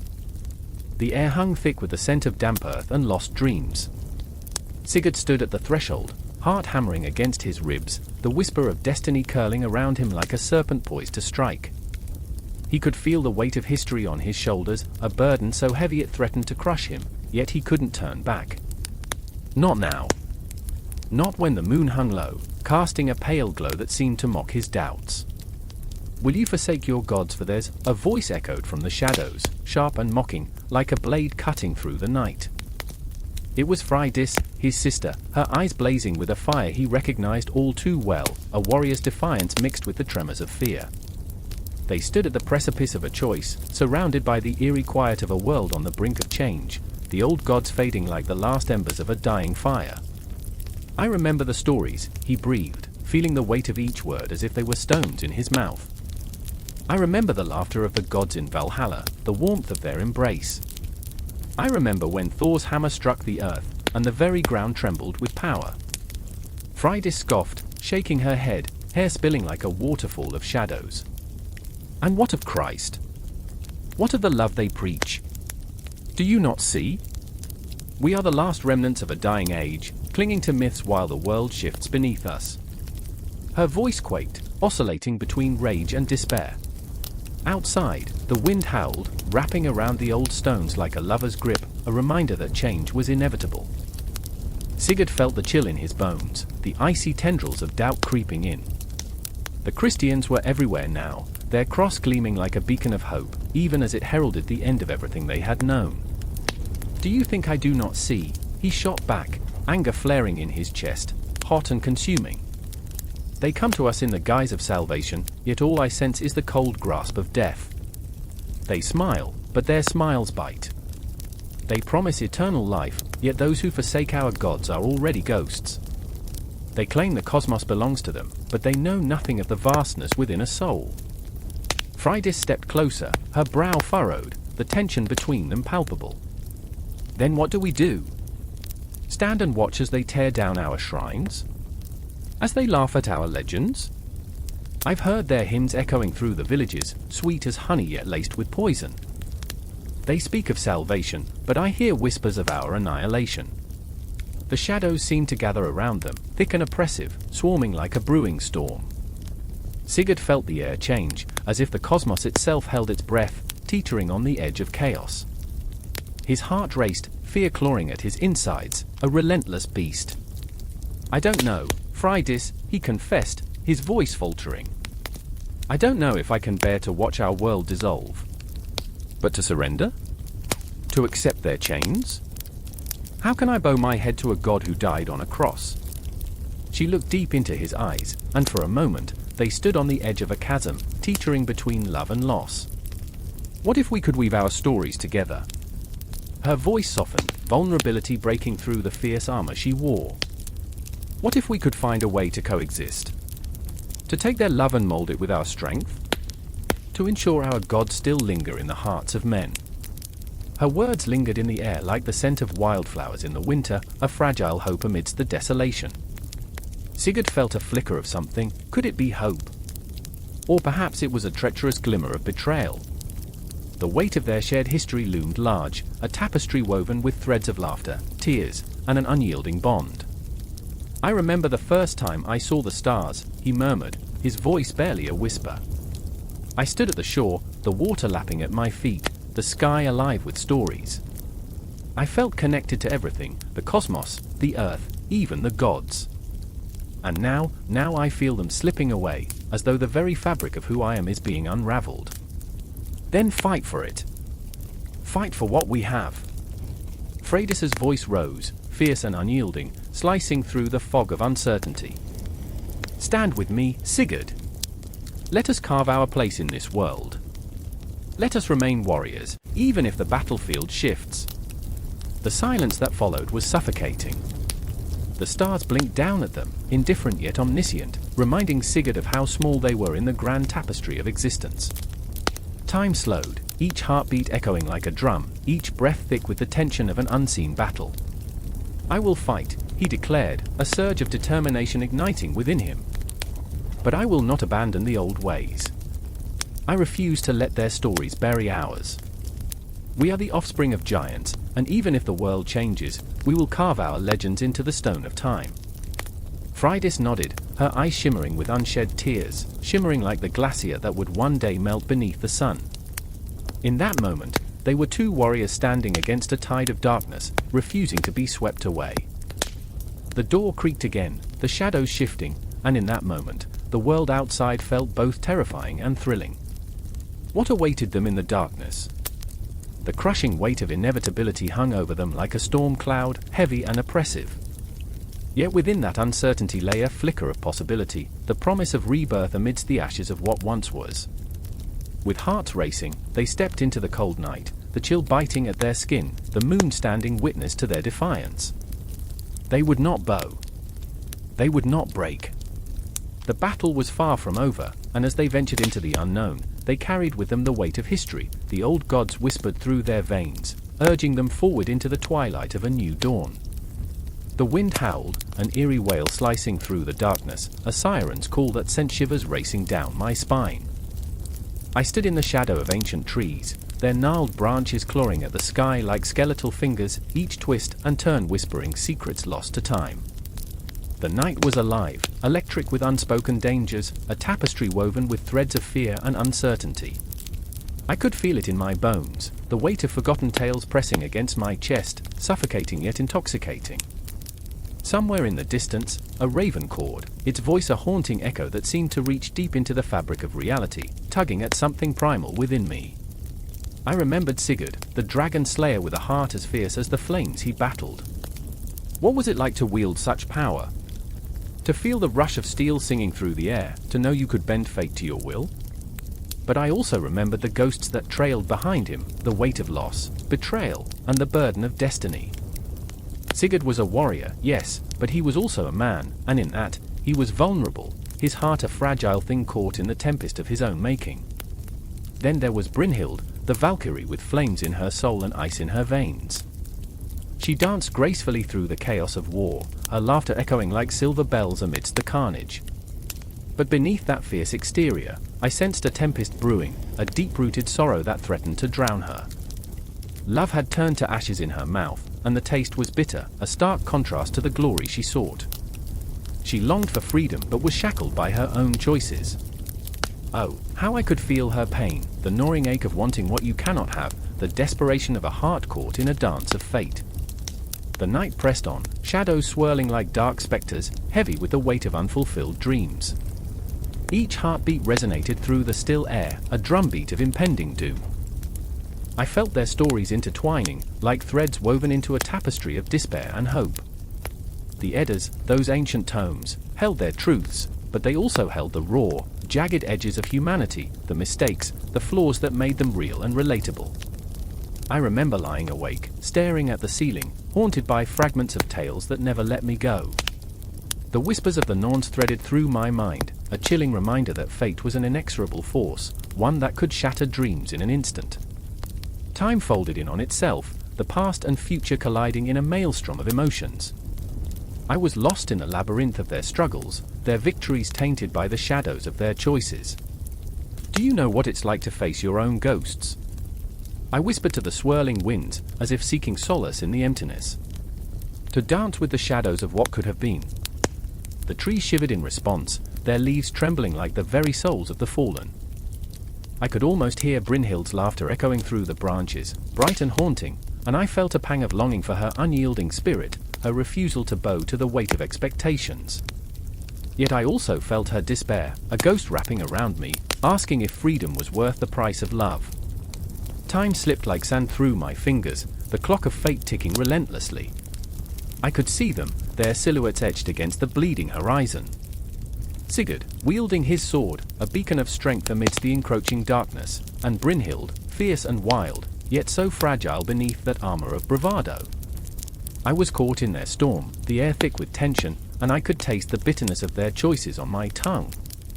Their destinies were written in the stars, but those stars felt so distant, flickering like dying embers. I could sense their pain, the longing, the fear that gripped them like a vice. What would it take for them to confront their truths? What sacrifices would they make? I remember the tales, echoes of laughter mingled with cries of anguish, the weight of loss nesting in my heart. I was trapped in that world, unable to escape. The Eddas sang to me, a haunting melody that intertwined with my own fears and desires. Each word, each verse, came alive, wrapping around me, pulling me deeper into that shadowy embrace. Do you hear them? I pleaded, my voice barely a whisper. Can you feel their struggles? The weight of their choices. The wind howled in response, a cacophony of voices that surged and receded like waves crashing against a rocky shore. The night thickened, tension coiling like a serpent ready to strike. I felt the chill of fate wrapping around my heart, binding me to their stories. Sigurd's sword gleamed with the promise of glory, but I could see the cracks forming, the dark shadows lurking. And Brynhild, with her fierce defiance, was a tempest, a storm ready to unleash its fury. The confrontation loomed, pulsating like a heartbeat, echoing with the inevitability of destiny. I could feel the raw energy, the electric charge of emotion swirling around them, and my breath quickened. Would they face their truths? Would they embrace the chaos, the heartache, the laughter that echoed through the ages? Every moment was a thread, woven into the fabric of existence, each choice echoing in eternity. I felt it in my bones, the weight of their stories, the scars etched into the very fabric of their being. The Eddas were not mere tales, they were a living testament to the human experience, a reminder that within the shadows, there was light, within the darkness, there was hope. As the night stretched on, I was left suspended in that moment, poised on the brink of revelation, the air thick with the unknown. The ghosts whispered, the shadows danced, and the tales of old surged through me, alive with the pulse of emotion. I could not look away. I was ensnared in their world, and the patterns of fate twisted around me like wild vines, drawing me ever deeper into the heart of their stories. And as the wind howled, I could only wonder, what would become of them? What would become of me? The moon hung low, a sickle of silver, drenching the twilight in its eerie glow. In the distance, the wind howled like a wounded creature, twisting through the jagged peaks of Jotunheim. I stood there, breath caught, heart pounding, feeling the weight of 1,000 unsung stories pressing against my chest. Fear wrapped its fingers around my throat as I sensed the shadows coiling tighter, echoing the fate of those long gone, fates penned in the ancient, fraying pages of the poetic Edda. I remember Loki, the trickster, his laughter ringing like shattered glass in the still night air. He mingled cunning with charm, a serpent wrapped in the skin of a man, always just a heartbeat away from betrayal. There he was, eyes gleaming with mischief, whispering promises of power and chaos. I could feel the crackle of tension, could see his fingers dance with ignited thoughts, igniting a firestorm that would consume friend and foe alike. The world teetered on the brink of calamity, and he reveled in the chaos like a mad jester, tethered only by the fraying threads of loyalty. And there was Baldur, so radiant, so innocent, his laughter ringing like a bell, pure and sweet. But even the purest light casts the darkest shadows. I remember his fragile heart, the vulnerability that glimmered beneath his golden exterior. He was loved by all, yet destined for the ice-cold grip of fate. I felt a pull, a deep ache, knowing what was to come. His death would not only shatter the hearts of gods but also plunge the cosmos into despair. It felt like standing at the edge of a precipice, peering into the abyss, knowing the fall would be swift and unforgiving, yet unable to look away. The night grew thick with foreboding. I remember the sound of a raven's call, haunting and hollow, drawing me into the depths of a tragedy not yet realized. The gods had sworn an oath to protect Baldur, but there lay the cruel twist, the one who loved him most had turned the sacred bond into a weapon. Loki, in his twisted genius, drew the bow, whispering words that twisted fate itself. I felt the weight of impending doom, a darkness that seeped into my bones like an icy spectre. The air crackled with the charge of inevitability, making every breath feel like an act of defiance against the unfolding horror. "Do you hear that?" I whispered to the encroaching night, but the only reply was the echo of my own heartbeat. Anxiety pulsed through me, a living entity, as the threads of fate pulled tighter. Every moment felt stretched, like time itself were holding its breath, waiting for the thread to snap. The gods may have crafted their shining halls, but here, amidst the shadows, it felt as if the very essence of existence trembled beneath the weight of tragedy. I remember Freyja standing beneath the silvered sky, her beauty both captivating and sorrowful. She bore the weight of longing, a heart entwined with loss. Her tears could summon storms, her laughter could heal wounds. But tonight, she felt the world crumbling beneath her feet, a fragile flower in the midst of a tempest. Loki's treachery unspooled, casting her into a spiral of mourning, a burden heavy with the knowledge that love, too, could be a weapon. Her struggle resonated with the pulse of the earth, an emotional thrumming that reached deep into the marrow of my being. As the night deepened, shadows crept closer, wrapping me in an embrace that promised nothing but despair. I felt the chill of fate echoing through the air, a prelude to the storm. I stood witness to the silent screams of the gods, the heartbreak radiating through their veins as they grappled with their own powerlessness. Even Odin, the All-Father, felt the weight of his decisions. His wisdom bore a price, the heavy toll that echoed like a funeral dirge. He too was a prisoner of fate, a king whose crown weighed down with the knowledge of inevitable loss. I remember the moment of impact, the arrow flying through the air, time slowing as it found its mark. The collective gasp from the assembled gods was a sound that will forever haunt my dreams. The world fell silent, a deep, suffocating hush where hope once thrived. Baldur crumpled, a sun extinguished too soon, the light of his laughter faded into the abyss. I felt it, an echo of anguish sweeping through the cosmos, a reminder of the fragility of joy. The gods were left to grapple with their grief, the very fabric of their existence fraying at the seams. And then the heavens opened, and Loki's laughter fractured the night, the haunting melody of betrayal that resonated with malice and mirth. The darkness within him unfurled, a sprawling shadow that threatened to consume everything in its path. I sensed a storm brewing, an impending confrontation that loomed like a thunderhead on the horizon. With each heartbeat, I felt the tension rise, a crescendo that promised an explosion, a reckoning. Every moment danced on the precipice of despair, weaving a tapestry of heartbreak and ferocity that pulled tighter with each breath. Freyja's despair was palpable, an electric charge that wrapped around every pulse, every thought. The betrayal, the loss, the grief, it all collided into a cacophony of emotion, rippling through the air like a ghost's wail. The intensity was suffocating, the weight of what was lost hanging in the air like a spectre, watching, waiting. As the moon cast a ghostly glow, I felt time fold and twist into itself, spiraling into a vortex of memories and dreams. Each heartbeat echoed with the promise of confrontation, the dread of what was to come looming like the darkest night ever known. The cosmos held its breath, waiting for the clash of gods and the birth of a new reality, where the stories of the old would linger, shadows dancing on the edges of memory. The echoes of the poetic Edda thrummed in the air, a haunting melody of loss and longing. I felt the stories weaving into the very fabric of existence, pulling me deeper into the heart of the saga, where love twisted into betrayal, and light succumbed to the shadows. In that moment, within the whispers of fate and the heartbeat of the universe, I knew this tale was far from over. It would haunt the corridors of time, a reminder of the fragility of everything we hold dear, whispering that sometimes, the end is merely a beginning cloaked in shadows. In the frigid grip of night, shadows danced with a life of their own. The air was thick with the scent of damp earth and the distant echoes of howling winds, a reminder of the storm that raged beyond the crumbling walls of the ancient hall. I stood there, heart hammering, caught in the suffocating silence that hung like a noose, waiting.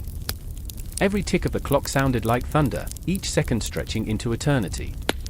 I could feel the weight of fate pressing down on me, a palpable tension that crackled like the lightning illuminating the blackened sky.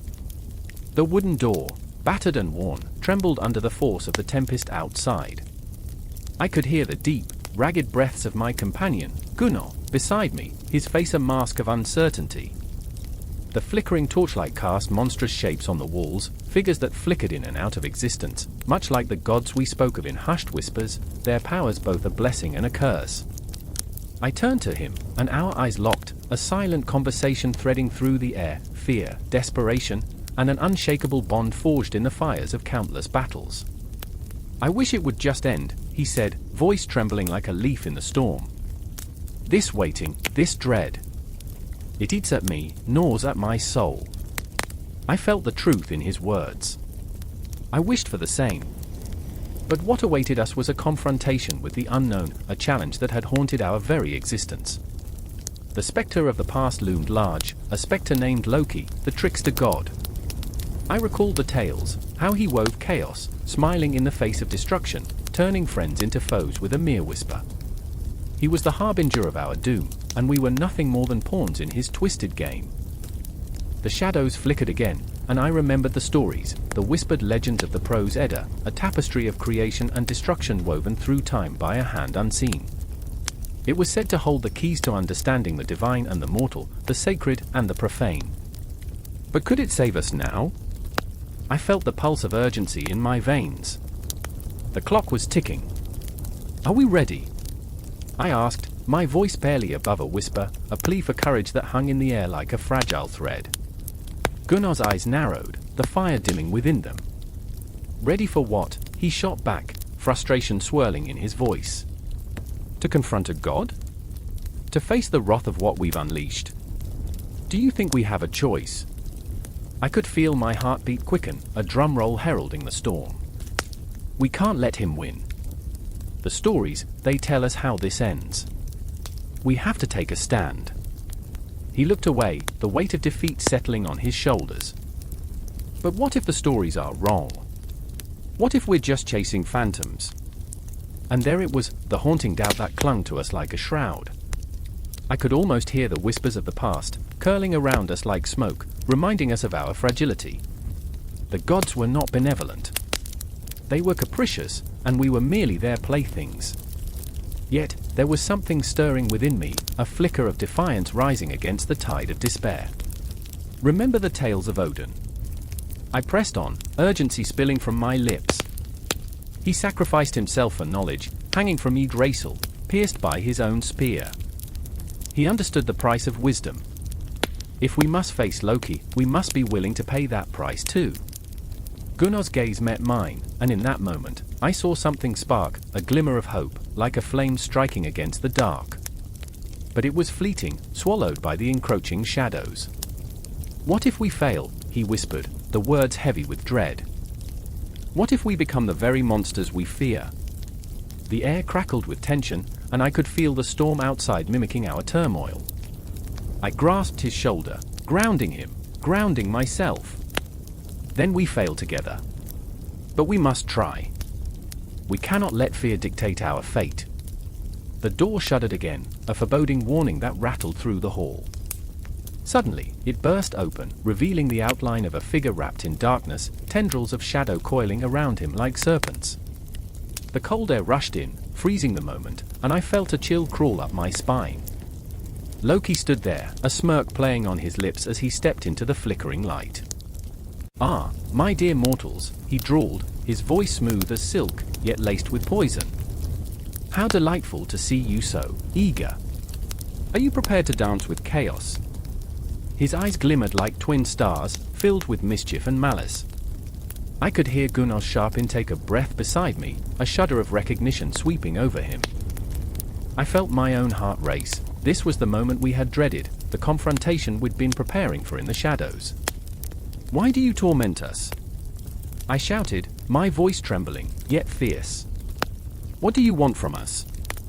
Loki chuckled, a sound that sent chills down my spine, a blend of amusement and dark promise. "Oh, my dear little mortals, it's not what I want. It's what you fear. Your anxiety, your doubt, it's delicious. And you fed me so well." The air crackled thicker, and I could feel the weight of despair closing in. This was more than a battle against a god, it was a battle against our own fears, our own insecurities, and the myths that had shaped our lives. "Enough!" Gunnar shouted, stepping forward, defiance igniting in his eyes. "We will not be your playthings any longer." Loki's laughter echoed through the hall, a haunting serenade that reverberated in my bones. It was a challenge and an invitation, a tantalizing dance on the precipice of destruction. And there we stood, on the brink of chaos, two flawed souls ready to confront the darkness, not just in the world but within ourselves. In that moment, the weight of the prose Edda felt alive, its tales of gods and monsters swelling around us, each word a heartbeat, each syllable dripping with the weight of choice and consequence. The storm raged outside, but inside, something greater was brewing.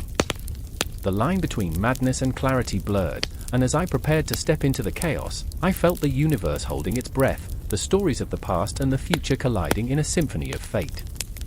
We were not merely chasing phantoms, we were becoming part of the legend ourselves. The time had come, and with it arrived the swirling promise of everything we feared and everything we could become. The clock struck midnight, and the dance began. The wind howled like a wolf, sharp and biting, as shadows danced against ancient stone walls, where ghosts of forgotten heroes whispered their tales. Outside, the first snow of winter fell, soft and relentless, blanketing the world in a silence so profound it threatened to suffocate. Inside, the air crackled with tension, alive with the unspoken fears of three souls entwined by fate and fury. I could feel their heartbeats, distinct yet harmonizing like an eerie chorus, each pulse echoing the weight of their untold stories. Astrid stood, fists clenched, her breath hitching in her throat as memories clawed at her mind. "I remember," she whispered, the words slipping through her lips like a prayer turned curse. She wasn't just a warrior, she was the daughter of a fallen god, her lineage a heavy mantle that pressed upon her shoulders. The echoes of laughter from her childhood rang hollow now, tainted by the specter of her father's betrayal, his silence a deeper wound than any sword could inflict. "I remember the day he left us," the words hung in the air, a fragile thread that threatened to snap under the weight of truth. Across the room, Phelan's gaze burned with an intensity that could ignite the heavens. He was a man forged in the fires of ambition, yet that fire felt like a chain now, binding him to a destiny he never asked for. "Astrid," he said, voice low and gravelly, "we can't let the past consume us. We are not our fathers." But he bore the scars of his own lineage, a lineage that whispered dark promises and ignited a hunger for power he struggled to suppress. And then there was Niamh, the seer, her presence a quiet storm. She stared into the flickering flames, eyes glazed as if peering into the very threads of fate itself. "The runes are restless," she murmured, her fingers tracing invisible patterns in the air. "They speak of a reckoning."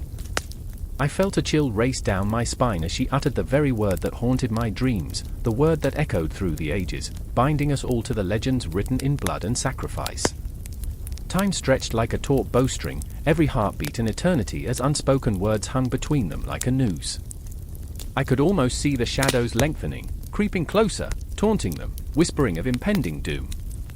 They had come seeking answers, but what they found was the fragile thread of hope woven through despair. "We have to confront him," Phelan said, resolve hardening his voice. "We can't run from what we are." But Astrid recoiled, eyes wide with fear. "You don't understand. He's more than a god, he's a monster. What he did to my family," her breath hitched again, a raw edge of pain cutting through the air like a blade. "What he did to me," Niamh stepped forward, her presence enveloping Astrid like a warm cloak. "Fear is a cage, my friend. You must break free if you are to find your power." The tension thickened, every word a double-edged sword, slashing through their defenses. I felt it then, a pulse of energy, a collective breath drawn in unison. Outside, the wind howled louder, a banshee's wail that seemed to warn them of the doom that awaited. Yet here, in this moment suspended between worlds, they stood on the precipice of change. The air shifted, charged with a tension that crackled like lightning, a storm gathering just beyond the door. "I remember," Astrid repeated, this time with a fierce determination. "I remember the taste of vengeance." Her voice was a weapon, and it struck a chord deep within Phelan. I could see the flicker of understanding igniting his eyes, a shared resolve igniting like kindling under a flame. They were bound by blood and ambition, by a shared agony that twisted their fates together like the roots of an ancient tree, forever entwined and nearly impossible to uproot. Niamh's gaze turned toward the shadows pooling in the corners of the room. "This is not just about vengeance, it's about breaking the cycle." Her voice trembled, a haunting melody that reverberated through the very fabric of their beings. "History is a ghost, and it haunts all of us. But we can rewrite our fates." As the weight of her words settled, the shadows shifted, drawing closer, restless and hungry. I could feel the air thickening, suffocating, almost teasing them with the promise of what lay ahead. Outside, the snow continued to fall, erasing the past, but with every flake that touched the earth, it whispered of new beginnings and old endings. In that moment, standing on the threshold of destiny, they were no longer mere mortals. They were etched into the very tapestry of myth, their lives interwoven with the legacies of gods and monsters. I could see the ghosts of their ancestors hovering just beyond the veil, urging them onward, weaving their stories into something greater than themselves. Astrid inhaled sharply, a spark igniting within her. Then let's confront the darkness, she declared, her voice a clarion call that shattered the silence. Let us carve our names into the stars. And just like that, the shadows retreated, drawing back into the corners, leaving only the flickering candlelight and the palpable tension that crackled like thunderclouds overhead. The huntress, the seeker, and the visionary stood united, hearts racing as they prepared to face the embodiment of chaos itself, a god whose very existence was a reminder of their shared pain, their unyielding courage, and the love that bound them together through the ages. As they stepped toward the door, a single thought echoed in my mind: this was only a beginning, a chapter of endless tales waiting to unfold. The world outside was dark and treacherous, but in their hearts blazed a fire that could not be extinguished, a fire that flickered and danced in defiance of the encroaching shadows. And somewhere, in the distance, the haunting call of fate sang, beckoning them forward into the unknown, where legends were born anew. The air was thick with a tension that could suffocate. I stood at the edge of the clearing, the moon casting ghostly light on the gathering below. Torches flickered like restless spirits, illuminating faces twisted with anticipation, fear, and unspoken desire. The drums thudded like a heartbeat, echoing through the darkness, synchronizing with my own. I could almost taste the blood of past sacrifices on my tongue, the echoes of ancient rituals resounding in my marrow. I had come here to the winter solstice festival, but anticipation gnawed at my insides like a ravenous beast. Not for the revelry, not for the wine-soaked laughter or the rustic dances. No, it was for her. Astrid, the girl I'd loved fiercely, the one whose fire had burned away my doubts and insecurities. But tonight, she stood on the brink of something far darker, a ritual that could either unite our fractured community or tear us apart, and I was helpless to stop it. Astrid! I called, my voice swallowed by the thrumming chaos. She turned, her eyes reflecting the flames, fierce yet uncertain. The shadows danced upon her face, carving deep lines of worry. You don't have to do this. But there was stubbornness in her gaze, a fierce determination that was both intoxicating and terrifying. This is our fate, Bjorn. I can't turn my back on my people. Around us, the festival pulsed with energy. The ground vibrated beneath my feet as horned figures, adorned in furs and antlers, moved like wraiths in the night. They chanted in a tongue older than time, calling forth the gods, beckoning the spirits of the slain. My heart raced, pounding against my ribcage, drowning in the beat of drums and the frenzy of the crowd. They believed they could summon favor from the divine, but I felt only dread, an all-consuming darkness that called in the pit of my stomach. Fate can be defied, I pleaded, desperation dripping from every word, but she shook her head, a tear rolling down her cheek, glistening with the weight of 1,000 unsaid words. In that moment, I saw the enormity of what we were facing. It wasn't merely a festival, it was a reckoning, a confrontation with our past, our ancestry woven into the fabric of the night. The Norse gods loomed large over us, Odin with his wisdom, Thor with his thunder, and Loki, the trickster, lurking in the shadows, ready to unhinge our carefully laid plans. Do you trust me? She asked, her voice trembling, so fragile against the backdrop of madness. I would follow you into hell, I whispered, the words tasting bitter on my tongue. What did that mean when all around us screamed of doom? What good was love in the face of this cosmic terror? As the night deepened, the festival reached a fever pitch, laughter mingling with cries of sacrifice. The air thickened with the scent of roasting meat and the sweetness of mead, yet it felt like a funeral, the kind where you bury hopes instead of bodies. I watched as the villagers donned their masks, transforming into figures of myth and legend, embodying gods and monsters. But beneath the revelry, a current of dread thrummed, a reminder of the sacrifices demanded to appease the unseen forces watching us from the shadows. I remembered my grandfather's stories, told under the dim light of a flickering hearth, filled with tales of glory and ruin. He would lean in close, voice low and conspiratorial, saying, "The gods are fickle, Bjorn. They smile upon the brave, but take what they will without warning." Those words bounced back in my mind like a manic echo, leaving me with a gnawing anxiety. Were we to be merely pawns in a game far larger than ourselves? Astrid had stepped into the circle now, her silhouette highlighted by the flickering flames. I could see her heart pounding through her chest, could feel the tremors of fear coursing through her veins like icy fire. Around her, the villagers began to chant louder, the rhythm intensifying, urgency pervasive in their cries. They believed in the old ways, in the power of the stars and the stories of their ancestors. I wanted to believe, I wanted to wrap the threads of their hope around us, but the shadows whispered warnings that chilled my soul. Suddenly, a figure emerged from the darkness, a shrouded silhouette with eyes that gleamed like twin daggers. The village shaman, a woman older than time itself, stepped forward, her voice a raspy whisper dripping with ancient wisdom and dread. Tonight, we summon the spirits of our forebears, but we must tread carefully. The line between honoring and awakening is thin. One misstep, and we may awaken that which should remain asleep. A collective shiver ran through the crowd, a ripple of uncertainty. The drumming faltered for a moment, doubt crashing upon the revelers like a storm. I could see Istrid's resolve falter, her connection to the night's madness wavering in the face of truth. In that instant, I realized what we were risking, what was at stake. "Look at them, Istrid," I said, voice low, heart racing. "They're lost in the tide.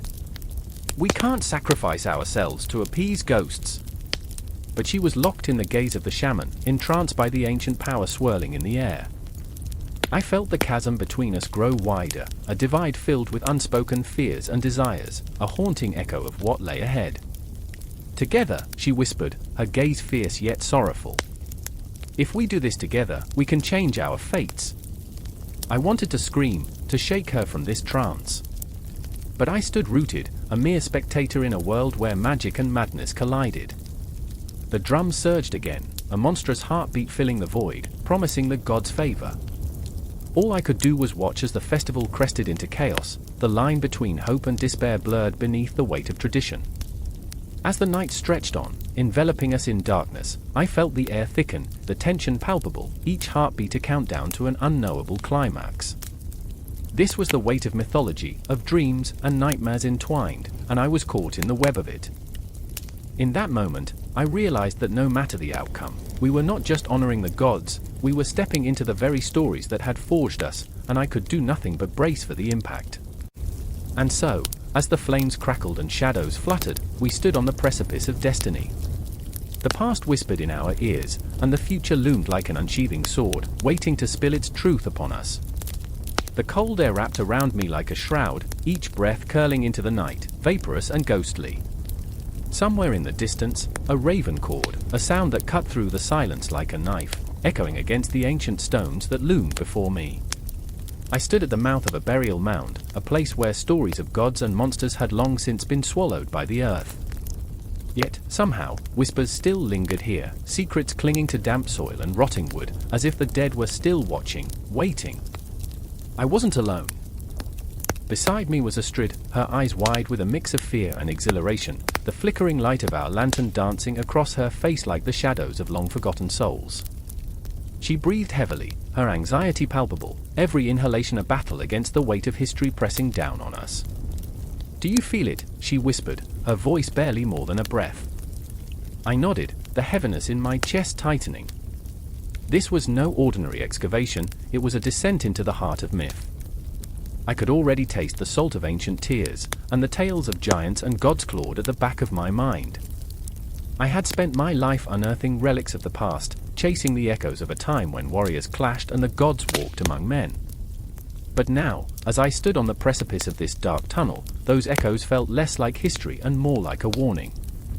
Then there was Eric, always the skeptic. "You really believe that nonsense?" he scoffed, brushing dirt from his jeans, the sound grating against the stillness. His bravado felt like armor, but I could see cracks in it, his fingers trembled slightly, betraying his own doubts. He was the rational one, the geologist who reduced mythology to mere geological formations. But tonight, even he seemed haunted by the weight of what lay beneath us.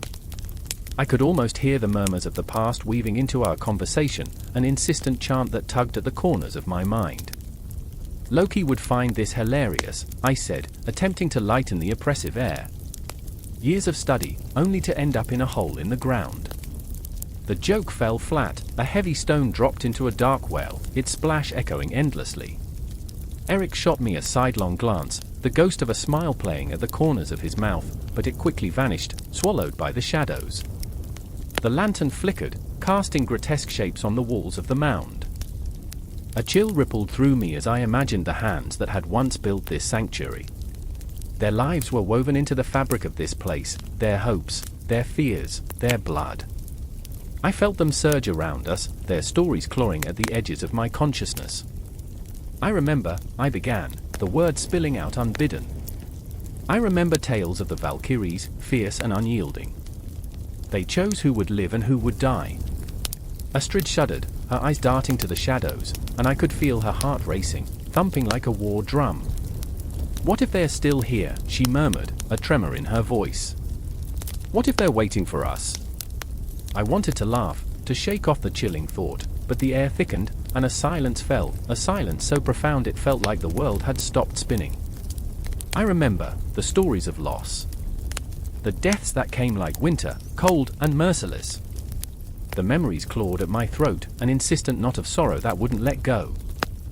What if we're here to awaken something long buried, something we're not meant to find? Eric, trying to dismiss the weight of our fears, flicked the lantern higher, illuminating the rough-hewn walls. "It's just archaeology," he declared, a desperate attempt to anchor us back to reality. But I saw the tension in his shoulders, the way his eyes darted nervously, betraying the unspoken dread lurking beneath his bravado. As we pressed deeper into the mound, the air grew heavier, thick with the scent of damp earth and decay.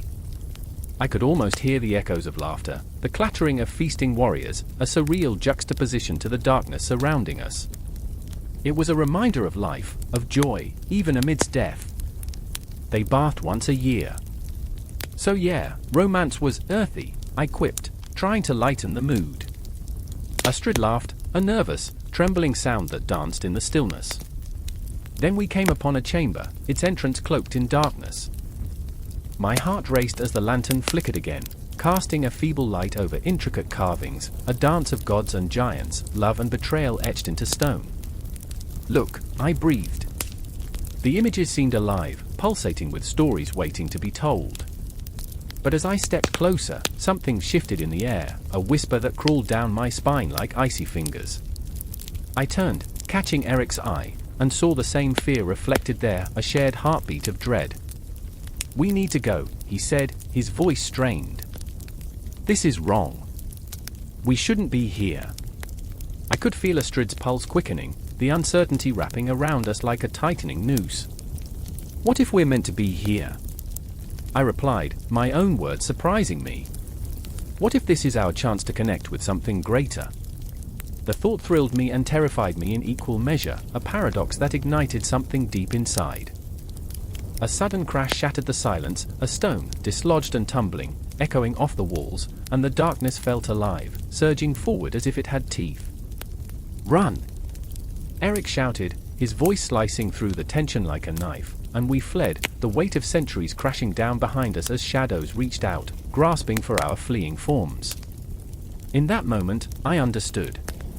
The preservation of myths was not just an academic pursuit, it was an unearthing of our own fears, our own histories, echoing through time. As we stumbled blindly back through the passage, chasing the flickering light, the weight of the past clung to us, urging us to remember. We burst into the open air, gasping, our hearts pounding like war drums, but in that terrifying moment, I felt alive. My gaze darted back to the mound, its silhouette dark against the stars, and I realized the myths would not let us go. They breathed through us, alive and unrelenting, echoing with the pulse of the cosmos, forever entwined with our own stories, waiting to be told. The wind howled through the jagged peaks like a banshee, the air thick with the scent of damp earth and old tales. Beneath a brooding sky, a figure stood at the edge of a cliff, hair whipping like the dark tide of the sea. It was Sigrid, her heart racing, each pulse a drumbeat of defiance against the weight of her ancestry. The horizon was bruised with storm clouds, a prelude to chaos, and just as the first crack of thunder rolled, she felt it, the call of old gods stirring in her blood. "I remember," she whispered, the words barely audible above the storm, "the nights my father told stories of Odin's sacrifice, his eye flung to the abyss for wisdom." The memory wrapped around her, a comforting yet suffocating cloak of heritage that both ignited her spirit and chained her to a past that felt more alive than any present moment. She had grown weary of the lore, the celebrations of warriors who danced with death. The thrill of glory paled beneath the shadow of expectation. Next to her, Magnus stood like a pillar of granite, resolute yet crumbling inside. His hands were knotted into fists, knuckles white as if he could squeeze the storm into submission. "You think we can just walk away from this?" he barked, voice cracking like ice underfoot. "You think the gods care about our whims? We are nothing more than echoes of their ancient games." His eyes, fierce and honest, were a tempest that mirrored the sky, stormy blue depths laced with fear and longing. "I don't want to be a pawn," Sigrid replied, her voice trembling like the ground beneath them. The truth clawed at her throat. She didn't want to inherit the burdens of bloodshed and honor. She wanted freedom. She wanted to forge a path where the whispers of the past didn't drown out the voice of her own heart. "But the stories, they haunt me. They haunt us." As thunder cracked, Magnus clenched his jaw, memories flooding him with the ferocity of a tidal wave. "I remember," he rasped, "the fear in my mother's eyes when she told me about Ragnarok. The end of all things. She said it was inevitable, that we are but players in a tragic play." The weight of his words lay heavy between them like the dark clouds that threatened to swallow the light. Yet here we are, on the brink of our own Armageddon, and I can't. The silence that followed was a chasm, gaping wide. In that moment, time twisted and spun like a web, revealing the crumbling threads of their existence. Sigrid could feel the pulse of the cosmos, the stars flickering like ghosts in the void, whispering promises of fate and freedom. It sent chills racing down her spine, blending with her fear, a cocktail too potent to ignore. "What if we create our own story?" she dared to whisper, the thought a fragile flame in the heart of their tempest. "What if we take the legends and make them our own?" But Magnus's eyes darkened, shadows creeping in. "You think we can rewrite the stars?" He laughed, a harsh, bitter sound that echoed against the cliffs. "The gods have written our fate in blood and ash. We are mere dust, nothing more." "I'm tired of being dust," Sigrid shot back, breathless and raw. The storm above raged as if mirroring their turmoil, each crack of lightning a reminder of the power they were up against. "I want to be more than a footnote in history. I don't want to wait for the end." And there, amid the chaos of nature and the chaos of her thoughts, she felt it, a flicker of resolve igniting within her. A vision of a world unshackled from the weight of ancient chains, where shadows of the past did not dictate the dance of the future. But Magnus looked at her like she was a ghost, like she had stepped into the realm of the absurd. "What are you willing to sacrifice?" he asked, voice low, heavy as iron. Her heart thundered. The question hung in the air, sharp and glistening with implications. "Everything," she breathed, and in that moment, she felt the ground tremble beneath their feet, felt the pulse of the earth as if it were alive and listening. The clouds above roared with fury, lightning threading through them like a beckoning finger of the divine. Maybe the gods were watching. Maybe they were laughing. Maybe they were weeping. It didn't matter anymore. Her soul felt ablaze with the need to break free, to forge an identity untethered from the shadows of history, even if it meant stepping into the unknown. Magnus swayed, uncertain, the weight of her words crashing over him like a wave. "But what if they don't let us?" His voice was a whisper now, tremors of fear slicing through his bravado. "What if defiance is met with destruction?" "I'd rather face that than live a life scripted by others," she declared, her voice rising above the storm, carving a path through the cacophony. And it struck her, this was the essence of their tales, the vitality of their legends. They were not bound by what had come before them, they were alive, vibrant with the potential to shape their destinies. The storm roared louder, and with it came a sudden peace, a clarity that pierced through the chaos. She reached out, grasping Magnus's arm, grounding him in that moment. "We are the architects of our fate. You and I, we carry the weight of our lineage, yes, but we also carry the spark of rebellion. We can rewrite the stories, merge them with our own." His gaze softened, the storm in his eyes beginning to clear. "And if we fail? Then we will be legends anew," she replied fiercely, "and the world will remember how we dared to stand against the tide." As the winds howled, a flicker of hope ignited between them, a fragile ember amid the storm. In that moment, they were more than characters in an ancient tale, they were warriors in their own right, standing at the precipice of their history, ready to carve their narrative into the fabric of time. And the gods watched, the universe holding its breath, as Sigrid and Magnus found strength in their defiance, emboldened to step into the abyss of possibility. The storm raged on, but the echoes of ancient myths morphed, shifting like shadows in the twilight, their legacy bending and reshaping, awaiting the fire of new beginnings.